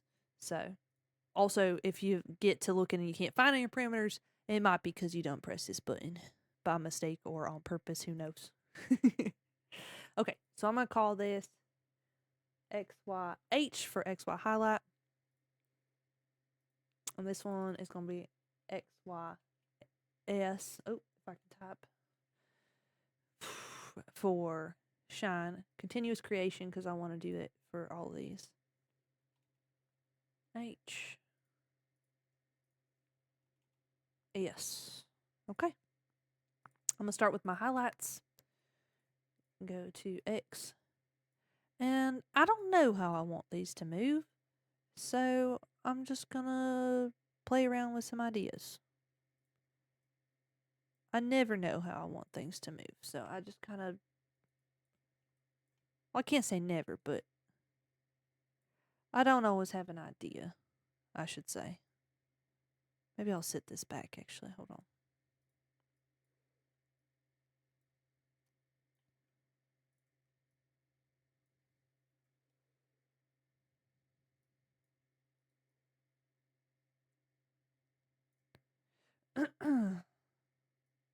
Give it a little bit more stretch still, though.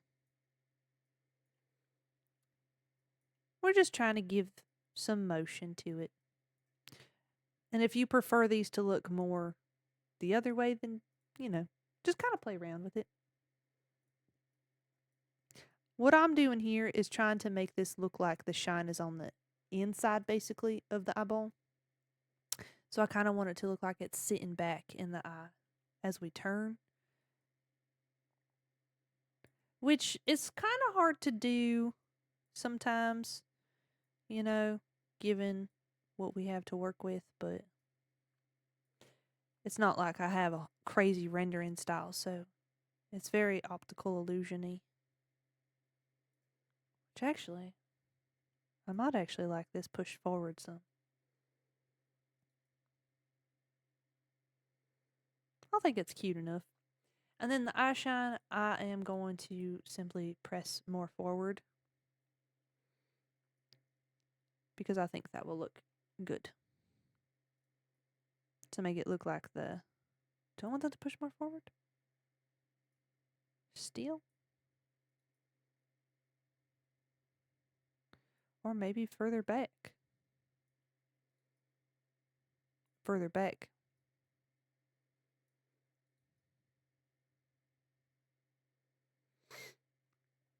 So, this one. Further back. So actually, maybe I'll redo the shine then, because I want them to kind of move together. but separate, if that makes sense. Like, I want them to move. What if I push them forward? I feel like that would be wrong. Yeah, see, now it looks like it's on top, like sitting on top of it, and I don't like that.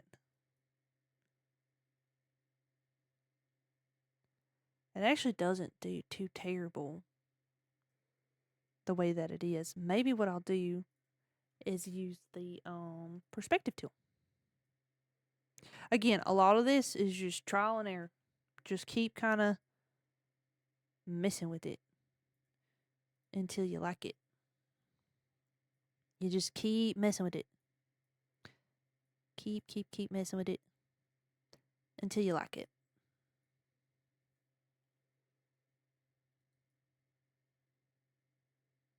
I like that one enough anyway. I think it's good enough. So now all this, I'm going to reflect to the other side and pray that it looks okay.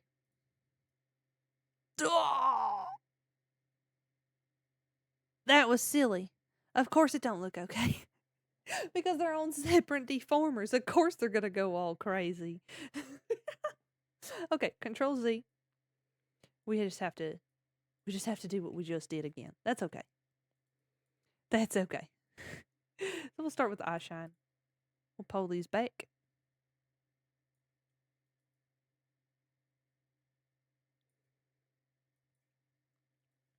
Which, that looks good there, but I think it's just a little too much here. So, just a little bit. Not a whole crazy amount. Just a little bit of motion. And also, I'm going to pull this up some so it feels more like a shine. Like it's on top. Like like it's shining on top of the eyeball, basically. And then these, we are going to pull these back.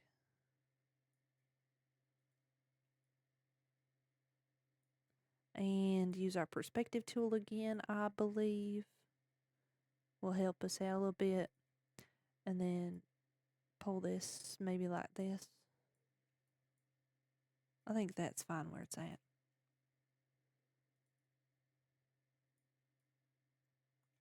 So if I look left and right now, on this side it pulls in more, so I'm gonna, I think, just pull it out a little bit more.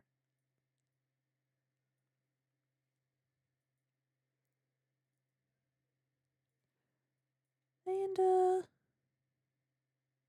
I think overall I like this. It's simple. It ain't like a whole bunch going on, and for the most part, not really people gonna even notice. Not really many folks gonna even notice what's going on here, so yeah, I think it's fine. Now let's do up and down. So up and down.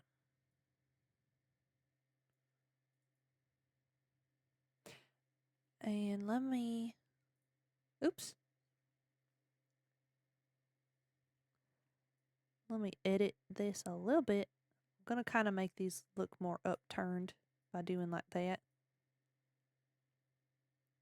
Which can be considered a good thing to do or a bad thing to do, depending on what you like. I'm going to reflect this actually vertically so that we can keep it as even as possible. And I feel like I'm looking up and down much less than I'm looking left and right. Like very much less. So I'm actually going to push these up a little bit more.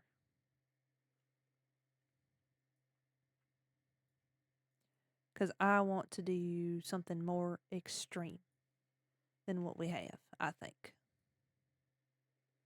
I would like extreme angles. I like extreme angles. If you don't like extreme angles, if you like something a little more modest, then do something a little more modest. Nothing is stopping you. Which means we're going to end up changing that dummy. Remember I told you we're probably going to revisit some of these? Yeah, we're going to revisit them. Okay, let me synthesize these corners. And then let me change the way that the shine and the highlight interact with the up and down. with our angle Y. So I'm going to pull it down here, I think. And then pull it up here. And then the highlights, I'm actually going to do like that. And like that.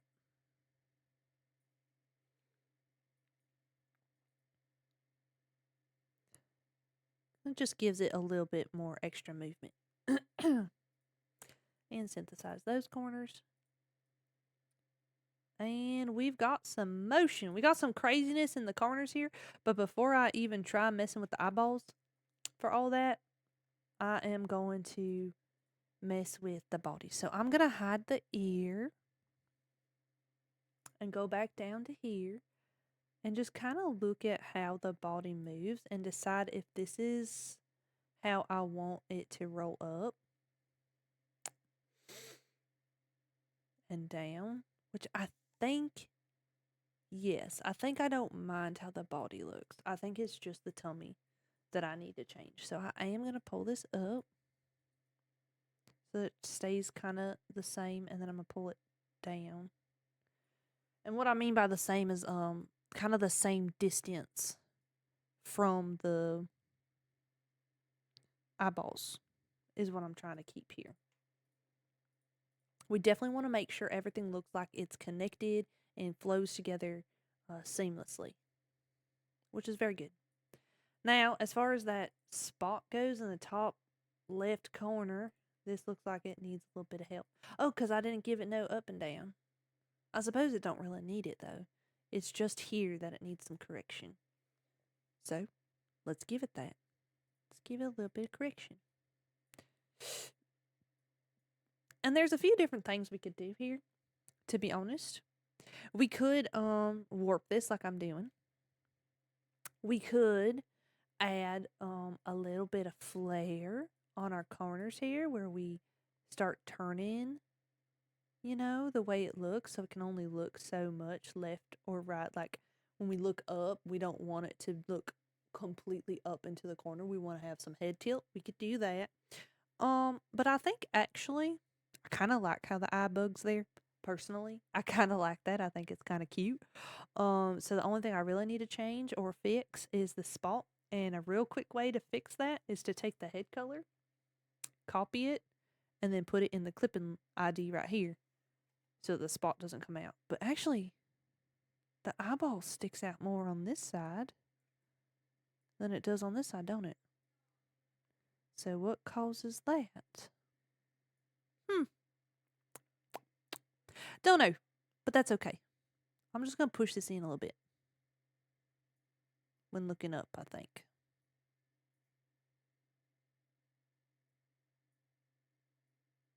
Well, that don't look right either. Maybe just a smidgen.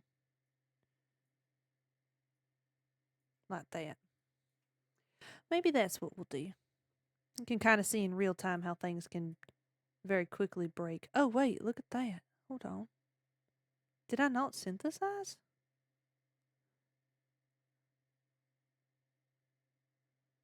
The eye shine? Maybe not. I'm seeing some jumping. Let me double check that. Maybe I didn't. Maybe I didn't. Oh, I guess I didn't. Okay, anyway. That ain't a big deal. Okay, so we've got kind of a little curve here. It's still more curved on this side. I'm just gonna adjust this a little bit manually. No biggie. No biggie. To be honest with you, because we're doing augmented physics, no one's ever gonna see this angle. So the way that it's augmented for the way I'm going to show y'all to do augments, the actual most extreme you're ever going to see is in the 25s. So you could, yes, hit 30, but you're going to bounce back to 25. So actually, this about here is the most we'll see of that angle. and that looks totally fine. So we want to adjust our extremes to make them look decent, but actually we're really going to sit about here for the most part at the most extreme. So, because that's what's going to bounce us back to. So, just for a frame of reference, if it's a little buggy, it's okay because you really ain't ever going to be in that spot. That's just as far extreme of a bounce back that you'll see from. So, to show you what I mean, if we go ahead and go to, oh, you can see we're moving our thing without any mouth. But I'm going to disconnect from Live 2D real quick. Okay, and then we are going to set up our physics real quick. So I'm going to show y'all this. You can copy what I'm doing here. So you're going to add one for head X. You're going to add one for each angle, X, Y, and Z. So we're adding 3 new physics options. Head X, we're going to add angle X, which is going to be a type angle. All these are going to be angle because we want to hold the position that we're in. We don't want to snap back nowhere. So we want to hold the position. The effectiveness is going to be 100. For angle, we're going to put negative 35 to maximum of 35. I have position set to a number. That number don't matter. You can put it there if you just want to be extra careful, but truly all you need is angle to be at negative 35 to 35. This is going to be our physics. You only need one pendulum setting, and it's going to be at 10.811.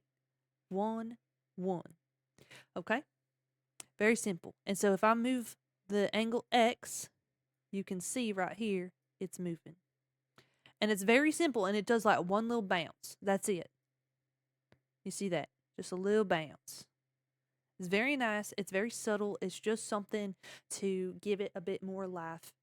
Because in real life, when we go to look at something, we actually do have a little bit of bounce from correcting ourselves. So this kind of mimics that. Output settings is going to be, for head X, it's going to be angle X phys that we just set up, the angle X physics. Effectiveness at 100, scale at 40, and you are ready to rock and roll. Of course, you can mess with this some if you want to, but I mean, these settings have never done me wrong. And you're going to do the same thing for all of them. So for angle Y, it's going to look exactly the same, except that it's for angle Y. And head Z is going to, again, look exactly the same, except it's for angle Z, which we don't have set up yet, so don't worry about that. Okay? So I'm going to reconnect real quick. And now we can see, even when I'm looking all the way up here, or all the way up here, you can see the eyeball, that little weirdness that we were seeing with the eyeball, we actually never see in practice because it's just, it just bounces us back from that. So yeah, you can kind of see that. And you can also see where it looks like I'm talking even though I don't have a mouth, which is actually a really cool thing if you ever decide to work with models that don't have conventional mouths and you want to look like you're talking. Look at that. You can tell we're talking. Okay. I'm going to go ahead and reset to default so we're T-posing again, or rather looking straight at the camera. We are not going to worry about angle Z until later because a lot of it's going to be dealt with one quick thing. So it's just easier to deal with it after we've done all the angle XY, in my opinion. I just kind of like to do that. It's like a milestone, basically, to let me know where I'm at on the model. We're going to move to Snoot. And I'm going to give these some mesh real quick. I'm going to make the mesh standard for now. And if I need to change it, then I will. Did I set these up already? No. Okay, so let me go to mouth. I'm going to grab this T-skin here. I'm going to copy it.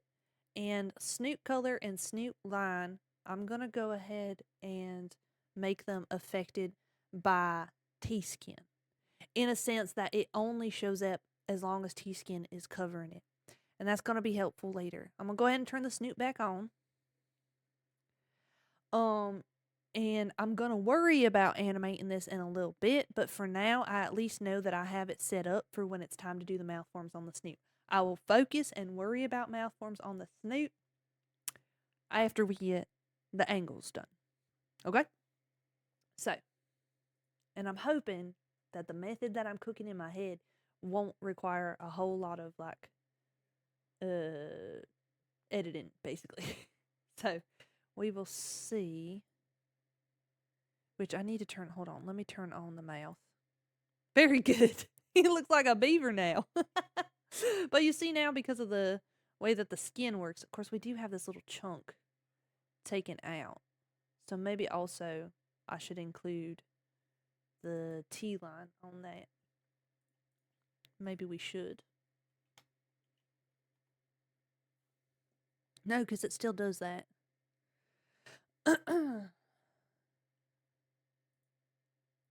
Oh, I see. Interesting. We may have to just play this one by ear.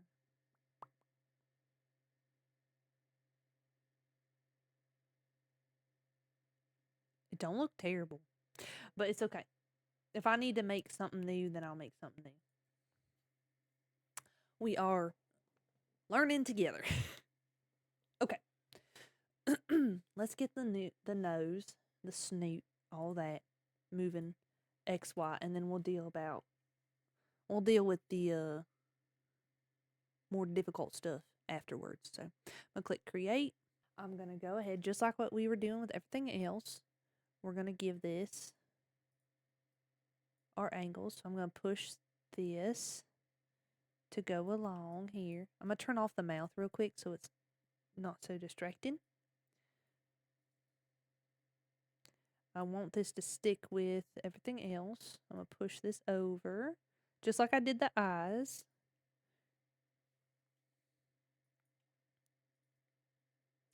And what I really want is for the nose to kind of have like a little, like, snoot, right?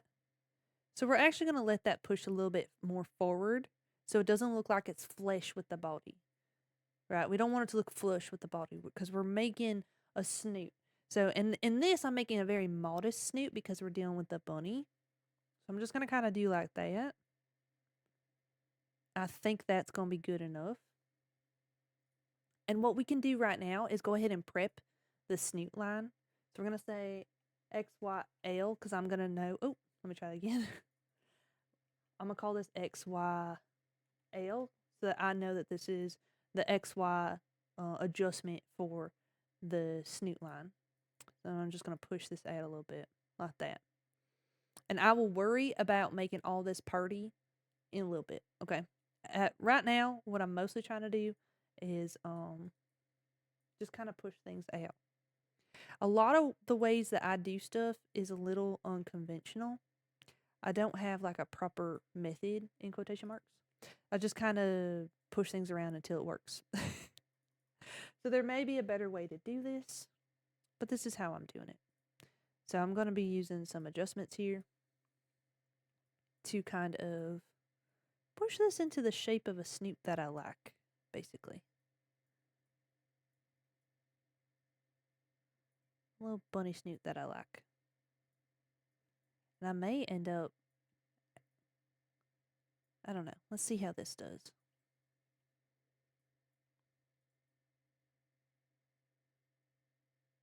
And this is basically how I did Newjj's model, like more or less.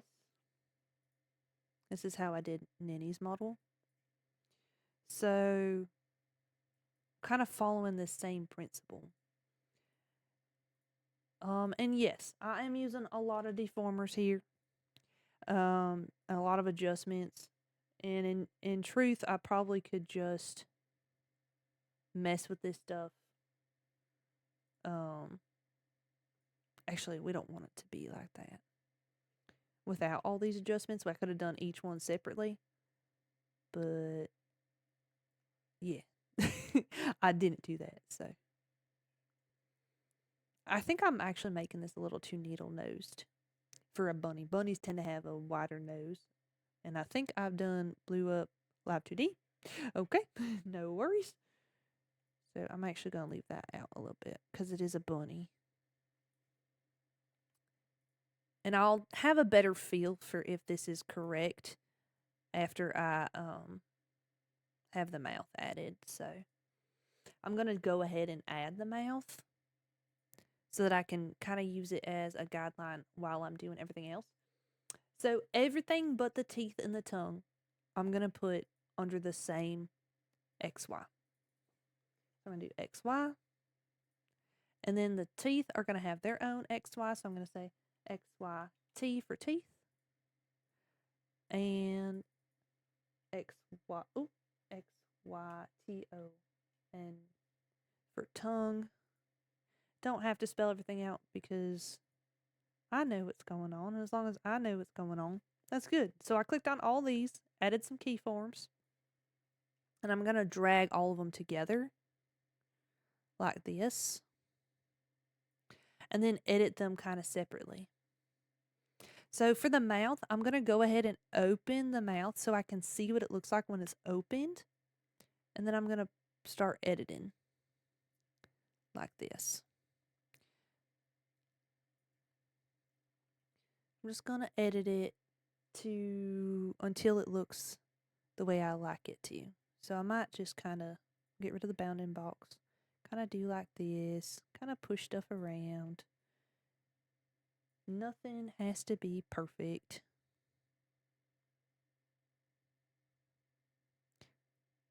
So let me see. Kind of not what I like. So just messing with it. And I might make that snoot line actually.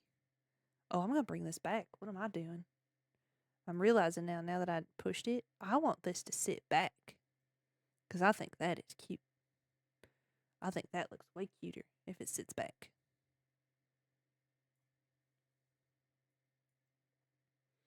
Let me hide the tooth real quick.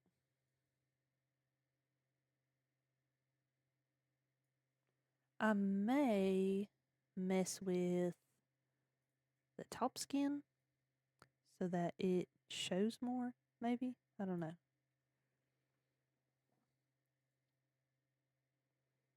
Honestly, that's pretty cute, though. It just needs this to be better shaped, I think. Which is my own fault. I probably should have used a different shape for the art. But it's still pretty cute. What I could do, and I was kind of trying to debate on whether or not I wanted to do it this way, is add the line art on top instead of having the line art underneath.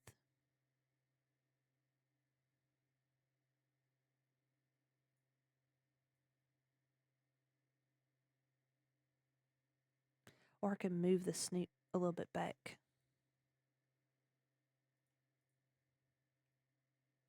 Like this. And pull the line out a little bit so it's a little chunkier, I think. Then bring these back in a little bit. Just kind of edit things some.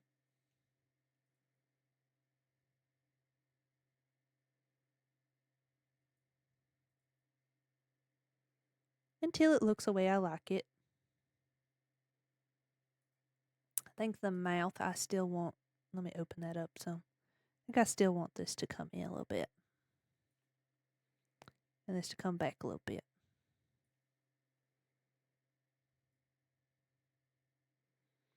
So it ain't perfect, but it's pretty good. And we're going to move the snoot and everything with it.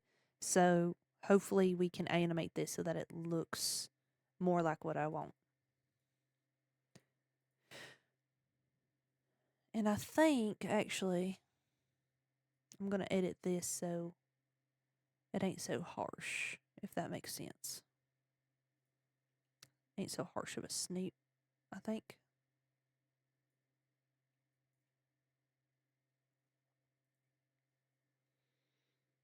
A little bit messy. But a lot of animating is a little bit messy. So the way that I do things is very how do I put this? I ain't very much of an artist. So when I draw things, I keep my shapes simple and then I just kind of force them where I want them to be, if that makes sense, without sounding too crazy. Just kind of like bend things in the way that I think will look the best. And I'm going to give these more vertices so they can kind of chill out a little bit and not be so pointy.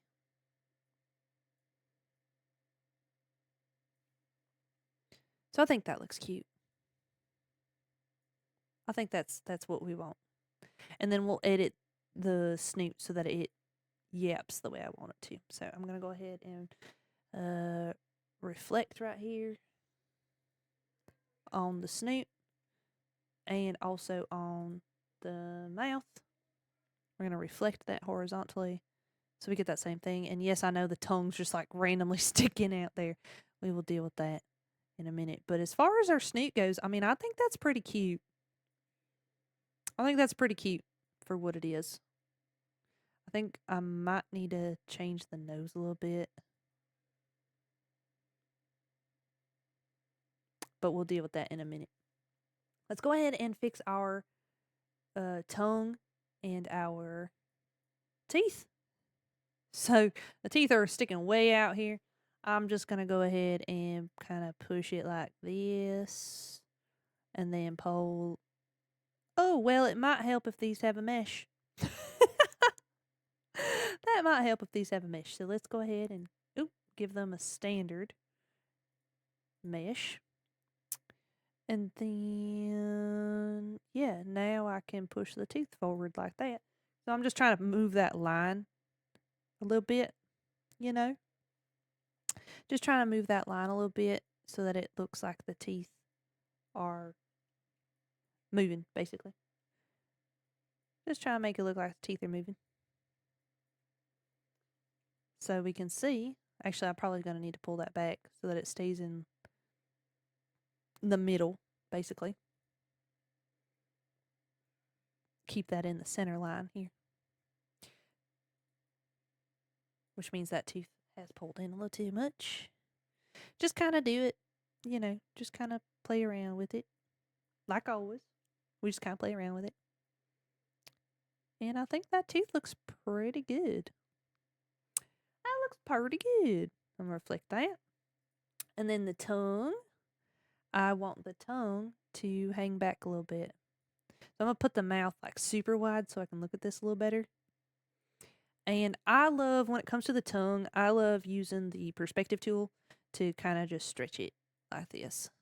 So it gives more of that feeling of like rotating the face. You see that? That's how I like to do it. But there's no right or wrong answer. And yes, I know this is like way sticking out. We're going to fix that. We're going to fix that. It's because we haven't added mouth forms to the snoot yet. So we're going to work on that. Yes, we are. Okay. And let me reflect that. Very good. Okay, so now we can look side to side. Before I go up and down, because it's going to bother me, let me mess with the mouth forms on the snoot. So, I'm actually going to, how am I going to do this actually? Lower the opacity of the top snoot just a little bit so that I can see what's going on underneath. And then I'll fix that later. We're going to use the multiple key editing to fix it when we're done. So, bear with me. All right, so first off, actually, I started with mouth open, but that ain't it. I want to start with mouth form. So mouth form, when the mouth gets wider, we want these to get wider. And we want these to kind of match up with how it was before. So, like, we can kind of see how these vertices are sitting. And we want those same vertices to kind of follow. So we can see, like, how it's supposed to sit, if that makes sense. So I'm going to pull these out a little bit more.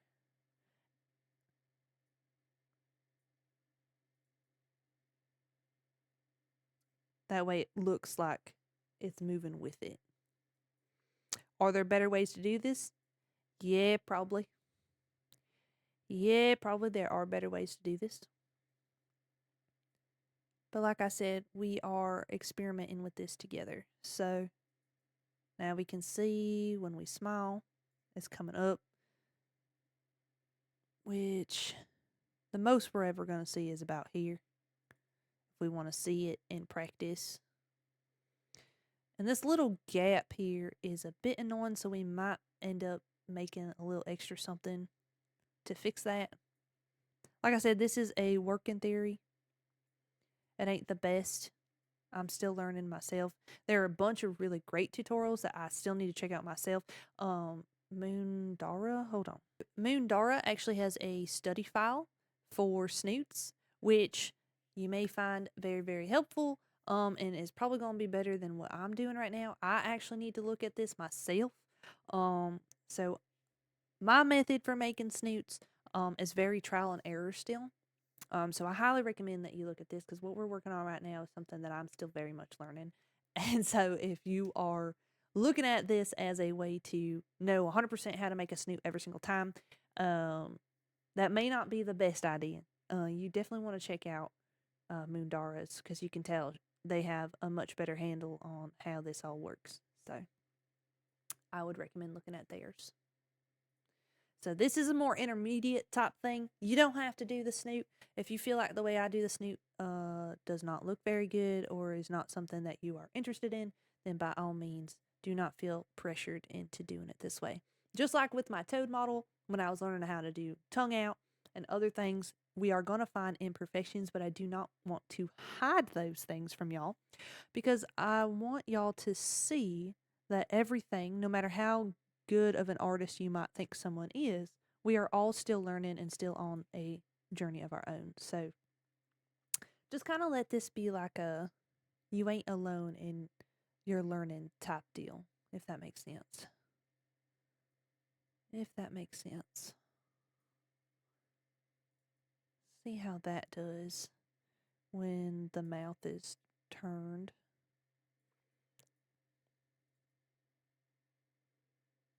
I may actually. Hold on. Actually, honestly, that ain't bad. I think that looks fine. I might just need to pull it down a little bit more.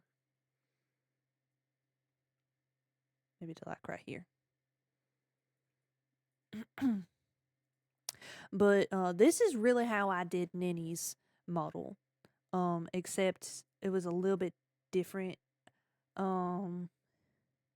In the fact that like how I clipped it. And if you're thinking, well, Clover, how'd you clip it? I have no idea. I blacked out.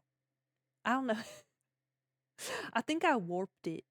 I think I warped it even with the mouth.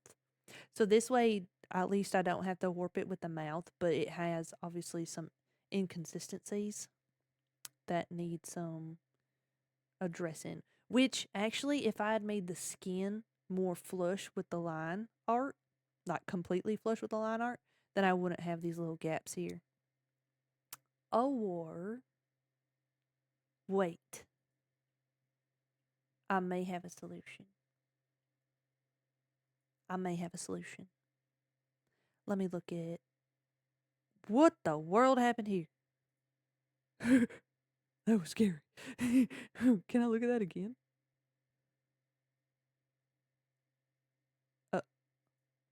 Oh no, I should have saved. Oh no. Oh gosh. Oh no. Okay, I'm gonna save real quick. I'm gonna save real quick.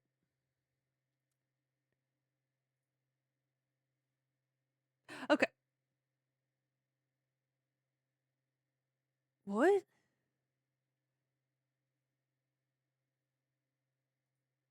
Okay, let's reset to default. Because I don't know what's going on there. Okay.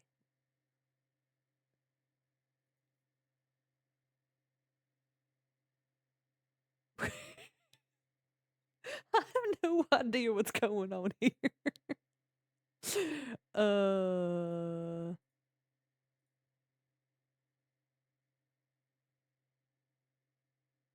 This is wild.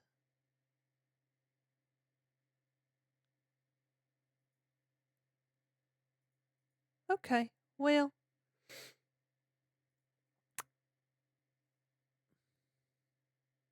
I don't know why, but I'm gonna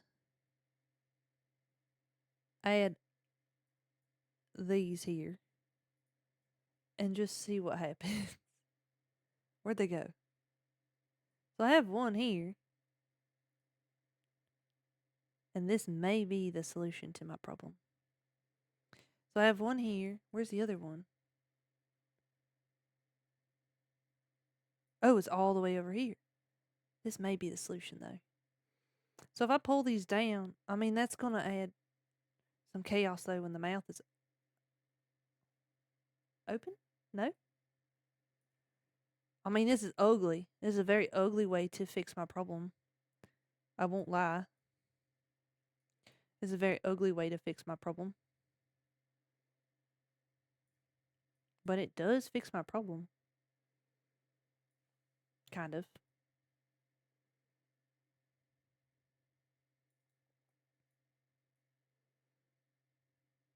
So let's see. Oh, here it might look a little strange. So we'll have to edit that too.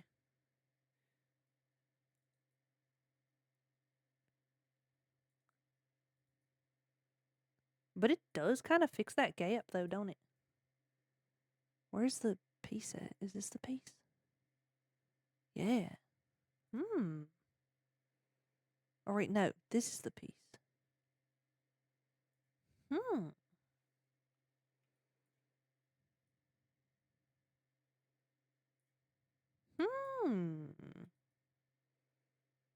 Very interesting. Okay. That is a very roundabout way to fix that issue. Anyway, you don't have to do all the craziness that I'm doing. Sometimes I just add little nonsense things to try to help create the illusion that it works. So that's the truth behind all Live 2D animation and rigging. Is that it's very messy. Like I said, this is a developing method, and I definitely need to check out those study materials. Anyway, we go back to messing with these. So we've got that, and I'm pretty satisfied with how that looks. So at this point, I need to do the mouth open.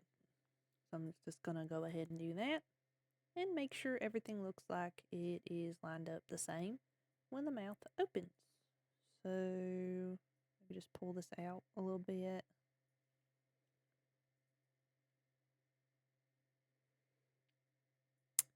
And I think this looks okay. I'm going to pull it out just a little bit. Okay. And this definitely needs to move down quite a bit.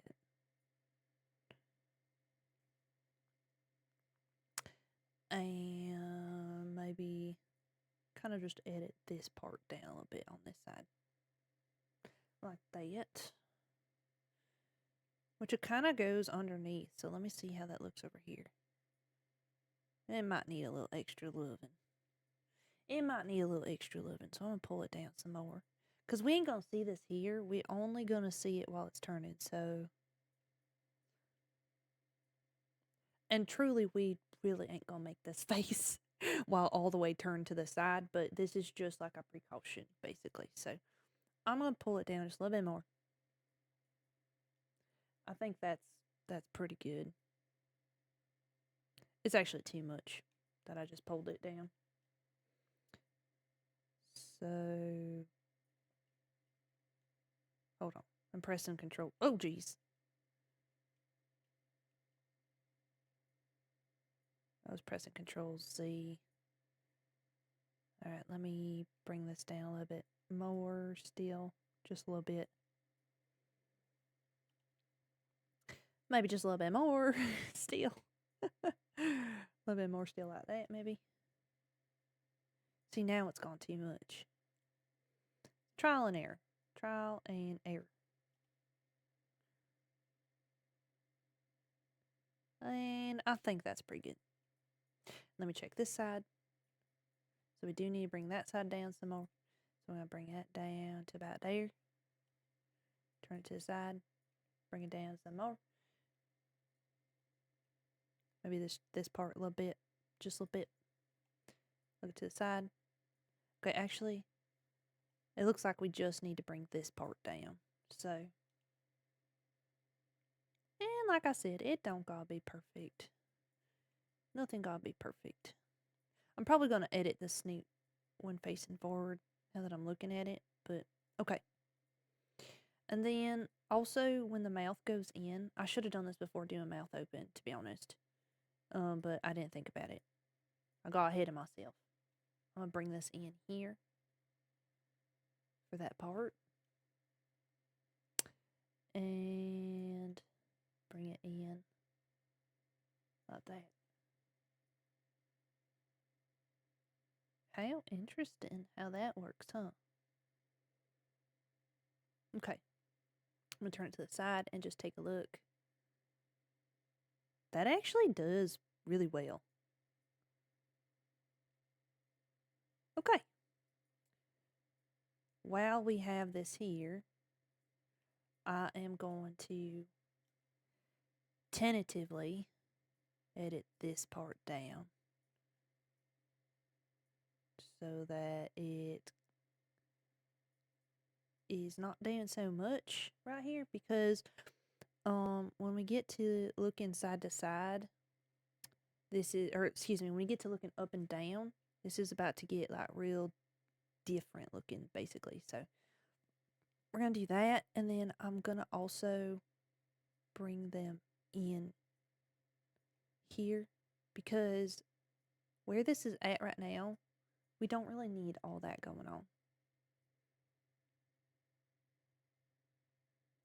So I think that will be just fine.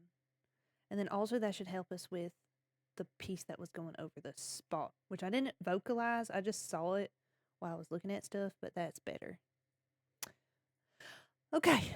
I think I'm pretty happy with that. Now, we don't want this to be able to see the line anymore. So I'm just going to go over here while I'm clicked on the snoot that I want to be completely 100%. See, I can do it like this, but then as soon as we start talking, you see how it starts going, and the opacity is going back to 61. That's because this is just regular parameters. And so remember, every single dot, every single change is going to have us go through and manually do that. That is quite exhaustive. And Vtube has a tool for that for us. So we're going to go over here while we're selected on the layer, and we are going to look for multiple key editing. Click on that, and make sure you click on everything you want to edit. In this case, all of these we want to edit. And on opacity is checked on by default, and by default it is also at 100%. So that's all we got to do. I have done this to mess with pretty much everything that is in this menu. Of course, you can't use it to change the form, but you can use it to change anything in the inspector window as far as like draw order, opacity, multiply, and screen. So it's very helpful. It's very helpful. So I'm just going to make sure, you know, everything's selected and then press OK. And so now everything is back to 100% opacity. So if we go to our settings, we can see now how we look side to side, which our eyes and our body moves up and down. So it's very goofy looking, but we can get kind of an idea how this works in practice. And it's actually pretty good. It actually looks pretty good, all things considered. Does it have some things that I want better? Of course. There are things that I definitely want to do a little better. But all things considered, I think this does really well, despite my Vtube trying to blow itself up. So, all right. So we're going to go ahead and save this because I like the progress that we've made. And now we are going to do our Y angle for all this, which let me grab the mouth as well, and the teeth and the tongue, and make sure everything's got something. And I'm just going to push it all up together. So I'm going to push this to about here because the snout is going to be going up just a little bit, right? And then we'll worry about making sure it makes sense in a minute. Actually, do I like it better here or here? It don't matter. And then push this down just a little bit. Okay. So of course, we definitely need to do some editing on where everything sits. So as far as the mouth goes, I'm going to push this back a little bit. And then push this down a little bit. I think we may end up messing with this still. The tongue and the teeth, when we look up, we should see the teeth more and the tongue less. Okay. When we look down, we should see the teeth less and the tongue more. The mouth, when we look up, or rather, I'm going to start when we look down because that's always easier for me. When we look down, we hide the mouth a little bit more. At least I do. You don't have to scrunch it up like this, but I like scrunching it up a little bit. And that tongue we're going to fix in a second, so don't worry about that. So the tongue, I'm just going to kind of do like that so we don't see it. And I don't believe I'm going to do tongue out on this, which actually, hold on. Let's just bring this back some and then do like that. I don't believe I'm going to do tongue tongue out on this.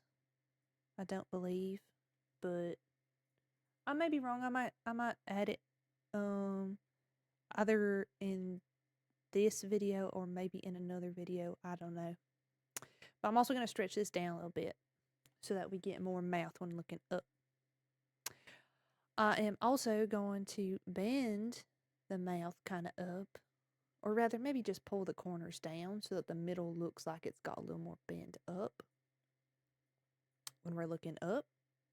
And then when we're looking down, we're just going to do kind of the opposite of that. I'm going to pull these back up so that it kind of has more of a push, a rounded push to it. And I'm sure there are better ways to make this look smoother. But this is just a quick and easy way to get that sort of up and down angle that looks really nice. Now, we're going to, of course, mess with the lineage so that we can actually kind of give this illusion that we're looking up, which I think the bridge of the nose here is a little much for my taste. It is. It is a little much for my taste. So I'm actually going to just bring this down to where I want it to be, which I think is going to be about here, which I started editing without my keyform. If y'all saw, it was on yellow, and I don't want that. So we want them to all be green. So let me see how that looks.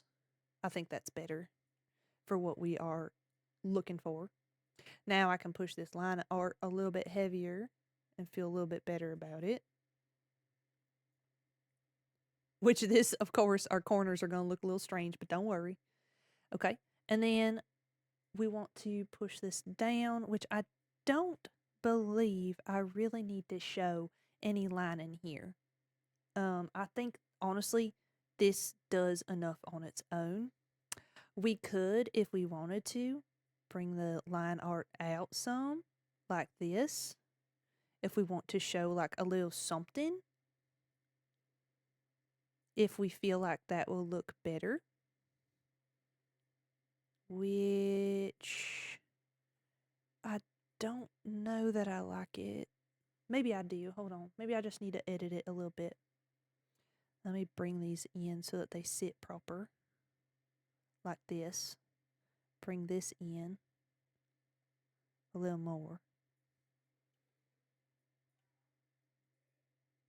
Oh, it's getting mad at me. So we kind of have to wait for it to see how it feels. Okay, so actually because I edited the stuff in, it looks a little weird.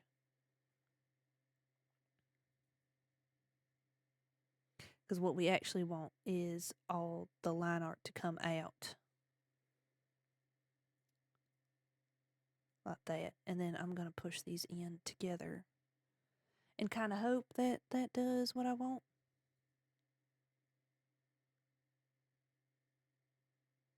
I like this. I don't think I like this. So we just don't do it. This honestly ain't too terrible though. I just wish it connected is my thing. So maybe what I'll do is and maybe I'm just being picky, which is totally possible. But I'm gonna do like this a little bit.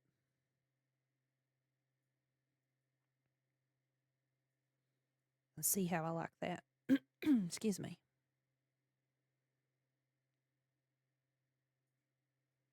I think that's kind of cute. The lines are a little shallow compared to how I do everything else, though. So, at the risk of making this look a little too chunky again, maybe I'll do like that. See, once I do that, though, I feel like it's too much. It's a very bold choice at that point. But I feel like it could be really cute. Maybe I just need to do something like this.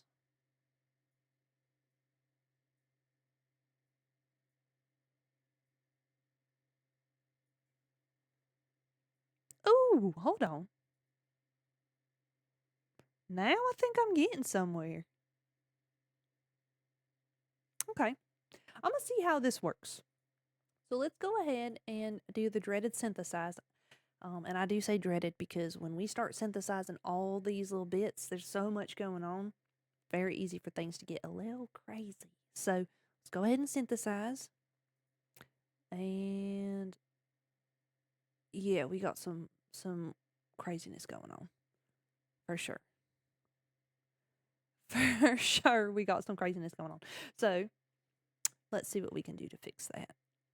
Let's see what we can do to fix this. So I'm going to start with this here. Let's start by clicking on these and letting them kind of smooth out. And I'm going to pull this. Well, I'm going to pull this even. And kind of see how this looks when I look up. So that's a little better. I feel like we're so lumpy right now.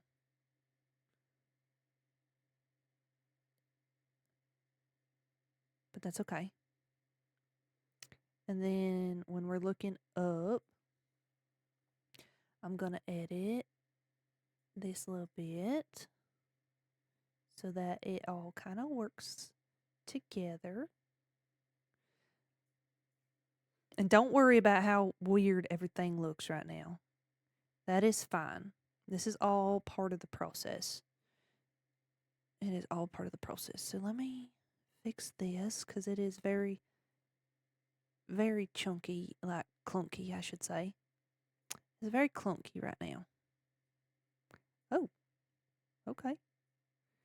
Oh, let's turn off smooth all because it's trying to really snap that for some reason. Okay.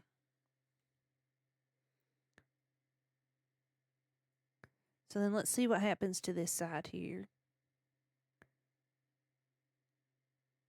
I think that looks really good, honestly. Like, all things considered, I think that's going to look pretty well. So let me reflect these. Now, when you're reflecting motion, make sure you're always reflecting on the x-axis, not the y-axis. So I'm going to reflect this. Oh, actually, hold on. Let me grab both of these so that I reflect both of the changes. So I'm going to reflect that. And then right here, I'm going to reflect that. And I think that does pretty good. I don't know that I like how the body is shaped. Maybe it's just on the left side. Or our left, it's right. But something is off to me. And it ain't the fact that I am blowing up my PC. So let me see here. Let me center everything out. Let me look at the body again. So, did something change? I feel like no. I feel like it should be the same on both sides, but let me reflect this anyways.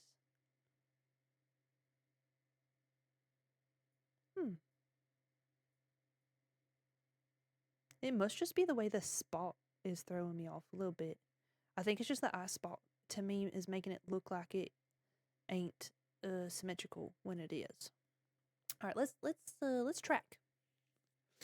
Let's give a good tracking, which honestly, I'm pretty happy with that, all things considered.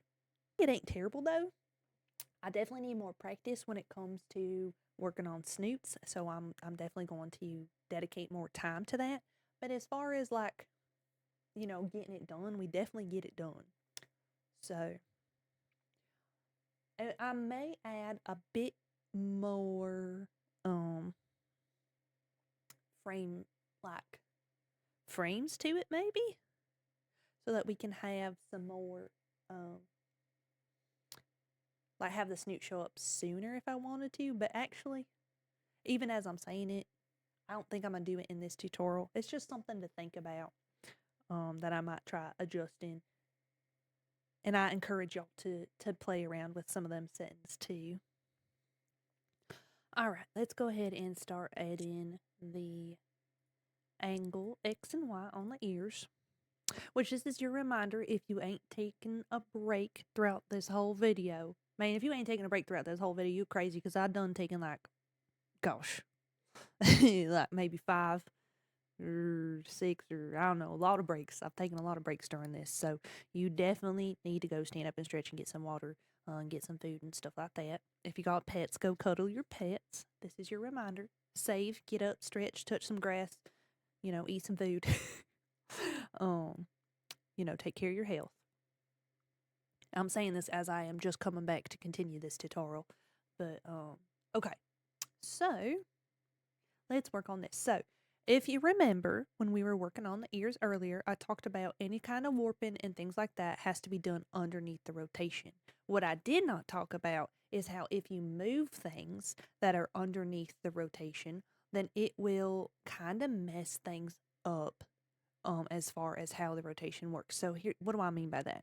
So if I want to do X, Y, and I want to warp these to make them look good on the X, Y, I can warp underneath, but I need to move over top. So let me show you just real quick, like without trying anything too difficult. Let me show you what I'm talking about. So let me make a deformer here, and I'm just going to call it XY. And we're going to delete this later, so don't copy what I'm doing. Just watch, right? Just watch so you can see what I'm talking about. So I'm going to make this deformer. You don't make this deformer, okay? And I'm going to start editing this like I would anything else. So we're on the X, so I'm going to move this over. Maybe I'll deform it a little bit so that it kind of looks whatever. Doesn't matter. It doesn't have to be perfect because I'm not keeping this. I'm just using this as an example, okay? So let's just pretend that this looks amazing and I love it so much and wow, it's so good. It's really not that good. But let's just say, for the sake of whatever, I've spent, 30 minutes to an hour on getting my ear perfect. Well, now watch what happens. When I'm looking to the right and I get surprised, where are my ears going? Why is it doing that? Well, why is it doing that? That's a good question. Well, let me show you. So here, you're looking at it and you're like, what the world? When we click on the rotator, oh, would you look at that? The rotation is staying in the same spot. So that means all that deformation I did just kind of made things all kinds of wonky on our rotation. And we don't want that. That looks awful. That looks awful. So we can warp everything underneath to give it like the angles and all the fun stuff. We can warp it down here, but we cannot move it, okay? Which sounds kind of weird and it's kind of hard to conceptualize and kind of understand what we're talking about. So I'm going to take all this out because I'm going to worry about that later. So you kind of have to do this in the same order of operations that we did when we made the rotation and the warping for the expressions. If you remember, we rotated first and then on the art meshes, we started warping things. We're going to do the exact same thing with the angles. So all that being said, I'm going to click on the rotation. I'm going to add a new rotation. I'm going to call it XY so that I remember that it is our XY rotation, and click create. And then it's going to put a little rotator right here. It honestly don't really matter where it's at because we ain't going to be dealing so much with this. We're just going to be grabbing this and moving it around up and down and everything like that. Okay? So, angle X. Let's push this to where we think looks pretty good. Don't gotta be perfect. Obviously, we're gonna warp everything later, so it's gonna look a little strange. All we're worried about right now is the placement of the ear. Where do we want the placement to be? And truth be told, I think this is pretty good. Trying to get the right cursor icon. Oh, there it is. Maybe pull it forward a little bit more. Okay. Now, when we turn this way, I'm gonna bring it forward a little bit. But actually what we're gonna probably do is add a clipping layer so that it looks like it goes behind the head. So right now we kinda have to use our imagination. Because we're gonna come back to this, okay? We just kinda have to use our imagination right now. Which now that I think about it, we should probably do the physics on our body real quick. So I'm gonna finish doing this real quick. And then we'll do the physics on the body and the clipping mask, which is, I know this is like totally out of order, like craziness, but that's kind of how live 2D models go. So like I said, I'm showing this to you in real time with all the mistakes, with all the everything, all the thought process, because I want you to have a realistic understanding of what it takes to make a VTuber model. So I don't want to cut things out. This is going to look weird. I know it's going to look weird, but when we are looking up, or at least when I'm pushing things up, I actually don't move this up very much. My cat is crawling in my jacket right now. Ouch. All right, anyway, my cat's crawling in my jacket. So I'm going to push this up just a little bit. And then I'm going to bring it down just a little bit like this maybe. And then I'm going to warp the ears and use clip-in mask to make it look a little better. So for the time being, I'm going to go ahead and synthesize these corners. Okay. And we can kind of see it looks a little goofy. I know it. I know it looks a little goofy, especially right here. It looks like the ear is turning into a unicorn horn, but it's okay. We're going to make this make sense. So before I go any further on trying to warp all this to make it look better, let's get our clipping mask made so that it helps us visualize what it is that we're trying to do real quick. So we're going to go down here, and on these layers, I'm going to go ahead and make the physics just real quick like. So over here, we've got our eye physics. I think what I'm going to do, I'm going to replicate this. I'm going to rename it to physics. I'm typing with one hand right now. Oh, shoot. I'm typing with one hand right now because I have a kitty in my jacket.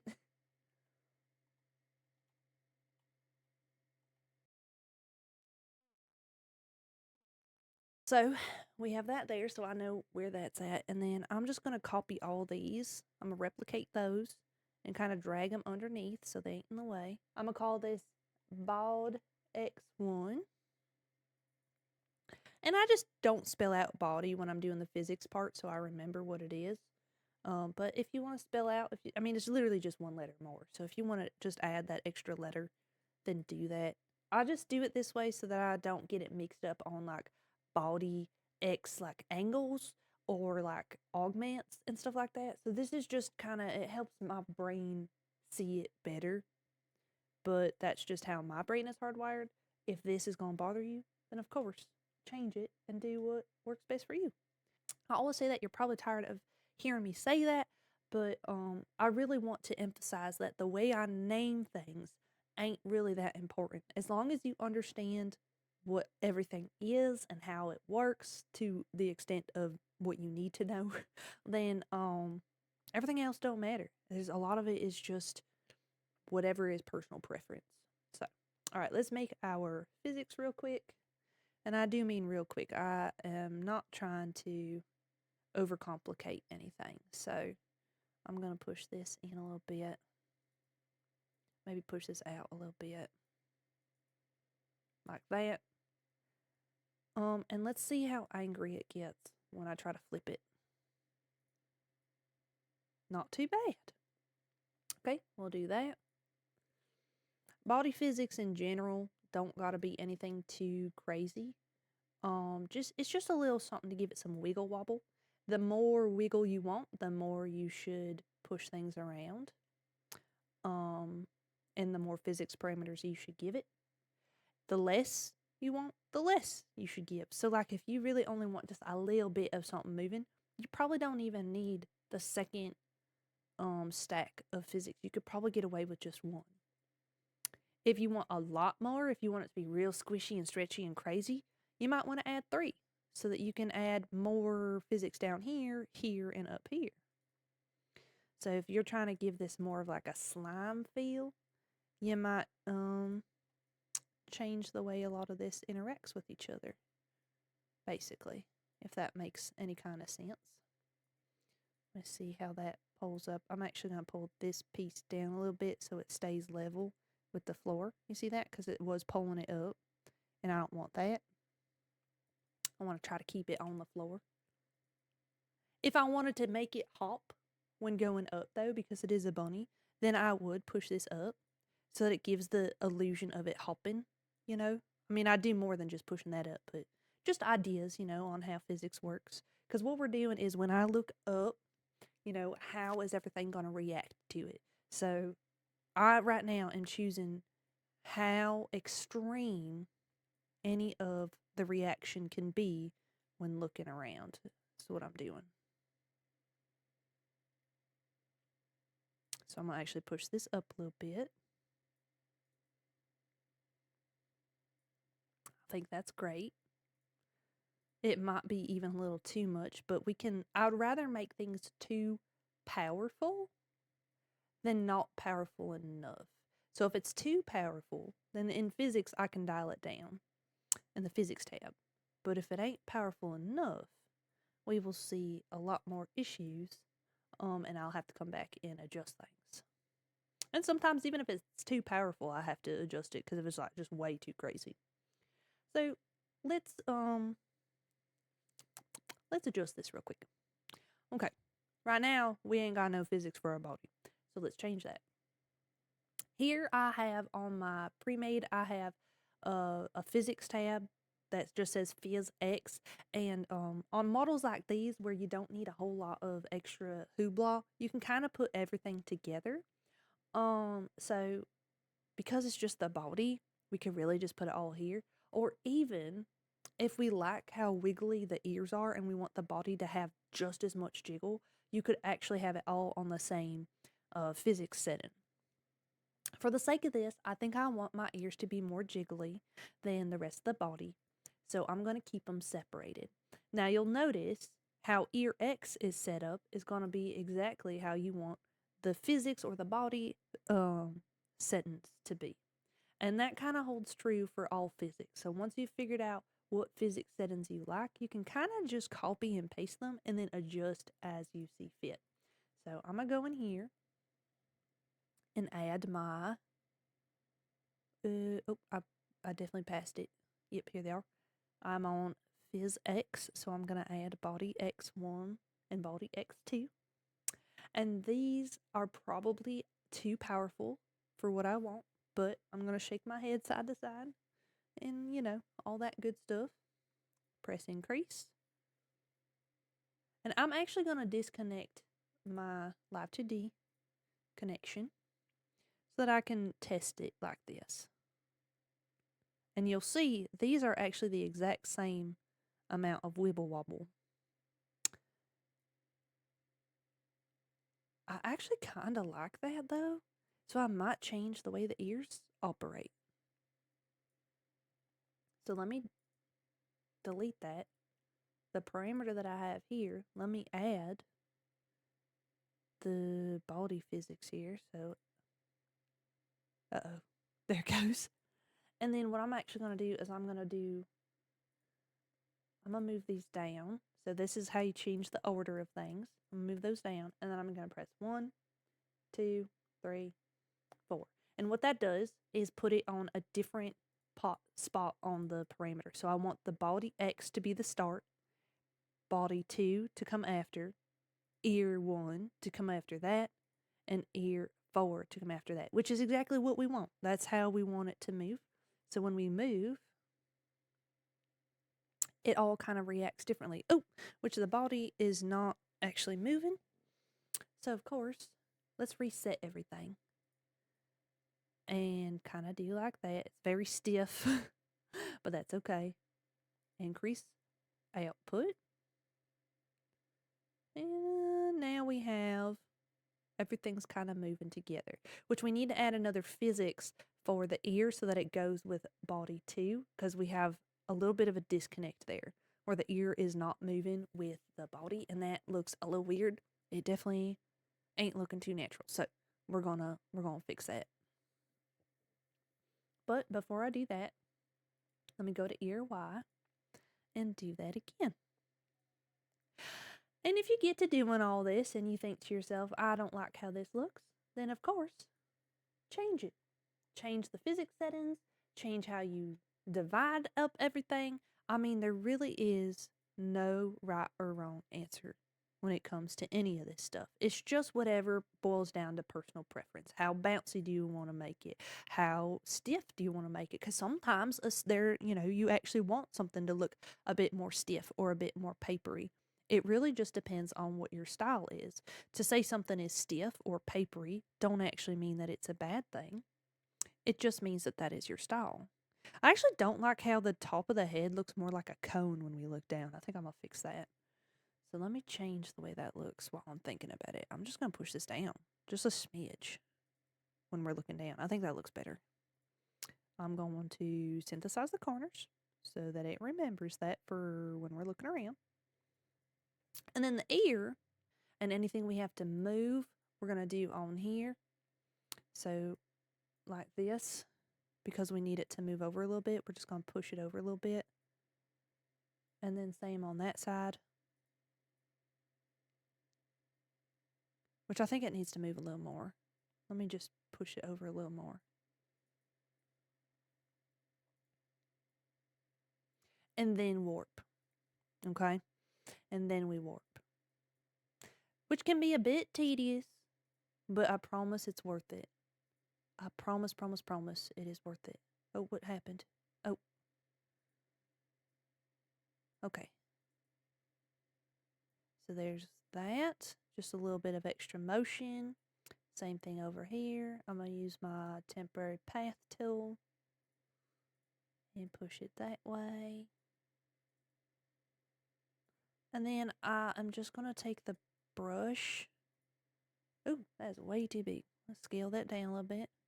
Take the brush and just make sure everything sits kind of where it should for the line art here. That way it don't look too strange. Basically, just kind of eyeball it and let it do what feels. Actually, I did that backwards. This needs to move up. This needs to move down. And I feel like that does pretty good. So let's see how that interacts. Well, actually, hold on. Let me make sure this looks right. Which for the most part, yeah. I mean, we ain't going to see too much overlap. We are going to see it, but not like so much. So I think we can get away with that. All right, so now we see everything sort of interacting with each other as far as looking left and right. It's still pretty wibble wobbly. I think I'm going to change the physics on the ear a little bit. I thought maybe I would. And now that I'm looking on it, I think I do want to change it a little bit. Maybe.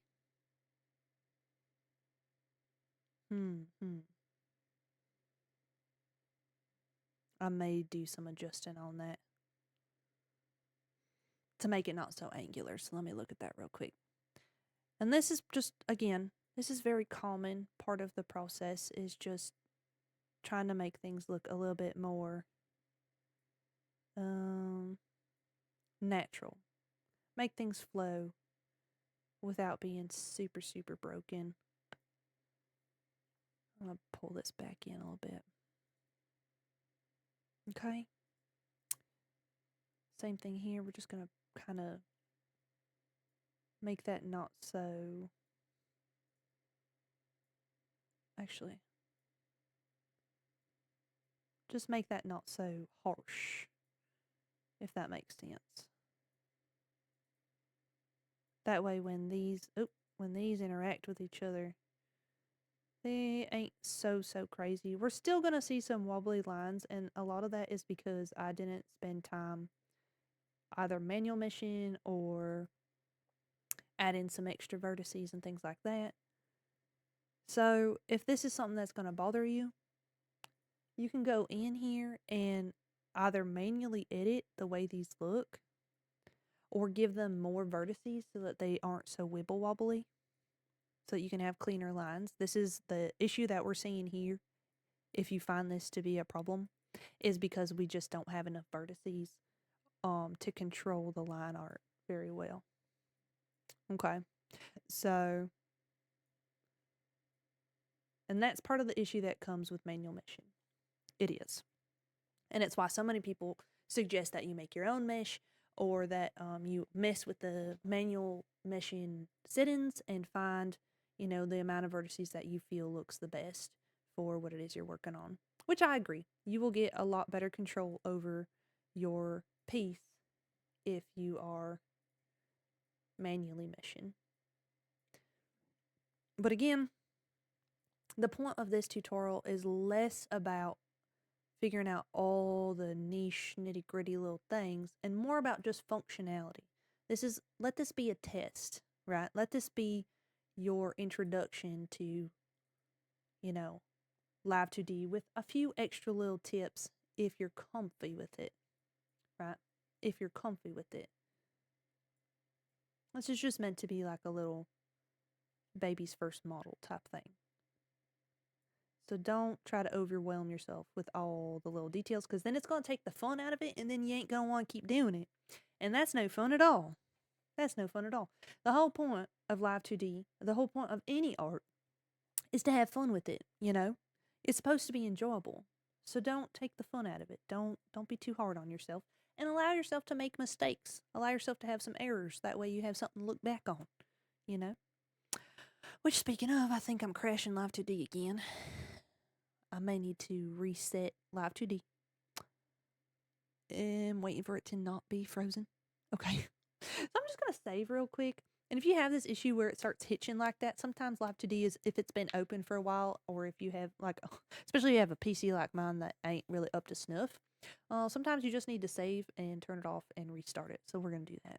Also, if it looks like this when you start it up, that's pretty normal. Mine does that every time.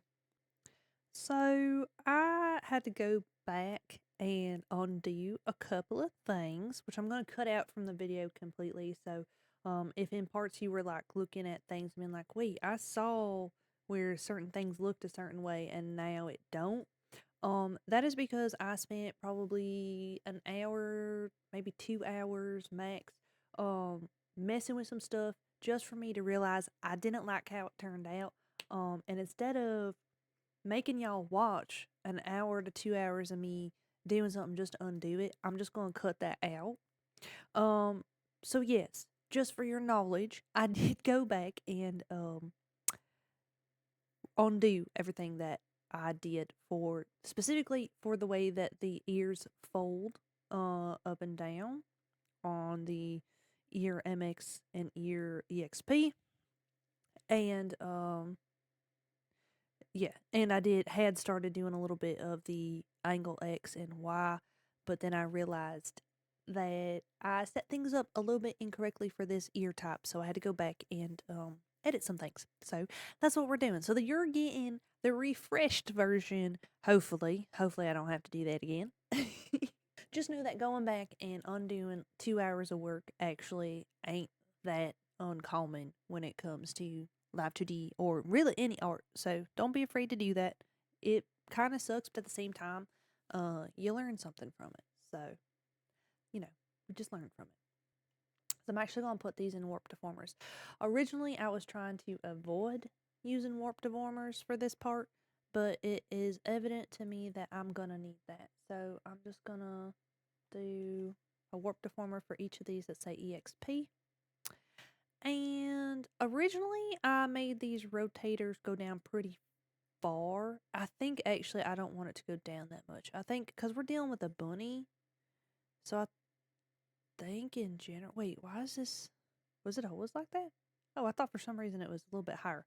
I think I want this to go down a little bit less. So I'm just going to change a few things here. Just going to change a few things here. Which this should be the same, so I don't know why I did that. And then I'm going to synthesize this real quick. That looks fine. I think that looks fine. It's just that don't look fine. So we're going to pull this to maybe 0, I think, or right here. I don't know. Just so it only goes up a little bit. Because I actually do not want these to overlap at all. So maybe just a smidgen. Okay. Okay. I think that'll be fine. I hope that'll be fine. So it's all good. Sometimes a little bit of rework is really all we need. Sometimes it's actually very, very healthy to do. So, okay, I'm going to push these down when the ear goes down because I want to give the illusion that the ear is folding down. You see that? I want to give the illusion that the ear is kind of folding down. I'm also going to end up pushing these up. So I'm going to go ahead and push these together up a little bit. Well, actually, just kidding. I'm going to take a brush and pull these up a little bit like that. That way it kind of folds. And then I'm going to pull this out, which I'm holding on to the inner ear. I don't want that. I just want this part here. So I'm going to pull this out a little bit. Oh, this is so much smoother, y'all. Trust, this looks so much smoother than what I had before. Trust, this looks so much better. Okay. And for those of y'all that are wondering what I did before I put it directly on the art mesh, and it was so crunchy. It was so crunchy. So just trust, this looks so much better. There we go. What I'm doing here is I'm making sure that these little points here kind of relatively stay in the same spot that they were at the default. That way, it looks like the ear is kind of still attached to the body as it moves. Because that's what we want. It is still attached to the body. So, yeah. We want it to look like it's just kind of stretching a little bit, you know, as it moves. I think that looks pretty good. Oh, goodness, it looks so much better. It was just so crunchy before. Trust, it was so crunchy. I think I am going to try to pull this down a little bit. Bring this with it.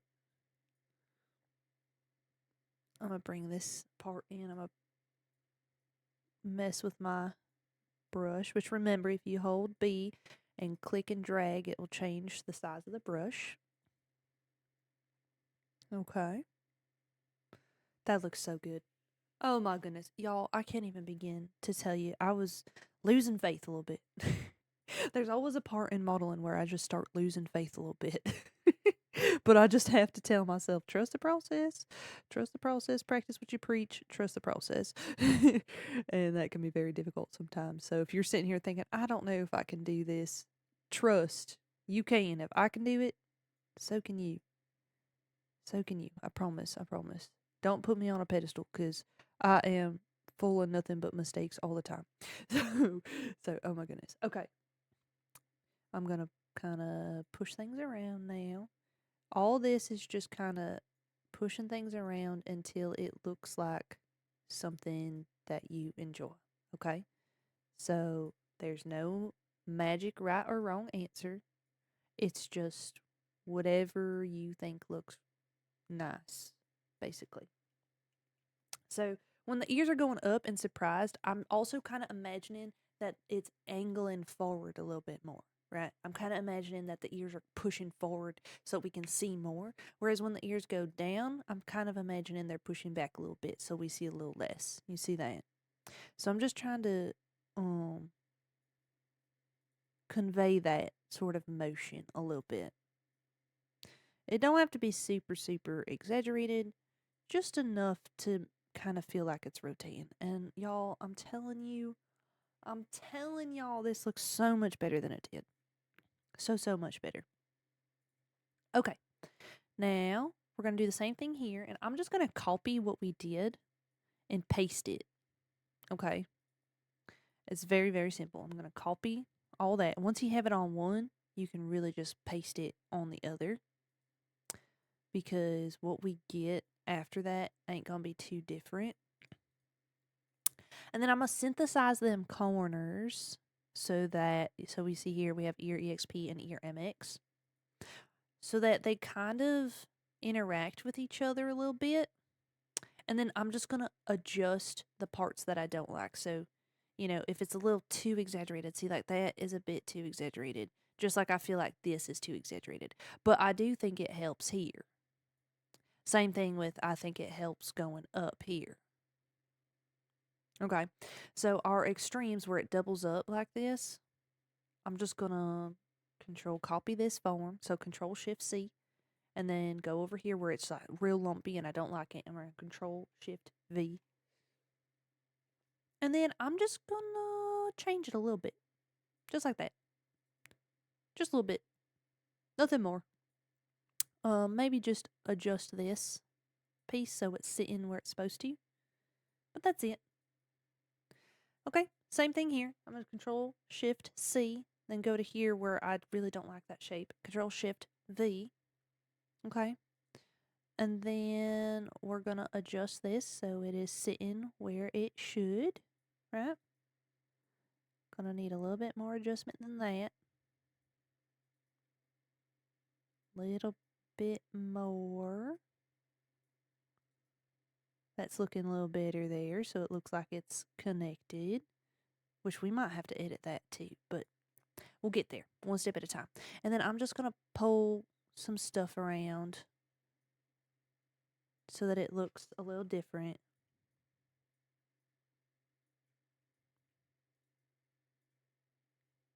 Just a little bit. I'm gonna bring this up, I think.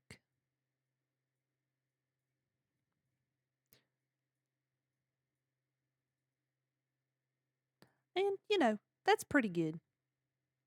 Trying to decide how I wanted that, but I think this is good. And then any little like things that you see that you want adjusted on the corners, just go ahead and manually edit this. And you'll see we chose to do these regular parameters instead of blend shapes for this exact reason, because there's a lot of little things that we're going to want to adjust when it comes to this much, or this type of movement, I should say. So that is why we choose a regular parameter over a blend shape, so that we can have more control over our corners and how they interact with each other. Oh my goodness. Let me tell y'all something. I just recorded that in 10 minutes, and the original way that I tried to do this, that part alone took me like at least 30 minutes. So trust when I say the way that I was doing it before was just so wrong. And that is also why like mistakes are so important. Right, they give us an opportunity to learn better ways to do stuff. And while I'm not going to make y'all suffer through all the mistakes that I made prior to this, just trust that those mistakes were so valuable. So like, instead of like, if you make a mistake, instead of thinking to yourself like, oh man, I just wasted an hour of my life, 2 hours of my life. No, you just dedicated an hour, 2 hours of your life to learning how not to do something, which sounds so silly, but I promise you, like, once you know how not to do something, then you know not to do it that way again. So it is very, very valuable. Learn to appreciate all of those opportunities and all that time that you spent. I promise you, I'm so grateful for those 2 hours of my life. Okay, so now we're gonna make another thing on top of it, because we've already started doing our X and Y. So we can go ahead and make our X and Y deformers here. So XY deformer. And I'm going to go ahead and type inner here, so that if I ever come back, I know this is the inner part of the ear. And I'm going to do XY outer so that I know that this is the outer part. Because you see now I can't see them layers no more. And I'd have to keep, expanding, try to figure out where everything's at. So now we are just going to add our keyforms on X. And I think here I am going to pull this out a little bit. Just like that. And then this, how do I want this to move? I don't know yet. Maybe like this. Maybe something like this. Which if I'm doing that, then I need to bring this in a little bit. So let's see how that does. A little too much, I think.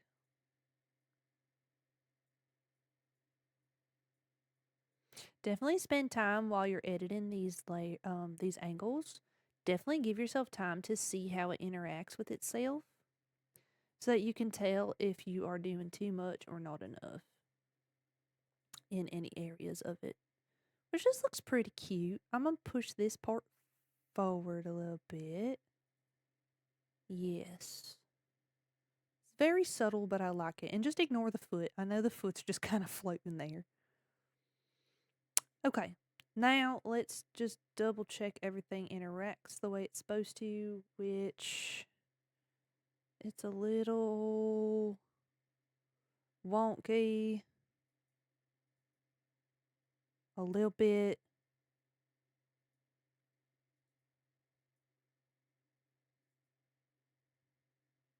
It's a little bumpy. But let's see. If we are at 25, let's see how that does. Which it ain't bad.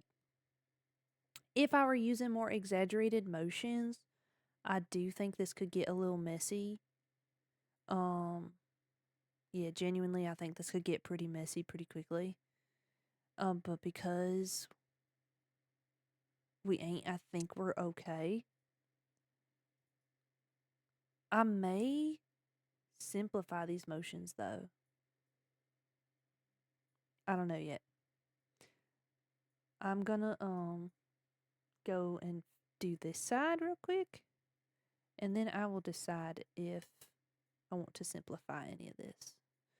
So, this way. Which actually, hold on. I'm actually going to leave that out some. And then pull this kind of back a little bit. I want to see the back side of this a little more.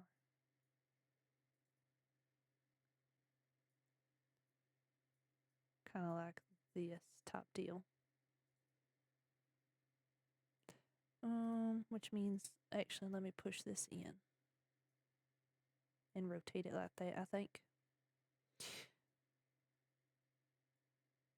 And that looks pretty decent, all things considered. Obviously, it's sitting over top of the head, and we want it to sit behind.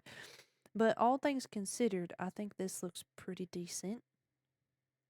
We'll do our angle Y, which actually for this, I'm going to be a little bit lazy. Well, hold on.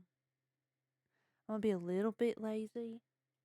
Not really, but I'm going to bring these up and then pull this down and kind of pinch it like that.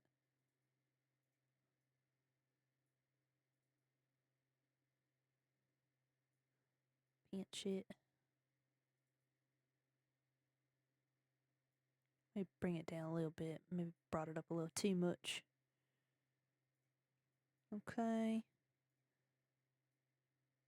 There we go. And then the other way, we're going to pull this out and bring it up.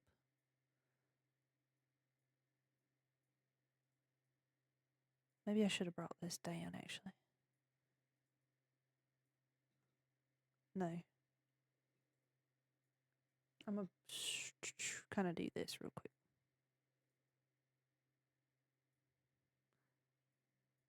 Pull this down.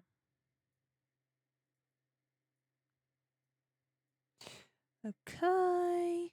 I think that looks pretty good. Let me look down and mess with this. Looks pretty decent.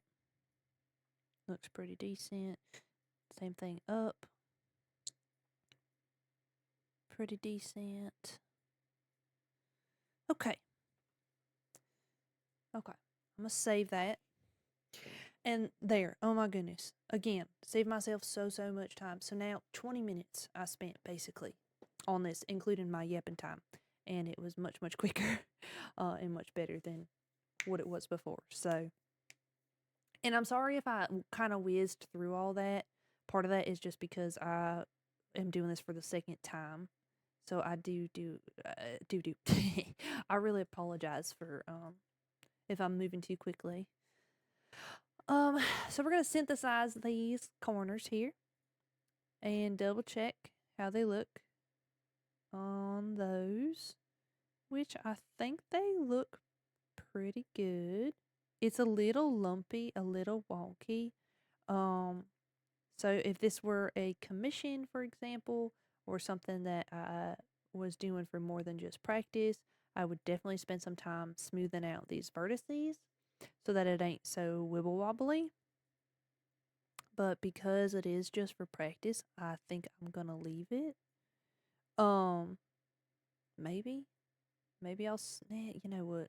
And here I am, smoothing stuff out anyway.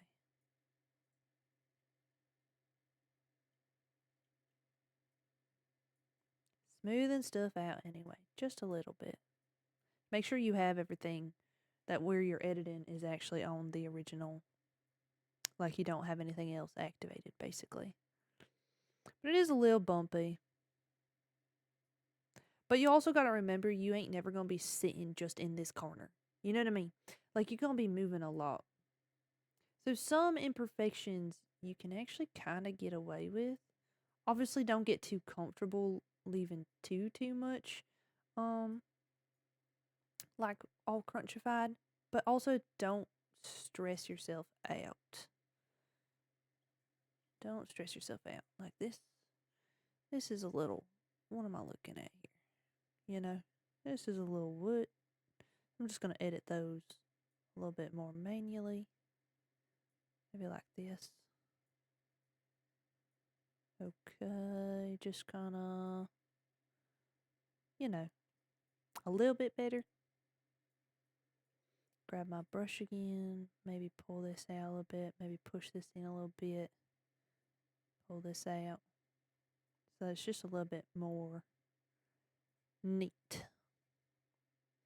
Because if we're doing things a little bit neater, then it can kind of handle being warped like this a little bit more, a little bit better.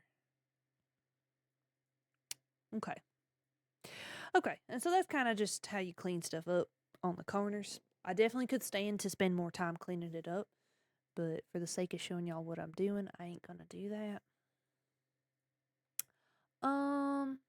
And then I'm gonna copy this and paste it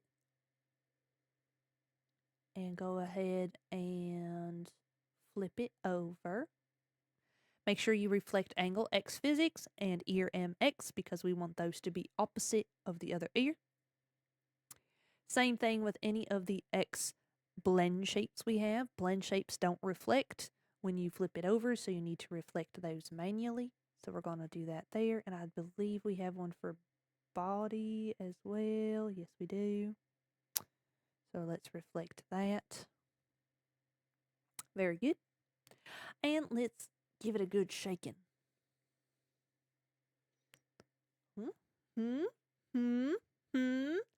Ha! So that looks pretty good.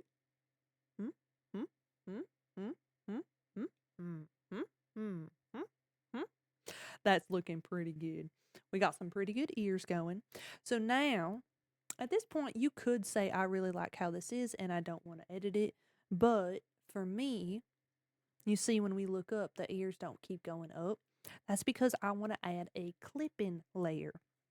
so that it looks like it's going behind the head. Same thing when we turn to the side, we want to kind of push that behind the head. At least I do.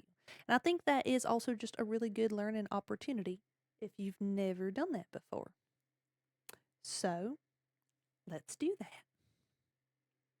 All right, I'm going to save real quick. And we're going to go down here to the head. So what we're going to do is we're going to be reusing the head line as our ear clip. Okay, so we're going to copy this and paste it right in here. Okay, then up here in the inspector tab, we're going to rename it to ear clip. I'm going to copy that and then name it also as the ID ear clip. Okay, which that way we know when we look at it that it is meant to be the clip-in layer or the clip-in mask for our ears. Okay? Now, before we do anything else, you see we've got keyforms on here. I'm going to go up in here, go to multiple key editing, and make this layer invisible on all this. Up here where we have opacity checked, we're going to dial this down to 0. We want to not be able to see nothing on any of them. Okay? Go ahead and click OK. So now this layer, if we try to move it around, right here, we can't see it. We're moving it, but we can't see it. Perfect. That's exactly what we want. We want it to be invisible. Okay? At this point, now what we got to do, we're going to copy this, and then on all of these, right, we're going to go to the clipping layer and click and paste it in here in the clipping ID and make sure that the inverted mask is clicked on, which of course I already had some stuff in there and this checked already because again I spent like 2 hours trying to figure out a problem just for me to realize the problem was just the way I had everything set up. So that's why mine already was checked and said it had something in there. Which to that effect, actually, if I Control Z, if you ever delete a layer, especially a clipping mask, it's going to say null up here. And you're going to have this little message that's been sitting here at the bottom that says that you've had an art mesh be deleted. And it'll tell you the list of problems, the IDs that have, or the meshes that have ID mask problems. So if you ever see this little bar, that's what it's talking about. You just need to go to these right here, find these little guys, and figure out what their issue is. Okay? So let me recopy this and repaste it. And we're good to go there. I'm also, while I'm thinking about it, going to rename this to left so that I remember which side of the, like which ear it is. All right. So now what we need to do is give this its own, what's it called? Its own adjustment, its own XY adjustment. So I'm just going to call this XY clip. And we are going to adjust this to look the way we want it to look based off of where the ears are at. So I'm just going to go ahead, and add on both of these. We're going to add keyforms on X and Y. Okay, so while it's here, I'm thinking I want this to kind of pull in. So I'm going to pull in. Okay, that way when we're looking forward, the bunny ears are on top of the head. Now you notice this line here, this real faint line. We're going to deal with that once we get all the clipping stuff figured out. So don't stress too much about this. We are going to come back and fix that in a moment. Okay. Now when we turn to look to the right, we want this ear to be behind the head, but this ear to be on top of the head. So we are going to adjust this to reflect that want, basically. But we don't want this stuff to move. So take advantage of the tools that we have here. So like I'm going to add 4 and attempt to move this in a way, which, hold on, I have smooth all on and I don't want that. I want retain control. I would like to retain control of the situation here. But yes, taking advantage of pretty much all the tools you have at your disposal here to try to create this look, which I may need to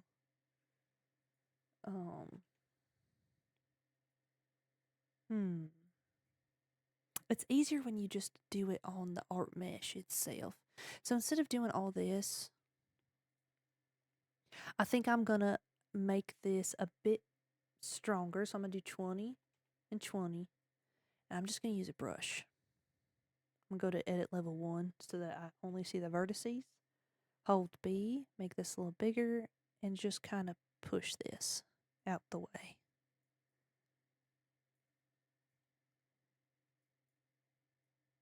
Oop. And then grab this and kind of edit the vertices that I want to stay. Or maybe, actually, hold on. Even better idea, because I don't want this to move. I'm going to use the lasso tool so that I can only mess with the vertices that I want to be able to mess with. There we go. And now, oh, it's still pulling that one. Can I still mess with those? Oh, I thought this would keep me from messing with them.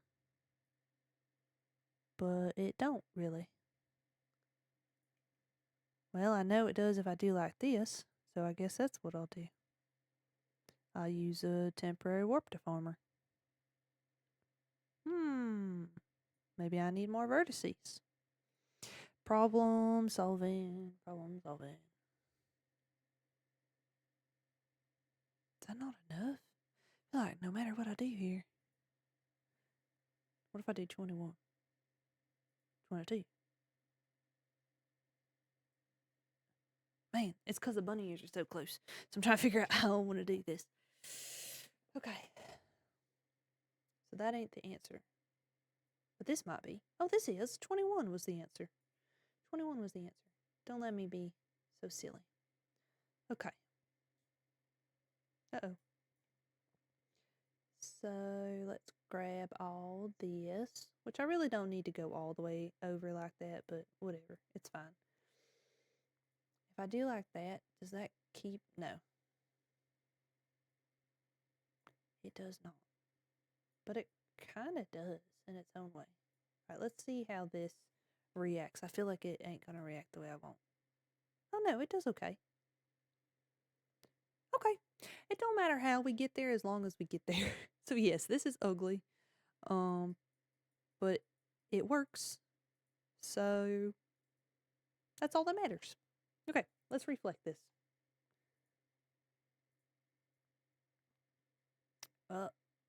Now, why does it look good here, but don't look good over here? Something is fishy. Something is fishy. Let's do like this. So this stays here inside, but when it goes to reflect it, it goes outside of the box. Okay, well, in that case, we'll just edit it ourselves. So, same deal. We'll just kind of push all this down. Sometimes it ain't about the why, it's just about the cuz, you know what I mean? Like, we know it's doing it, so now we gotta kind of work around it. That's it. Don't need to know nothing more than that. Okay.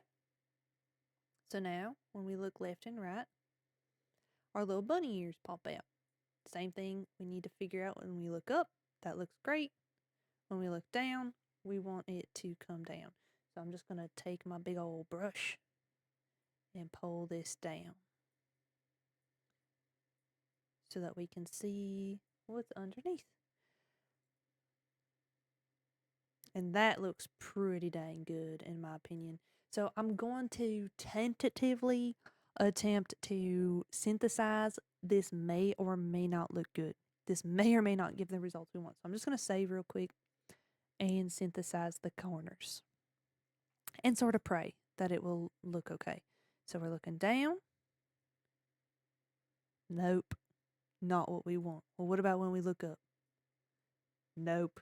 Not what we want. So we are going to have to deal with our corners ourselves, which is totally fine. So I'm actually going to copy this maybe and paste it and see what happens. That's pretty good. Except I don't really like how that goes up. We may, instead of doing one clip layer for both, we may need to do one for each side, which I was really kind of hoping to avoid. So, but I don't think I really have a choice. Because I would like for it instead to kind of push over. But there's really no way to do that with these vertices that I am aware of. So,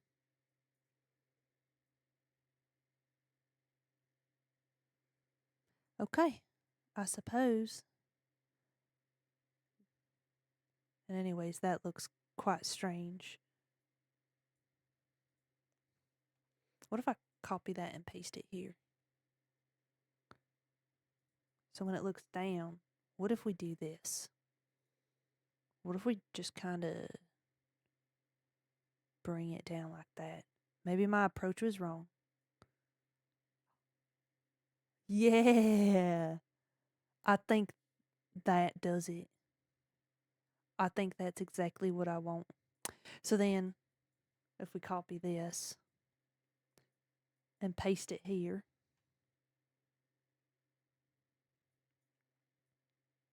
that's exactly what I wanted.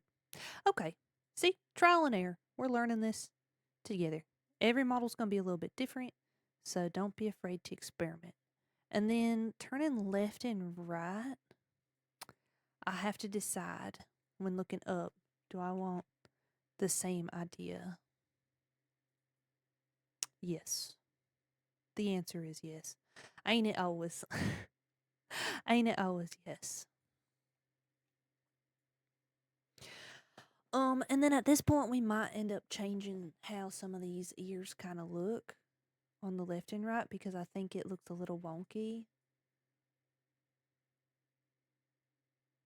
Like inconsistent. So let me look at these real quick. So we want these two. I'm just gonna grab my brush and edit some things to where I think it looks like it fits the bill a little bit better when turning, if that makes sense. Kind of want these to just match up a little better.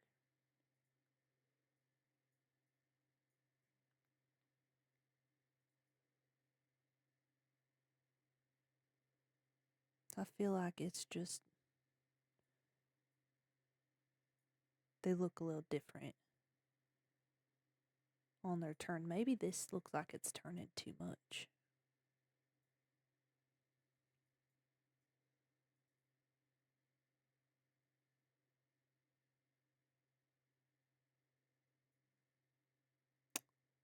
Let's pull this back a little bit. Same thing with this one, maybe just pull it back a little bit.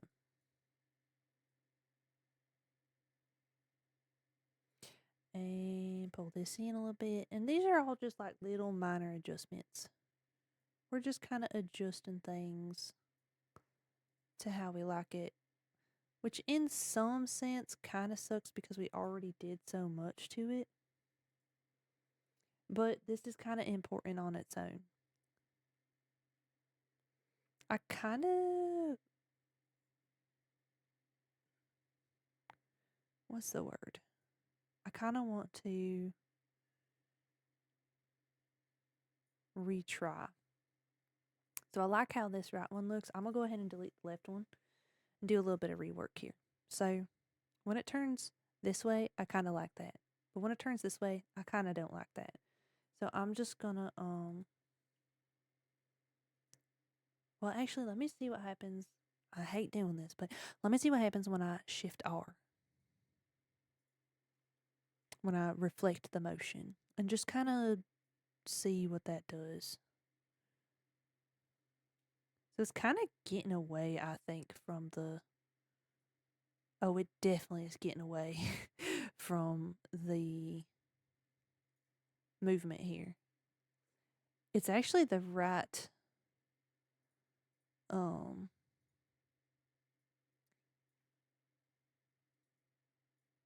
what's the word?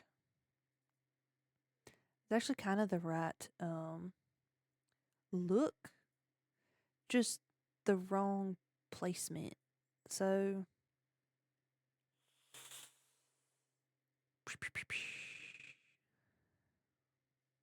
just gonna copy. What happens if I do this? Oh, I did the wrong thing. Copy, paste. Okay, we're just gonna do it manually because I like this. I'm just gonna watch this real quick. So let's just, well, actually, this way because we are looking forward. I might just redo this part a little bit. And this part, we're going to bring back a little bit. Same thing here, just bring it back a little bit. I think I got a little too comfy using the brush tool.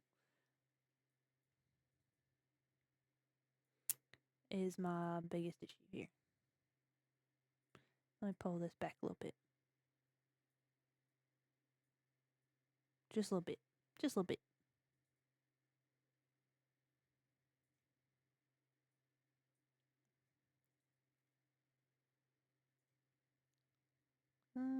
Maybe like something like this.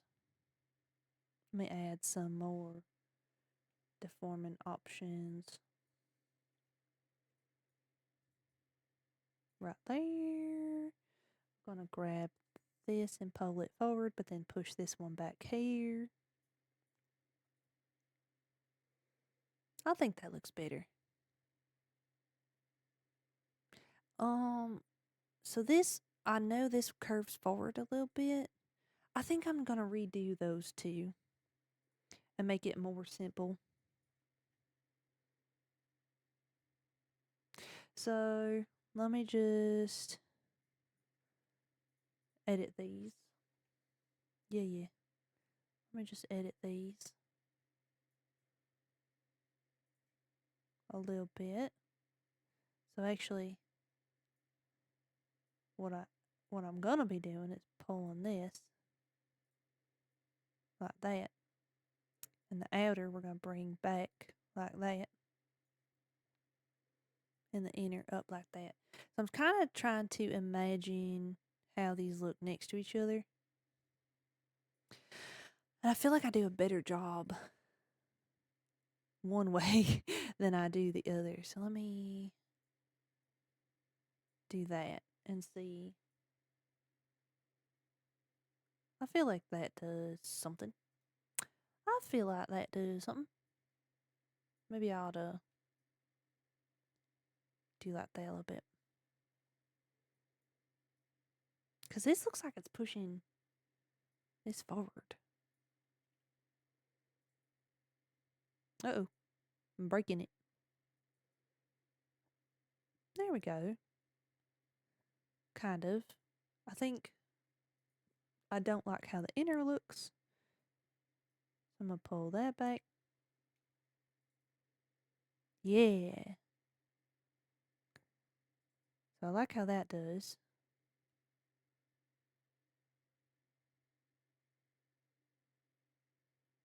So, since I like how that does,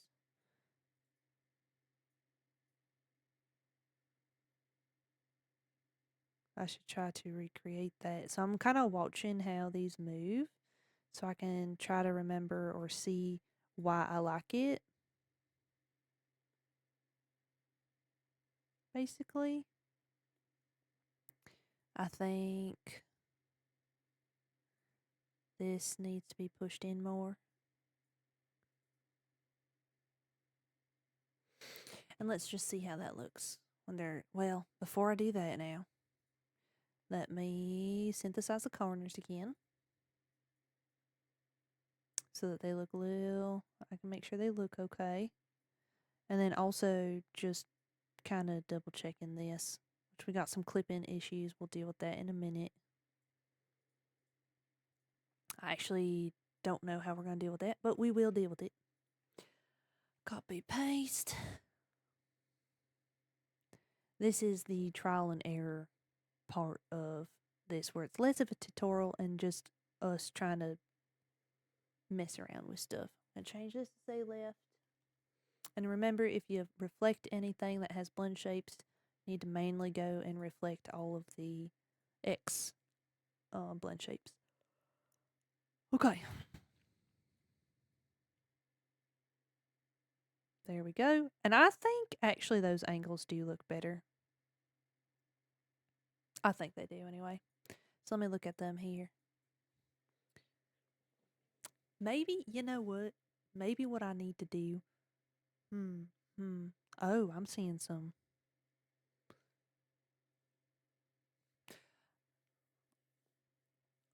I'm like double checking.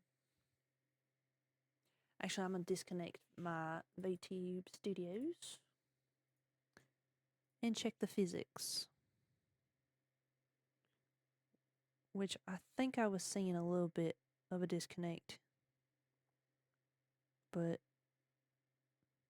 he's very jiggly. That much is for certain. Very, very wibble wobbly. But I like wibble wobbly. I like a little jiggly guy. Okay.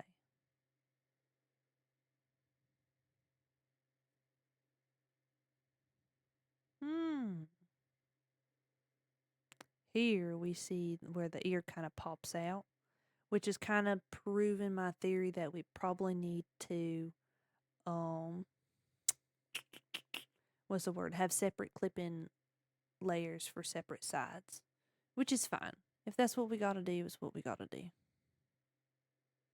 We will deal with that. We'll just have a lot of clip-in layers, but that's okay. I just like reusing layers if I can, or like keeping them all on the same if I can, but if you can't, you can't. Kind of just testing out the physics real quick.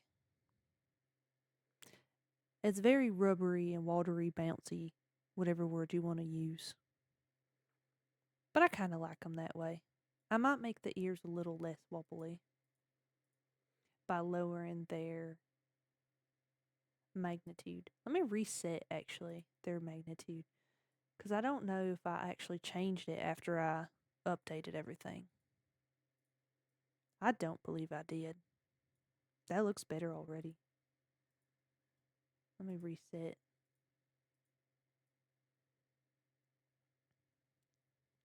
Alright. Yeah, that is definitely better. That looks a lot better flow with the physics, I think. Boom, boom, boom, boom, boom. I think I'm also going to change how the top moves. Oh, I just realized I don't think I flipped the body physics on that one. Nope, I didn't. So they're going out of sync. No wonder something was just looking weird to me. All right. Oop, not change. Reflect. There we go. That looks better. But also, did I not add? I didn't. So these don't move up with the body. Silly, silly, silly. So let me select all this real quick. Okay. So all these need to change. But first, let me change the way body Y goes up and down. Select. So I want the way these to move up. I actually don't want it to move up like that. I feel like it does way too much. So I'm just going to kind of bring it down. Actually, yeah, bring it down just a little bit, and then also pull it out just a little bit because I feel like it is just a little too much what it was doing. I think that's better. And then these, I believe, yes, I would like those to go up a little bit with it. Oop, oop, oop. And then down with it. Oh, wait, maybe more down than, oh, geez, a little more down than that. That way it has all that physics. And let's just check it out. Oh, is it not? Oh, because I'm not connected. I forgot. That looks better. I think that looks better already. Now we just need to fix some of our clipping mask layer issues like this here and that right there where it kind of starts poking out of the clip layer, which is just meaning that we got to add more clipping masks. That's all it means. So to start, we are going to go ahead and delete the clip layer that this is on and let that just kind of sit there on its own. This clip layer, I am going to change the way that it functions basically. So where is, oh, here we go. So when we turn this way, we actually want this to, we're going to go to modeling, edit form, revert to original for this spot. Because actually, wait, what? Hold on, actually.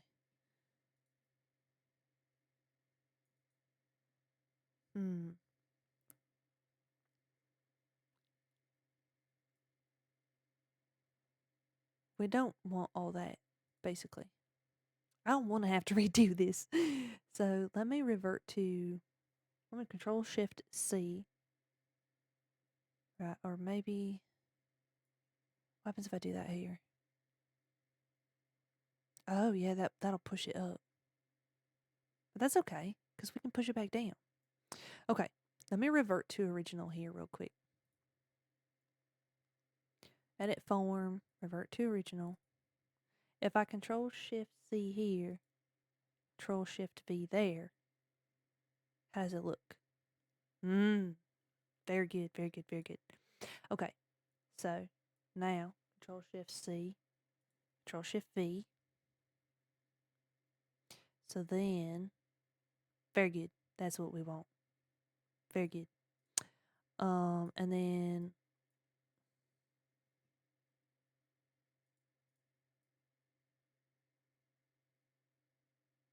yes, so Control Shift C, Control Shift V. This should work, in theory. So now if we look down and we do like that, very good, very good. Okay, awesome. So the reason for all this is so that this would stay clipped, this ear. We need the clip to show all the way through here so it don't, oh, we need to copy this and put it here so that the ear doesn't start showing back up. That's where we were having that issue, if you noticed, where the ear was sticking out through the clip. So we could just kind of like see part of the ear here on this one. It was like showing up here. And that's just because we need it to be completely cut off. So we have to like separate the clip-in masks for each ear, which is a little bit annoying, but it ain't the worst thing that's ever happened. Okay, so while we're here, I'm just going to go ahead and copy and paste this ear clip. And I'm going to call this, well, it's already ear clip 2 there, but I'm going to call it ear clip 2 here so that I remember. I'm going to copy that ID. And then on this ear, we are going to change, I believe it's ear line, or I don't remember which one I'm supposed to change. I believe it's ear line, though, that we want to have a different clip.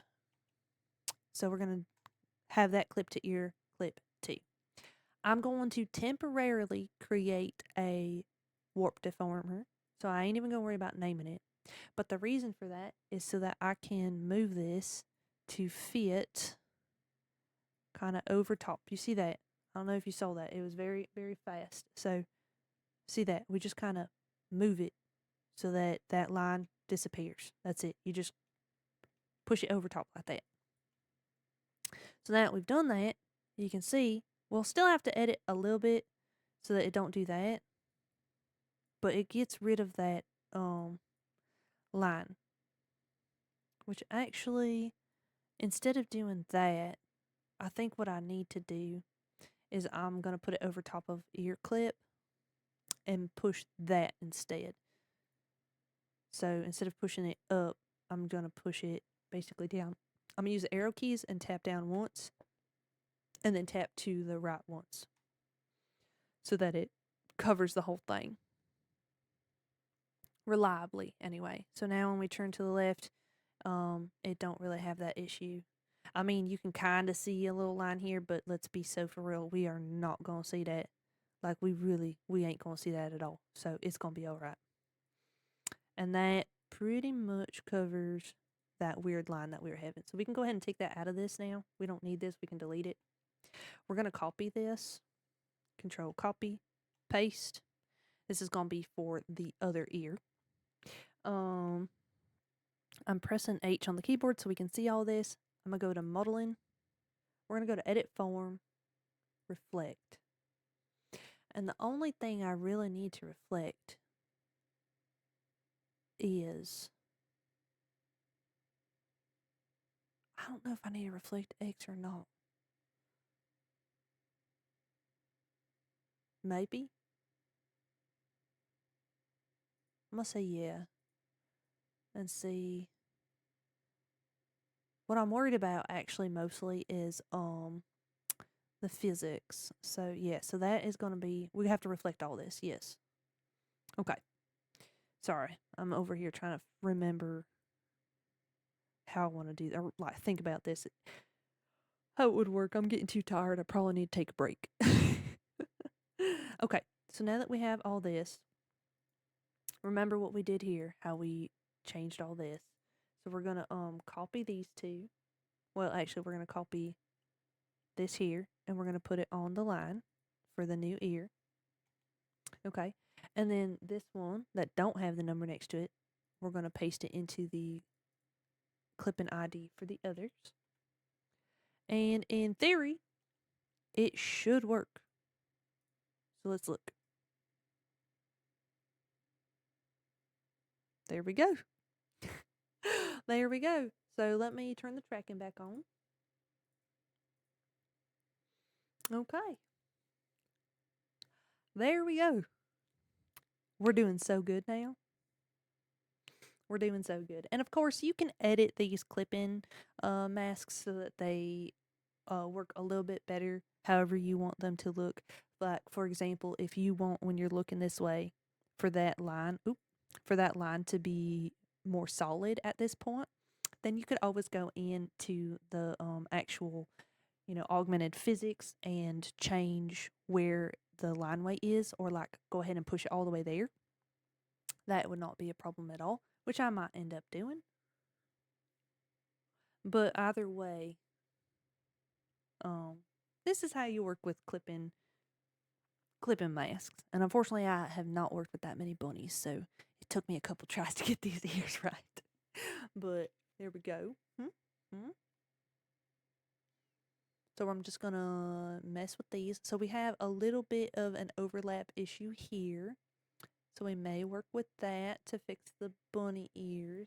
It's honestly so small.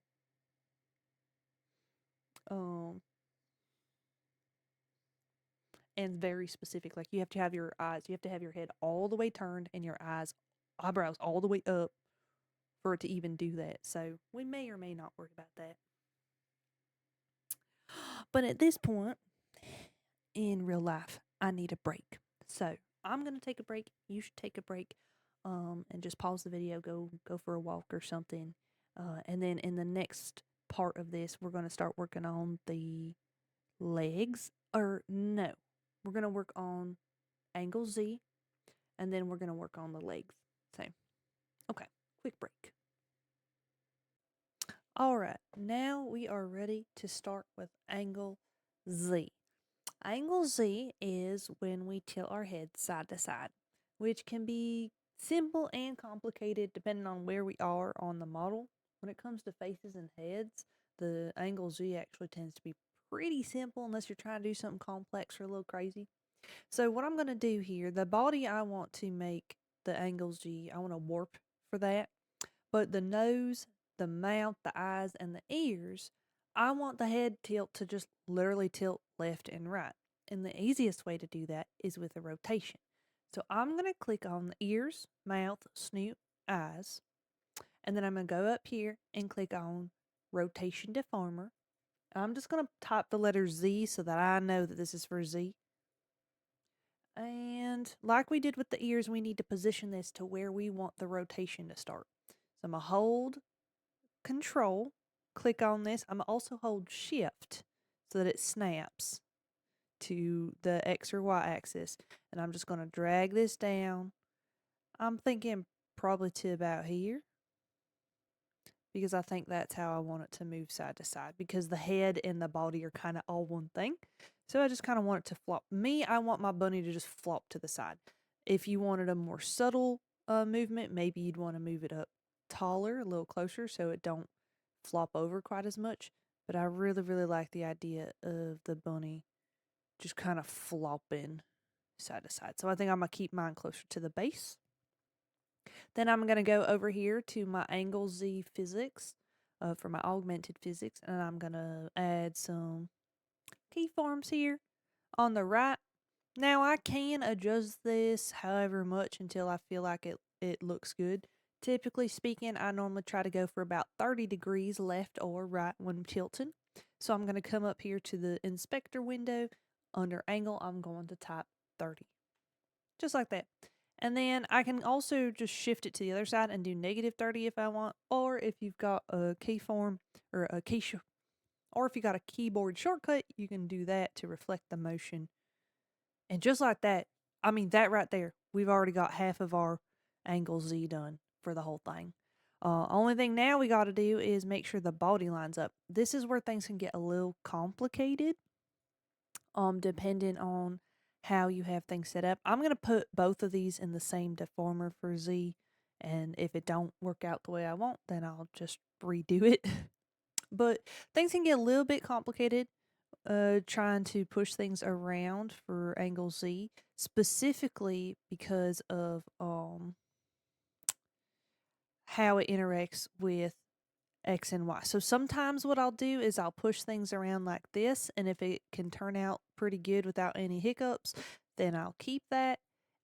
And sometimes it is just horrible and I go a different route, which I need to change this to smooth, which already I'm kind of seeing this may not be the method I want to do, just based off of looking at how the ears are responding to the clipping layer. So instead of this method, I'm actually going to, I'm going to keep this here, but I'm going to pop the head into the rotation. So this is going to look weird. Trust, it's going to look weird. The whole thing's going to rotate. Then what I'm going to do, since I have so much attached to the top and I want to make sure that the clipping layers and everything like that stay the same, I'm going to rotate it all with it. And then what I'm going to do for the bottom part here is I'm going to try to level it back out so it looks like it's sitting on the ground. Okay. So, and this takes a little bit of work. I won't lie. It does take a little bit of work and a whole lot of eyeballing, but just kind of mess with only these bottom pieces. You see? And already it's kind of starting to look like something. And when you're moving stuff around, just keep a good eye on anything you know was breaking earlier. That way, if you start noticing some signs of it getting real wonky, you can quickly fix it. So actually, I think I'm going to split this into more pieces for the height, maybe like 4. That way I can move some of this down, but none of that. I think I'm going to do like this a little bit. That way I can bring this back up, but then push this down so it don't look a little as crazy as it was. And then I'm going to mess with that motion and just see how it feels. Now, that's a pretty good sploot right there, I think. I think it's splooting pretty good on the side. Splurt, splurt, splurt. And then also just kind of check that everything else is kind of operating pretty good with it. That looks pretty good. It's still, you know, keeping it splooted at the bottom, but we have all that motion up there. Nothing really seems to be adjusted too terribly. Seems to be taken to the adjustment quite well. So, yeah, that's how we're going to do that then. So, kind of just play that by ear. Whatever movement style you're going for, sometimes you can adjust everything on top. Sometimes you can adjust everything on top and it's no big deal. Sometimes you're better off trying to put it in the rotation and adjust on the bottom. Of course, this is more specifically for little guys that are shaped like this. Every single thing that you make is going to have a different sort of look to it, and you're going to need a different sort of adjustment for angle Z. But hopefully this kind of helps give you kind of an idea of what to expect or what to look for when doing angle Z. I'm noticing here as I'm going back and forth, I don't like how the tummy is reacting. I think it's doing a little wibble wobble wonkiness. So I'm going to go to the tummy. I'm going to make another deformer here. I'm going to call it Z adjust. And hopefully I ain't moving too quickly. I know I said this yesterday when I was recording. Now that I'm getting towards the tail end of stuff, I am moving a little bit faster. The good news is you can always kind of stop and watch where my mouse is going. But if I have moved too quickly and something don't make a whole lot of sense, please don't feel bad or hesitate to either reach out to me personally or write something in the comments, and I will do my absolute best to explain everything. And if I missed a step in my explanation, I will actually go ahead and make another just snippet video for y'all so you can kind of see what I'm talking about. Part of the issue, I ain't really a teacher so much. I want to help and I want to teach y'all as much as I can, but I don't have any like knowledge on how to teach really. I'm just doing my best of showing what I've done.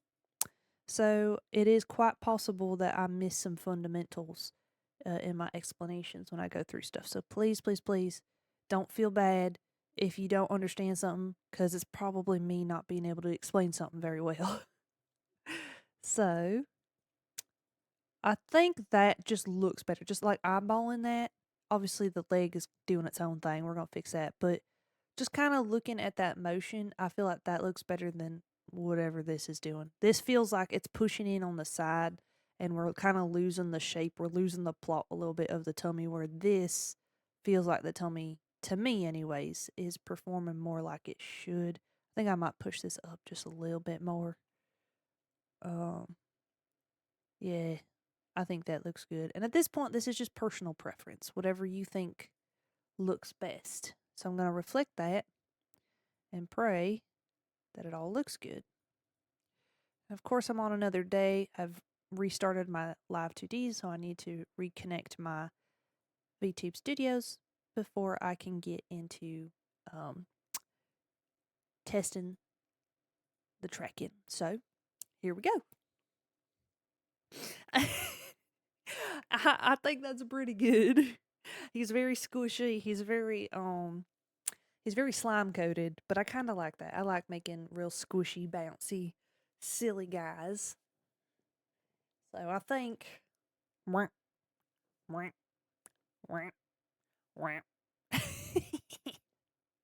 I think that looks pretty good.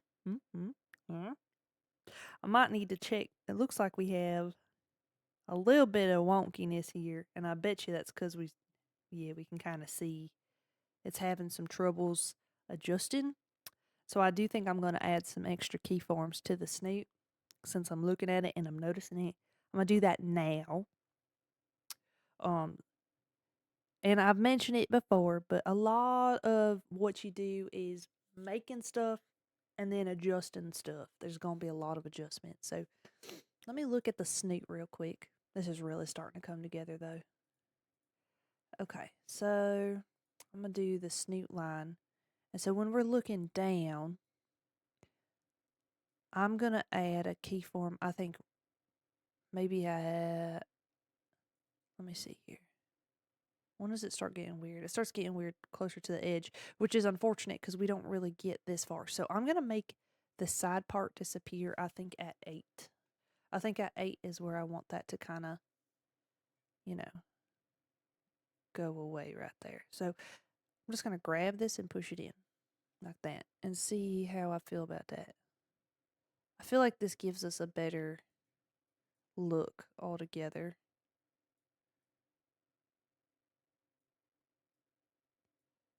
See, because here it starts getting kind of ugly. So I just need to do the same thing. -8. Oop, -8. I'll make a keyform. And I can actually just reflect this motion over. So I'm going to do that. And it should do just like that. And that's pretty good, I think.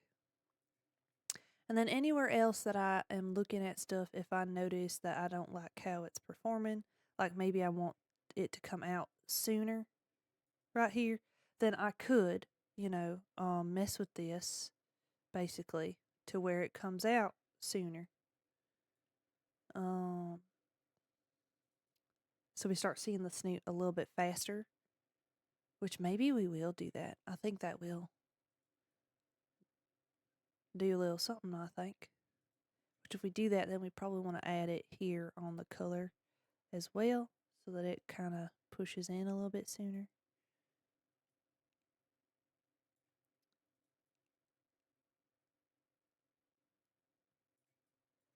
So don't mind me getting a little bit quiet. I just want to make sure I'm hitting the points that I want to hit. I may just push this in even more, actually, on the sides, because I don't want it to look quite so. So let me get rid of this then. May even push this in some. So what I'm doing right now is trying to adjust this so that when I make that movement, it is more natural looking without accidentally showing that line art underneath. And there's a bunch of different ways we could have gone about this effect. This is just the way I chose to do it. As I mentioned before, this is a working, actually, because I pushed it in, it actually brings out the snoot sooner. So maybe we don't need this for this part right here, which means I'll just reflect it real quick the old way. That may just about do something that we like. But anyways,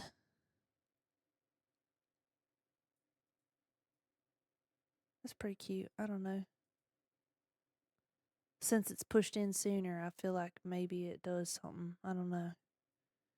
Does it go back out? Or am I just gaslighting myself? I don't know. I may be gaslighting myself. I felt like it didn't come out much until like here. I don't know. Let's take a look. I mean, this is pretty cute. And then when we look down, we don't have that sharp of a thing there no more. So I think that's pretty good. All things considered, I think I definitely have room for improvement on this method, but all things considered, it gets the job done, and no one's going to be quite as critical of my skill than me. So, yeah, it's a learning curve. It's a learning curve, and I'm sure I'll come out with another video in the future that does this snoot a little bit better, but I like it. So let's do the legs and just kind of poke around and play around with this until we have all the little kinks and stuff fleshed out to the way we like it. So I'm going to go ahead and go over to the legs. One thing I did notice, I may want to mess with the bunny ear clips a little bit more, but I think for the sake of all of our sanity, I may just overlook it for now and let that be something for me to work towards next time. So we just went ahead and put a standard mesh on these like we did for just about everything else. And I'm going to go put a warp deformer on here. So XY. And just like everything else, we're just going to push it around. So The way I like doing my X and Y, there's a couple different ways we can do X and Y, especially if you want to do steps. So like on my model, I have little steps. I like attaching the step or leg movement to the head tilt, so angle Z. Some folks like attaching it to angle X, which is where you look left and right.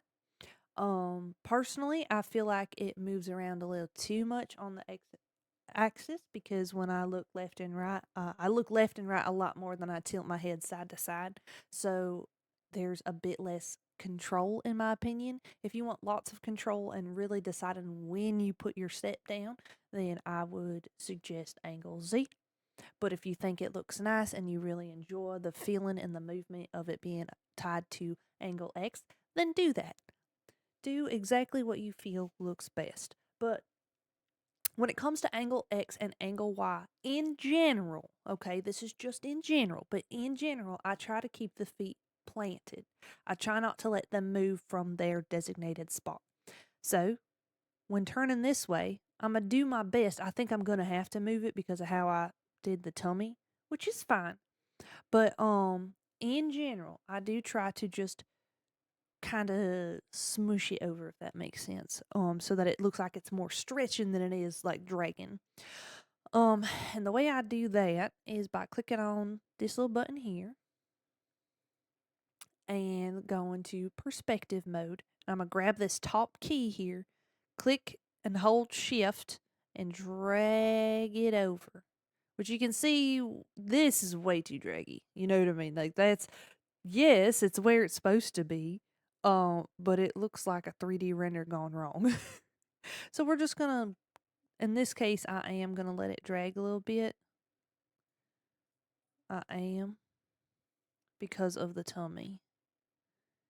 Unless, I wonder how crazy it will look if we let it slide a little bit.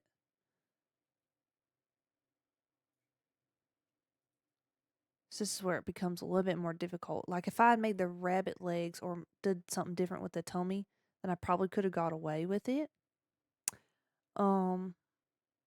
But I don't believe that's going to be the case. I could have gone away with more fudgy movement style, but I do not believe that will be the case. I think this looks pretty good. And once we get the other leg, we'll know for sure if it's something that we like. And then I'm going to mirror this or reflect this motion. Okay. And just kind of adjust things to make it look more like something I would enjoy. Maybe something like this.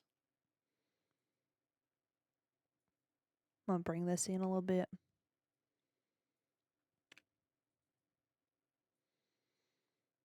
And I can't decide if I like that. I don't think I do. Well, I am going to round this out, though, because I think this deserves a little bit more rounding. And then I'm going to copy this form and put it here, and I'm just going to do that separate because I think it kind of deserves that. I'm going to push this over. So we are going to let this rotate in this particular instance. I don't always go that way, but in this instance, I'm thinking, yeah, we're going to slide the feet. That's why I say in general, I like to keep the feet planted. In general. Because sometimes it looks better doing something different. Every model is a bit unique like that and how they operate. So you just kind of have to play it by ear on what's going to look best for it.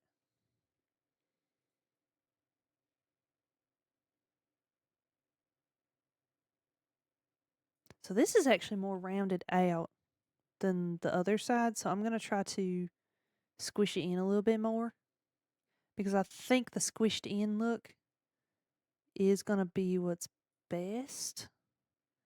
And then I'm going to use the perspective tool to just kind of push this back a little bit. So it kind of looks like it's still kind of stretching its little leggies. So it don't look like it's dragging up too much. It's really trying to look. We may need to pull that in some. Or wait, no. pull that in like that some maybe. I think so.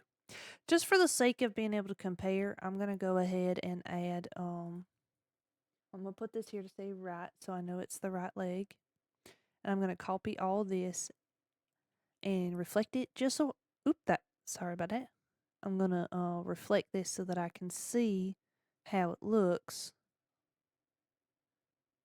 on the side by side. And yeah, I think, let me pull this piece down so that it sits where it's meant to.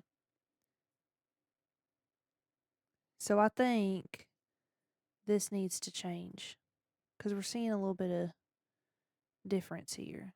And I have to decide, do I like it more rounded out or do I like it more flat to the body? So do I like this style better or this style better?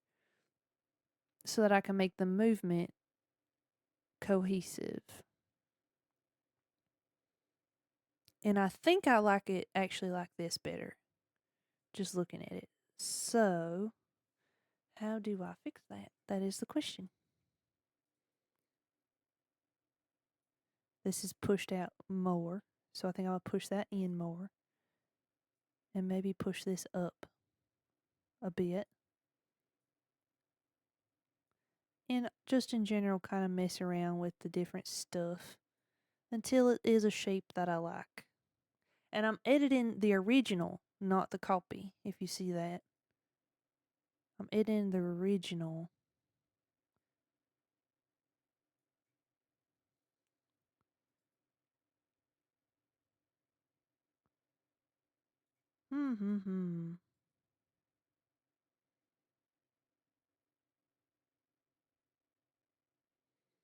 And attempting. I feel like if I reflect it, it's not what I want. But maybe it is. No, because it's way too, like, fat now. For lack of a better term. It's very chunky now. But maybe if I do like that.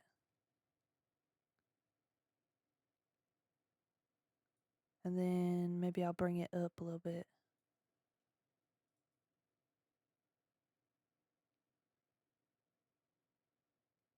There's something about the motion that I don't like, so I'm just kind of messing with it until it's something I do like.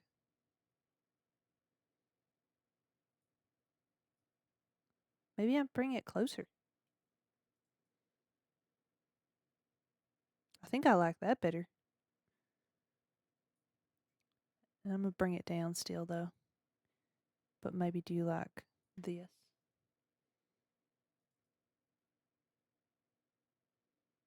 I think that's pretty good. Only thing now is probably moving it to stay in line with everything. So instead of letting it all fall back, if I push all this forward. Oh, where's this at? There's the middle. If I push this all forward, how does that feel? I feel like that looks better.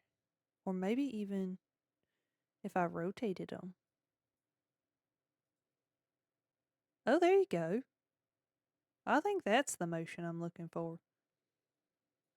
And again, this is all just kind of based off of what you like. If you don't even like the way that these feet look, like you don't even like them in the front, you could even put them like the tummy ahead of them, like this, and then you'd get a totally different feel. And then the way that these are moving looks totally different, you know? So you could end up, trying it a little bit different. So where you place the layers and how everything is designed does make a pretty big difference. And there's just a lot of personal preference. Like, genuinely, there's just a lot of personal preference when it comes to this kind of stuff. So just do what feels right for you is basically what I'm getting at. Okay. I'm going to say that that's okay for now. And then we're going to do our up and down, which the Y angle, I think, in some cases is easier than the X angles. But then on other things, X angle might be easier than the Y angle. So, but for legs, Y angle is pretty simple. You're just stretching up stretch. I'm going to pull this down a little bit so it stays connected to the ground. So we're stretching up. Try to keep it up with the body, with the tummy. We might have to actually stretch this quite a bit. And you could, if you wanted to, lift the feet off the ground if you think that would look cute. Instead of pushing off the ground, you could literally take the whole thing and lift it up off the ground so it looks like you're kind of hopping, you know, bunny hopping up a little bit, if that's something that you like. Me, I like pushing off the ground. Is my personal preference. And then when I go looking down, I always like squishing things out. So I'll push this down some more. And really give the emphasis of being squished. Really squish it. Squish, stretch. Squish, stretch. Which I'm going to pull these up a little bit more, I think. Stretch, squish, stretch, squish, stretch, squish. And synthesize.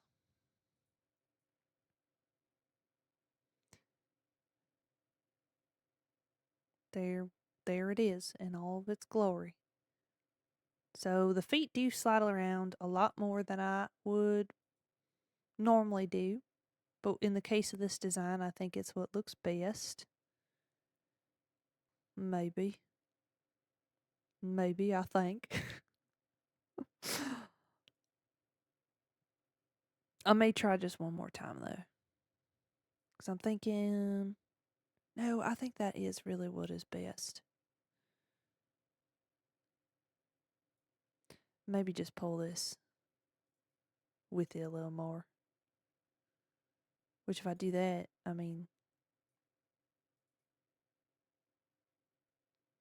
this almost looks like I'm able to keep it in the one spot. It's this part that I'm having that issue with. But if I bring it too far back, I just know it's going to put us in a weird spot on the tummy with everything. So, I think what I'm going to do is I'm going to leave this how it is. And then I'll adjust the angle X when I get both of them together. I think that's what I'm going to do. Okay, so let's move on to angle Z for the leg, which is where I'm going to add my steppies. So first things first, when we tilt to the side, there we go. When we tilt to the side that I'm tilting to is typically the side that I want to kick my leg out. So that's what I'm going to do here. I'm going to just slide this here and use my perspective tool a little bit to pull this over. So it kind of looks more like we slid the leg over, so I might push this a little bit like that. Maybe a little bit more of a slide this way. And I may push it down a little bit, like this, to try to give that little slide. Then, when we go this way, I'm just going to do a simple perspective stretch. I ain't going to slide it. I'm just going to, let it follow the motion a little bit like this. Maybe push this up a little bit more. I think I did a little too much there. I think that rocks on it pretty good. Okay. And then in our physics tab, and one of them, don't matter. I mean, I have ear physics separated, and I probably should have separated my physics here a little bit better, but it's all right. I'm going to replicate to the blend shape parameters that I've got. Uh-oh. What just happened? Oh, I was holding on to that apparently. Okay. Replicate these two. Oh. Did I do it? Oh, yeah, I did. Then drag these down so they're under everything. The top one I'm going to name step R. And the bottom one I'm going to name step L. So what I'm doing here is I'm tying my steps to a physics parameter instead of hard coding the step into it. So like this model that I'm using, my steps are hard coded in. So if I stop turning my head to the side even a little bit like that, you can see my leg is still hanging in the air. With this bunny, I'm going to make it so that even if I stop tilting my head, I don't do a full tilt down, my leg is going to drop to the ground. So that's the difference between the two. There's charm and niceties to both sides. It just kind of depends on what you're going to use your steps for or what you're going to use this motion for. If you think it's better to let it stay in the air some so you can use it for talking points, or if it's actually a foot and you just want it to step down when it's supposed to. So we're using the right leg, so we're going to put it on step R, add 3 keyforms, and then at 15, I'm going to add a keyform, and -15, I'm going to add a keyform. And this is just sort of our buffer space. Similar to how we did the eye smile, we're just giving it a bit more time before we want it to start animating. So on the 30, I'm going to take this, and I'm just going to kind of push it up a little bit. Just like that. Just to kind of give it that step feeling like we're lifting our leg up off the ground. And if this had more details to it, maybe I would adjust it a little bit more. But because this is all there is to it, it's pretty simple step mechanic. I'm just going to do like that. Maybe push this a little bit. Just kind of experiment with it. And then I'm going to copy this and I'm going to paste it over here as well.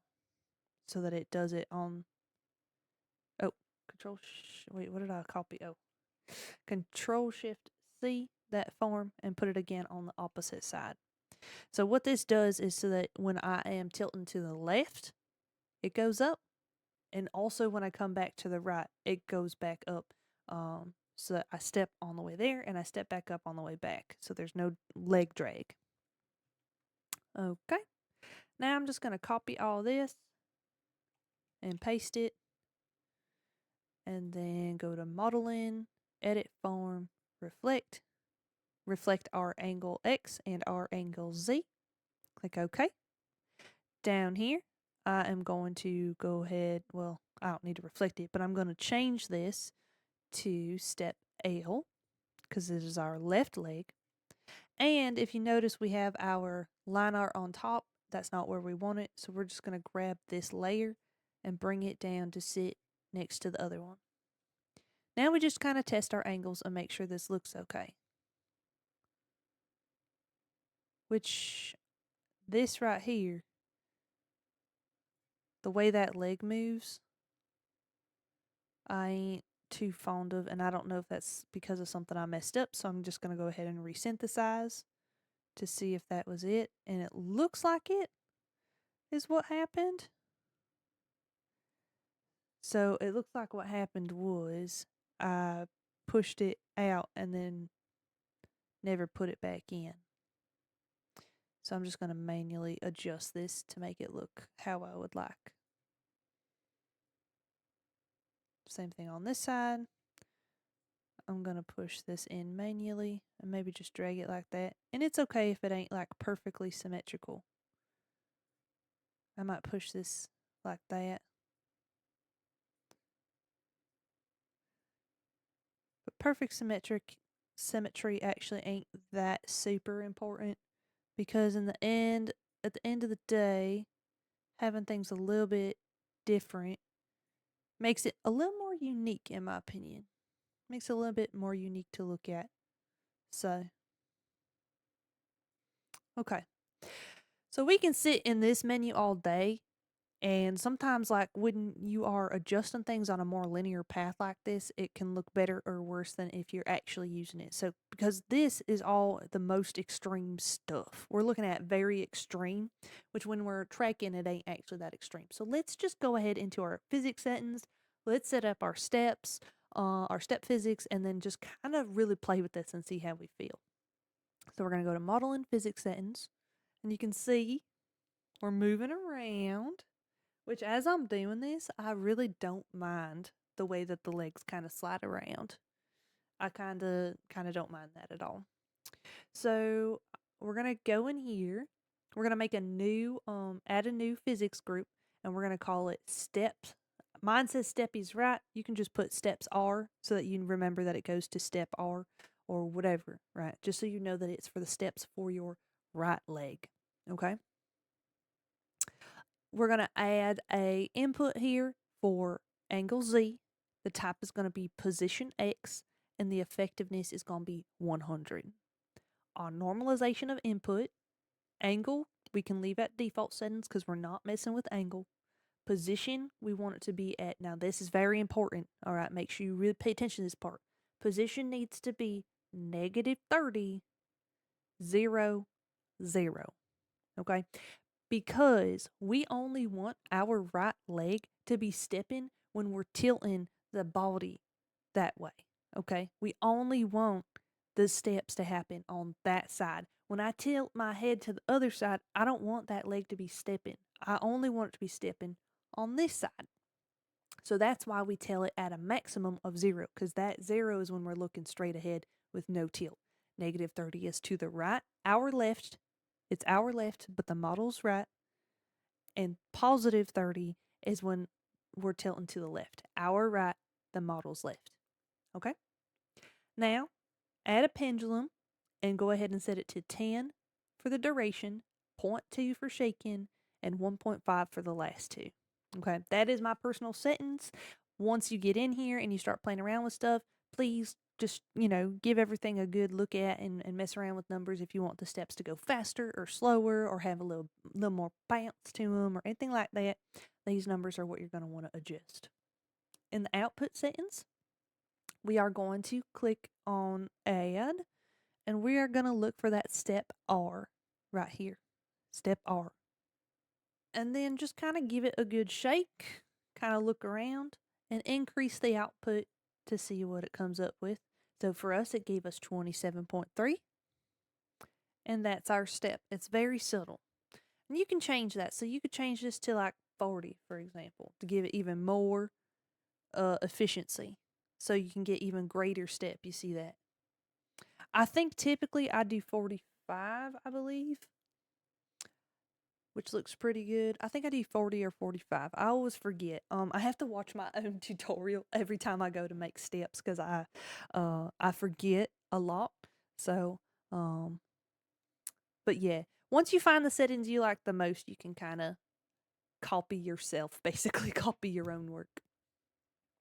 So we're going to do all that again, but for the left side, and everything's going to be the same as what you just did, except for the normalization of input, where the position is going to be 0, 0, 30 instead of negative 30, 0, 0. Okay, because now we're working on the left side. So all the other settings will be the same. Just make sure your normalization of input is the opposite of what it is for the other side. And then, of course, add in step L instead of step R. I'm going to make this 45 because that's what we did to the other side. And now you can see we've got oh so subtle little tiny steppies. It's so cute. It's so cute. Now, at this point, the model is done as far as like the basics of getting it all set up. If you wanted to add toggles, that would be something different, which I'll show you how to make one toggle so you can kind of get into the mindset of how toggles work. But, I mean, this is great.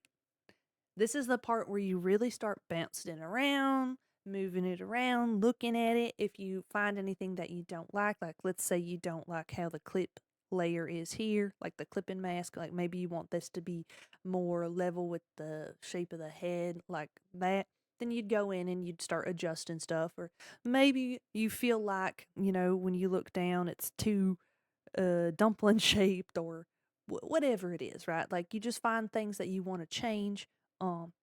This is the time to do it, is to see how it all interacts with itself. If you've got any weird bugs or glitches or hitches, this is the moment to really stress test it. And honestly, just a word of the wise, if you are done with this and you think it's perfect, or like you feel like maybe something's a little bit off or whatever it is, right? When you finish a model, your mind is going to be all over the place, especially if you've been working on it for several days and if you finished it after several hours during that current day, right? So my advice to you is to save it and walk away from it. Save it, walk away from it. Go do some stuff for a couple hours. Go take a nap. Go to bed for the night. If it's nighttime, go to bed.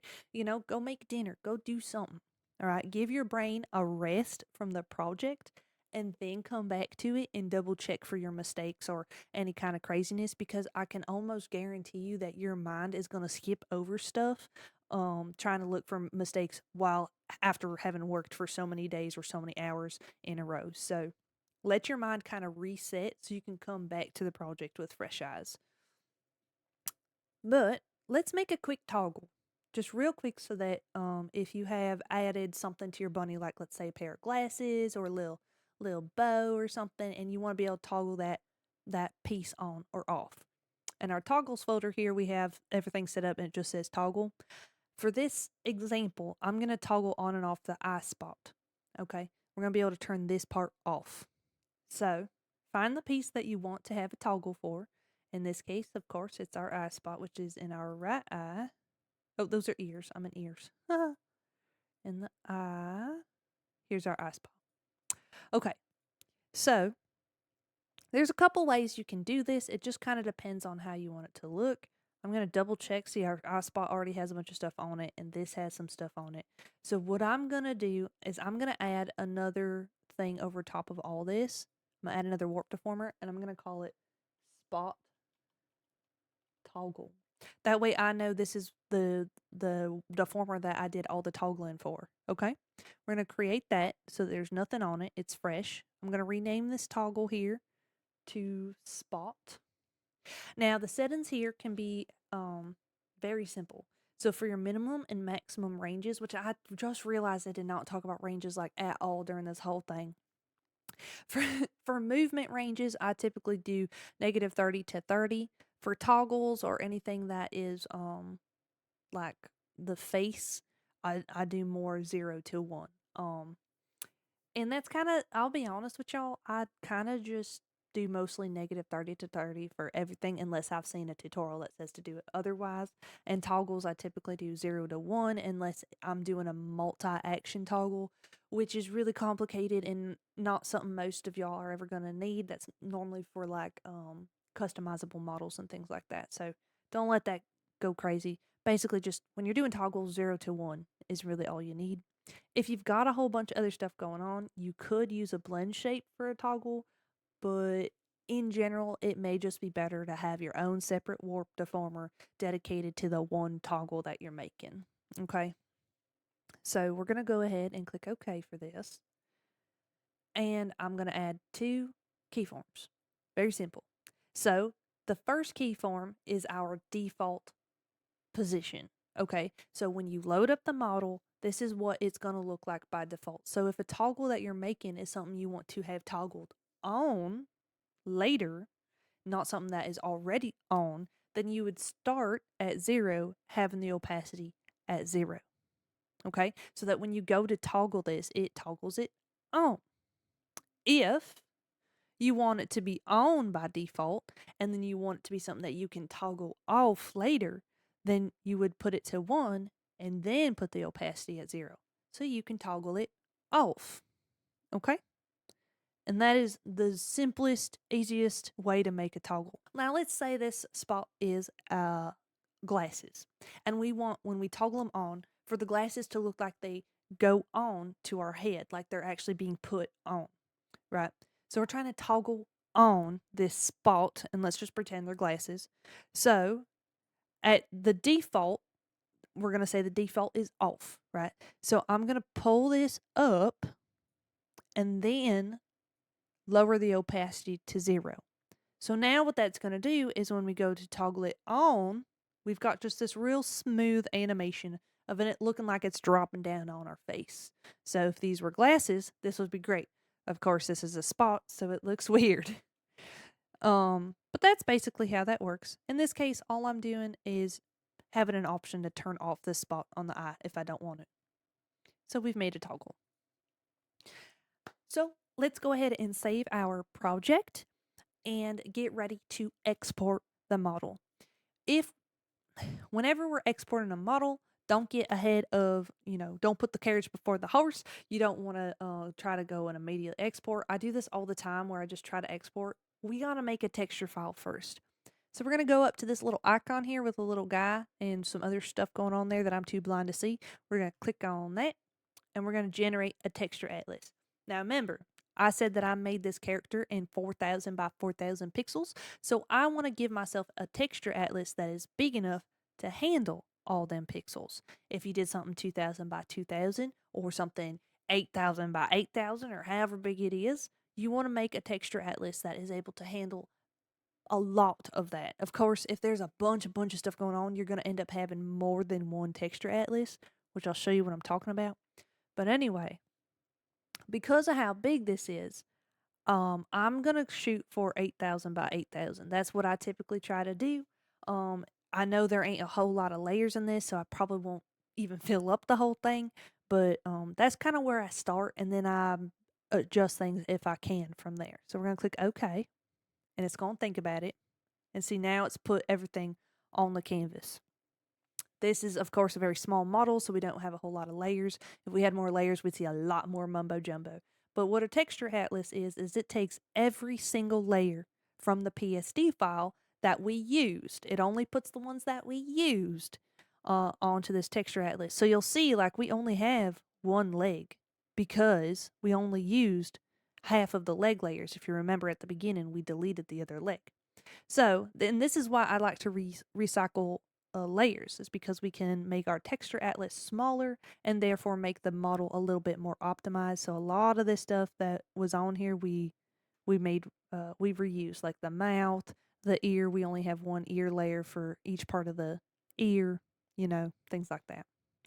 Now we just want to make sure, trust but verify, because like this is supposed to layer everything up for you without overlapping or any issues, but it's a computer and sometimes computers can fail us. So we're just going to highlight everything and then go up to here to automatic layout. And we're going to mess with this menu real quick. So the margin is 3 pixels. By default, we can leave it at that. If we're kind of worried or we're having issues, we can increase that a little bit. That margin is just how much space, how much personal space we're giving all of our pieces. By default, it's 3, which is fine. Target layout is mesh. I've never messed with the other one, so I ain't going to tell you what to do. But I ain't going to mess with that. This is the part that's important, scale. By default, it's going to say set automatically. We don't want that, okay? We want to check specify user and put it at 100%. Why do we want this? Well, let's say our texture atlas was 1000 by 1000.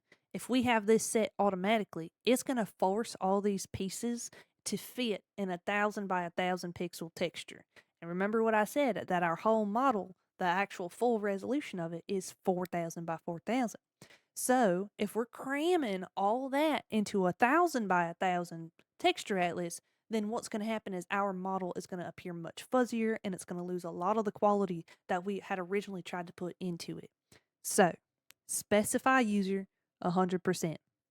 And then check allow rotations. This basically makes it more like Tetris, so it can wiggle wobble things around so that it fits better regardless of how it's meant to sit on the model. So this is a good thing to keep checked. Once we have all this done, we're going to click OK. It's going to think about it. Since we only got like 5 layers in here, it's really fast. If you've got like 1000 layers, it's going to take a lot longer to really figure it out. And there you go. Now, if we had more layers that didn't fit in here, so like let's change the layer, let's change the texture size real quick. So I'm going to change the texture size to 4000 by 4000 real quick. Okay. And see, all right, now we have stuff that's sitting outside of here, which if we had set the texture file to be too small from the beginning, then what would happen is we'd have some stuff over here on the side. And these are all the pieces that Live2Do said, hey, we couldn't fit this in the texture file. Now what? Your options would be, of course, to either add another texture or to make your texture file bigger. If you have a lot going on, you probably want to add multiple texture files. If you have just a little bit like this, then you can get away with just trying to put it all on one texture file that's a little bit bigger. Which I might change the texture file to better fit everything if I can. So there we go. So we're not using quite as much space and it all just kind of fits the way it does. But the more texture files that you have for a model, the more heavy it is for your PC to run it and things like that. So the heavier it is for your PC to edit the file, the heavier it is for the user to use the file in Vtube Studios. So it's generally speaking better to try to keep things into one texture file if you can. We're going to click OK so it saves what we did. And it's going to think about it for a second. Now, since we have a texture atlas, if there is, for example, anything overlapping, we'll actually now see it in here. So like if we had put the tooth over top of the shine, we would see part of the tooth in the eye shine now because we had some overlapping pieces. So if you ever see anything wonky on here, I'll show you exactly what I'm talking about actually. So let's do exactly what I just said. So is this our eye shine or eye highlight? So I'm going to put the tooth over top of the highlight real quick so you can see what I'm talking about. And click OK. It's going to think about it. And now we're going to see how we've got pieces overlapping each other. Okay, here we go. So this is what happens when our texture atlas is set up incorrectly. So we've got pieces of the tooth sitting in the highlights, but also we have a piece of the highlight stuck in a tooth. It looks like we got a little piece of cheese stuck to our teeth, right? So this is what happens when our texture atlas is not set up properly. And if you don't pay attention to this, because it won't look like this when we're editing, it only looks like this after you've set up the texture file. So if you set up the texture file, don't look at this and go immediately to export. When you put this in Vtube Studios, this is what it's going to look like. And you're going to be like, where are all these little pieces coming from? I can guarantee you it's the texture atlas. So make sure you give that a good look before you do before you export. So now we just went ahead and automatic layout and it snapped our tooth back over here and nothing's touching each other. We'll click OK and we'll have our issue fixed.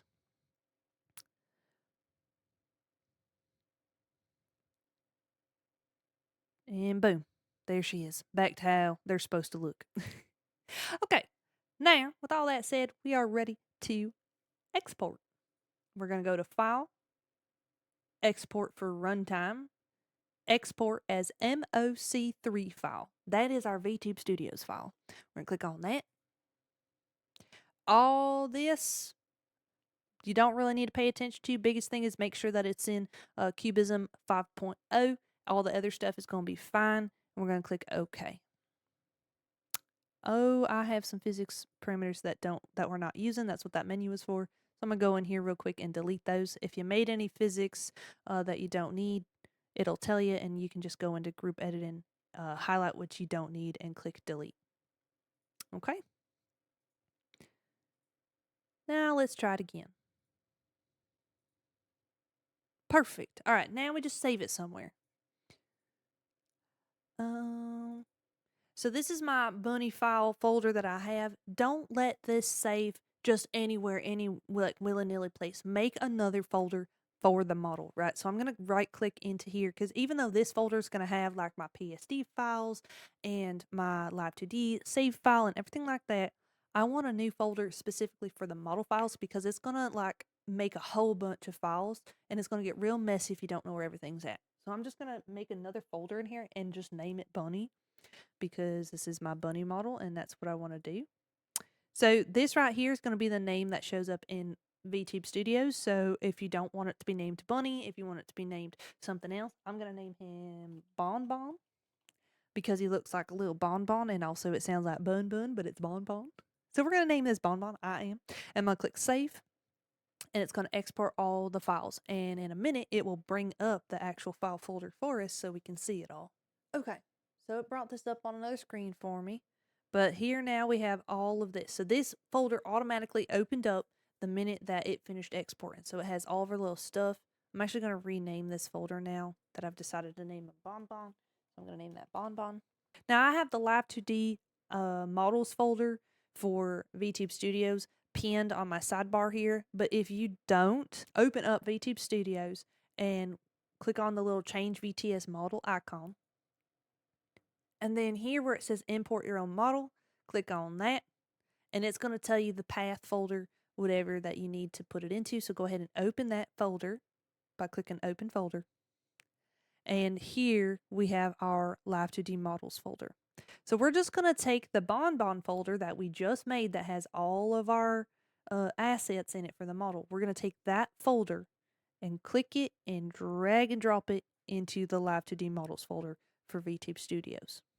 Now, if you're like me and you just had to open Vtube Studios to import the model into, it won't actually populate in the options until you restart Vtube Studios. So we're going to do that real quick. We're just going to close Vtube Studios and open it back up. And once you've done that, when you click on the change model, you should see your bonbon in here. And it ain't going to have an icon. I'm going to show y'all how to set up model icons and everything like that as we go. So let's get to setting up our new model. So to set up the model, we're going to go ahead and click on the icon here.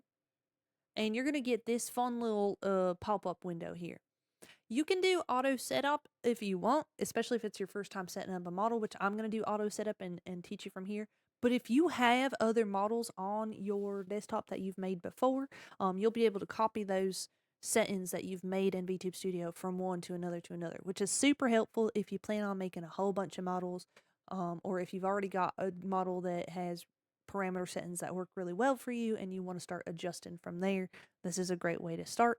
But I'm going to do this as if we've never made a Vtube model before. This is our very first Vtube model. So we're going to click on Auto Setup. And it's going to automatically create some parameters for us based on the default Live2D parameter names and values, just like it says right there. So we're going to click OK. And now you can see it does pretty good. But when I move my mouse side to side, it ain't doing anything. And it also ain't going to have any of our toggles or things like that. So let's go to the cogwheel setting. So right here where it says model settings, this is where we can kind of adjust everything that has to do with our model. So we can change the name, we can add an icon, which we'll do last. I'll show y'all how to do that. If we had made idle animations or lost tracking animations, we would put them here, things like that. Model configuration, model config. This is what makes your model kind of float around. You see when I move, the whole body is moving forward and backwards and kind of sliding around. Personally, I don't like this setting, so I always turn it off. So that will keep the model glued to the same position no matter where your face is, and all it does is focus on the tracking that we have set up for it. This is my personal preference. If you want to mess around with having that ability to float around, by all means, play with these settings and see what you like for them settings. The physics settings. In general, it's best not to mess with any of this stuff if you're making your own model, because we made and tailored the physics however we like them to be. Though it is kind of cool to play with. So basically, this cogwheel here gets it so that you can choose specifically which physics you want to mess with. But this one here, the slider will mess with all of them at once. So we can see how bouncy we are now. If we increase the physics settings, which you can see it's moving my head because we have augmented physics on the way that we look left and right. So it's going to change how quickly we move our body around. It's going to change how wobbly we are. Very, very powerful. At 100%, we can't even control our little buddy. We can't control this thing at all. Whereas by default on the other side, we can't hardly move at all if we put it at 0. So we kind of just want to keep it at 50 because that's how we set up the model to begin with. Wind strength, if we want to add a little bit of wind physics to there, if we wanted it to kind of look like we're blowing away in the wind. But again, it does affect all of the physics, so it kind of makes you look like you're really wobbling around unless you go in here and you mess with, the head physics and things like that, so that it only messes with the body physics. So it's definitely something if you want to mess with. It can be a really cool effect. Just make sure you really play around with everything. Drag physics are cool too. What that does, when you go to mess with it, you may not immediately notice anything, because actually what this does is if we click our model and move it around, it adds physics like we're being drug around, which I think these are fun. I really like these, so I typically leave them on just a little bit, just for the giggles for when I'm dragging it around. But you can leave that off by default. You can put it to 100% if you really want to be super wobbly and really smack yourself around on the ground. It just all depends on your personal preference there. All right. Everything else here is going to be something that you're going to have to spend some time looking at. Okay. So this is going to be how you adjust stuff so that it fits best for your face, your lighting, and your camera position. Okay. If you're using an iPhone, some of these are going to have more effect versus if you are using an Android or versus if you're using a webcam. So make sure it's going to be a lot more for me to try to go into all that stuff. So just make sure you do your research on all that. And there's some really great tutorials out there that show you how to set up your model for VTube Studios. I ain't gonna go super in depth with this, but if you're noticing something weird in your tracking that you don't like and it's not something that you set up in Live 2D, like when you look at it in Live 2D, it looks fine, but when you go in VTube Studios, you're having trouble getting it to track that way, more than likely it's one of these parameters. So, for example, the ones that I see the most, if I can get to them real quick. Sometimes with eye open, if you have smaller eyes or more narrow eyes, sometimes it don't notice when your eyes are widened, right? Or if you have really wide eyes by nature, right? Genetically very wide eyes, it might think that your eyes are wide open all the time. So these here are going to be where you're going to mess with some of the settings so that it works better for you. You may need to lower or increase some of the settings here. Same thing with I smile. I've had seen where some people need to lower this a little bit to like 0.8 or maybe increase it to like 1.5 so that it either stops smiling all the time or otherwise never smiles basically if it's not strong enough or too strong. Another one I see a lot of issues with is the mouth open. So if you have a beard, for example, then it may have a hard time knowing when your mouth is open and when it's closed. So you can mess with some of these settings to make it a bit more powerful and more able to notice when your mouth is open. Same thing with mouth smile. Like me, I feel like this is fine, but it like maybe if I had it smiling too much or like I'm having a harder time getting it to frown, which in the default settings I definitely do because I have more of a smile by default according to VTube Studios. So we could like, change some of these settings to better reflect the way we look. So see, we lower the number, the smile gets bigger. If we raise the number, the smile gets lower. So you might just, play with these a little bit. So you can have an easier time frowning or smiling depending on where your issue is at. I think I normally keep mine around 1.2. So yeah, basically take time to familiarize. Make sure you take time to familiarize yourself with all these settings, especially if you're having any kind of issues. But we need to add our mouth X. We spent time making mouth X. We need to spend some time putting it in here so we can use it. So we're going to click on this little plus button down here. It's going to pop up this new VTube Studio parameter. So in the name, I'm going to call it mouth X. Mouth X. On the input, we're going to look for mouth X. Oh, if I can spell, which we can just type that down here if you can't see what I was doing. So mouth X. And on the output, we're going to look for our mouth X that we created on here, which is right here where it says mouth X. And I should have named the parameter mouth X instead of parameter 6, but here we are. So maybe by the time I get this all finalized and I send out the parameter list, if any of y'all are using my parameter sheet, it'll already say mouth X here instead of param 6 because I need to get better at naming stuff. But anyways, now with this here,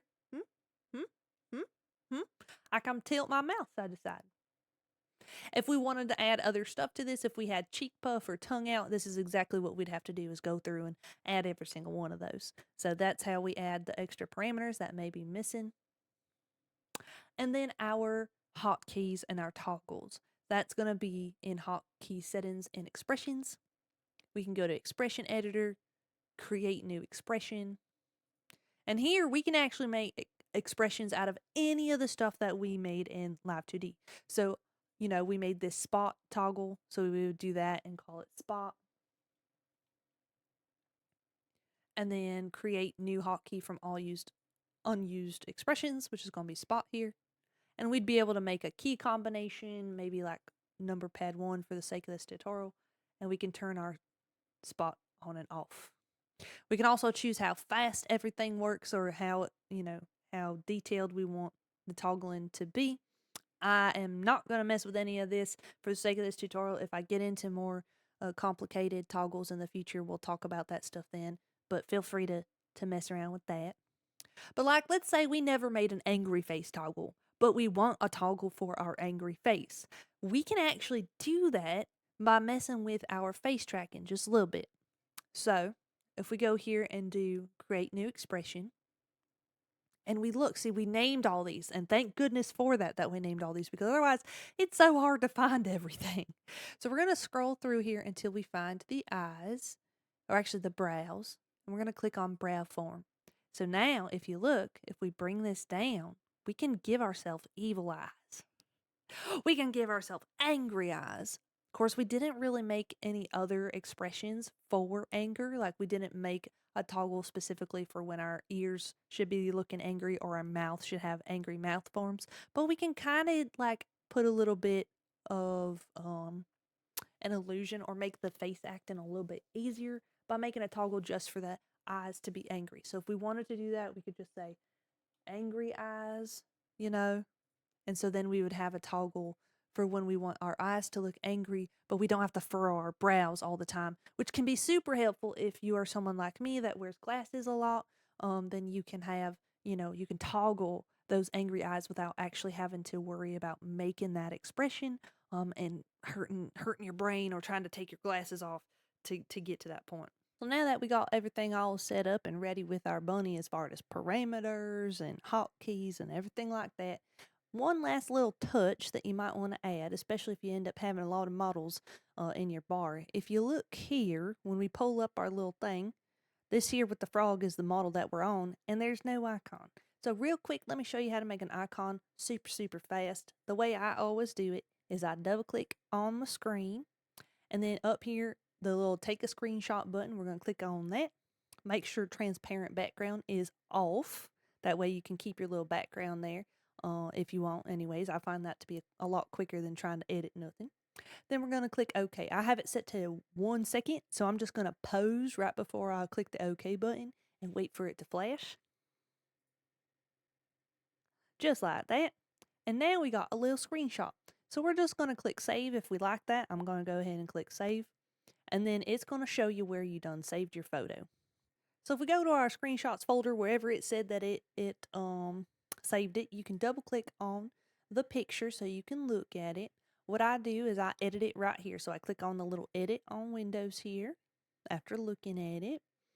Click on the free button down here. Do 1 by 1 or square. And then just kind of fit it into the square because our icon is going to be square. So we just want to go ahead and tailor it to that. Then under save options, I'm just going to click save as copy. For me, it already opens up into my Live2D folder. For you, you might have to go digging a little bit to find it. Like I said, if you have this pinned on your quick access bar, it's going to make your life a lot easier. But I'm just going to click this so it says icon. If you don't got that, just type out the word icon. And then look for your folder. Here's Bonbon. And just save it right in here. Now that you've done that, you don't even have to restart Vtube Studios. You can go back to the cogwheel here. Click on the little model settings. And then click on the icon, like where it says no icon, just click on that. And you'll already have it here. You don't got to restart it. So just go ahead and click on that. And now you have an icon for your little bonbon. So now you can find it real fast because we got a picture for it. That's it. We made the whole thing. We made a whole little bonbon here. So hopefully you took lots of breaks. Hopefully you gave yourself lots of time to figure out everything and didn't try to bum rush this whole like video course, if you will, in just a few hours, because if you did, you need to go take a break. I'm afraid that your brain may be jello. But thank you so much for watching this. I hope it helped so much. And of course, if you have any questions at all, feel free to comment them down below. And, we'll see y'all next time.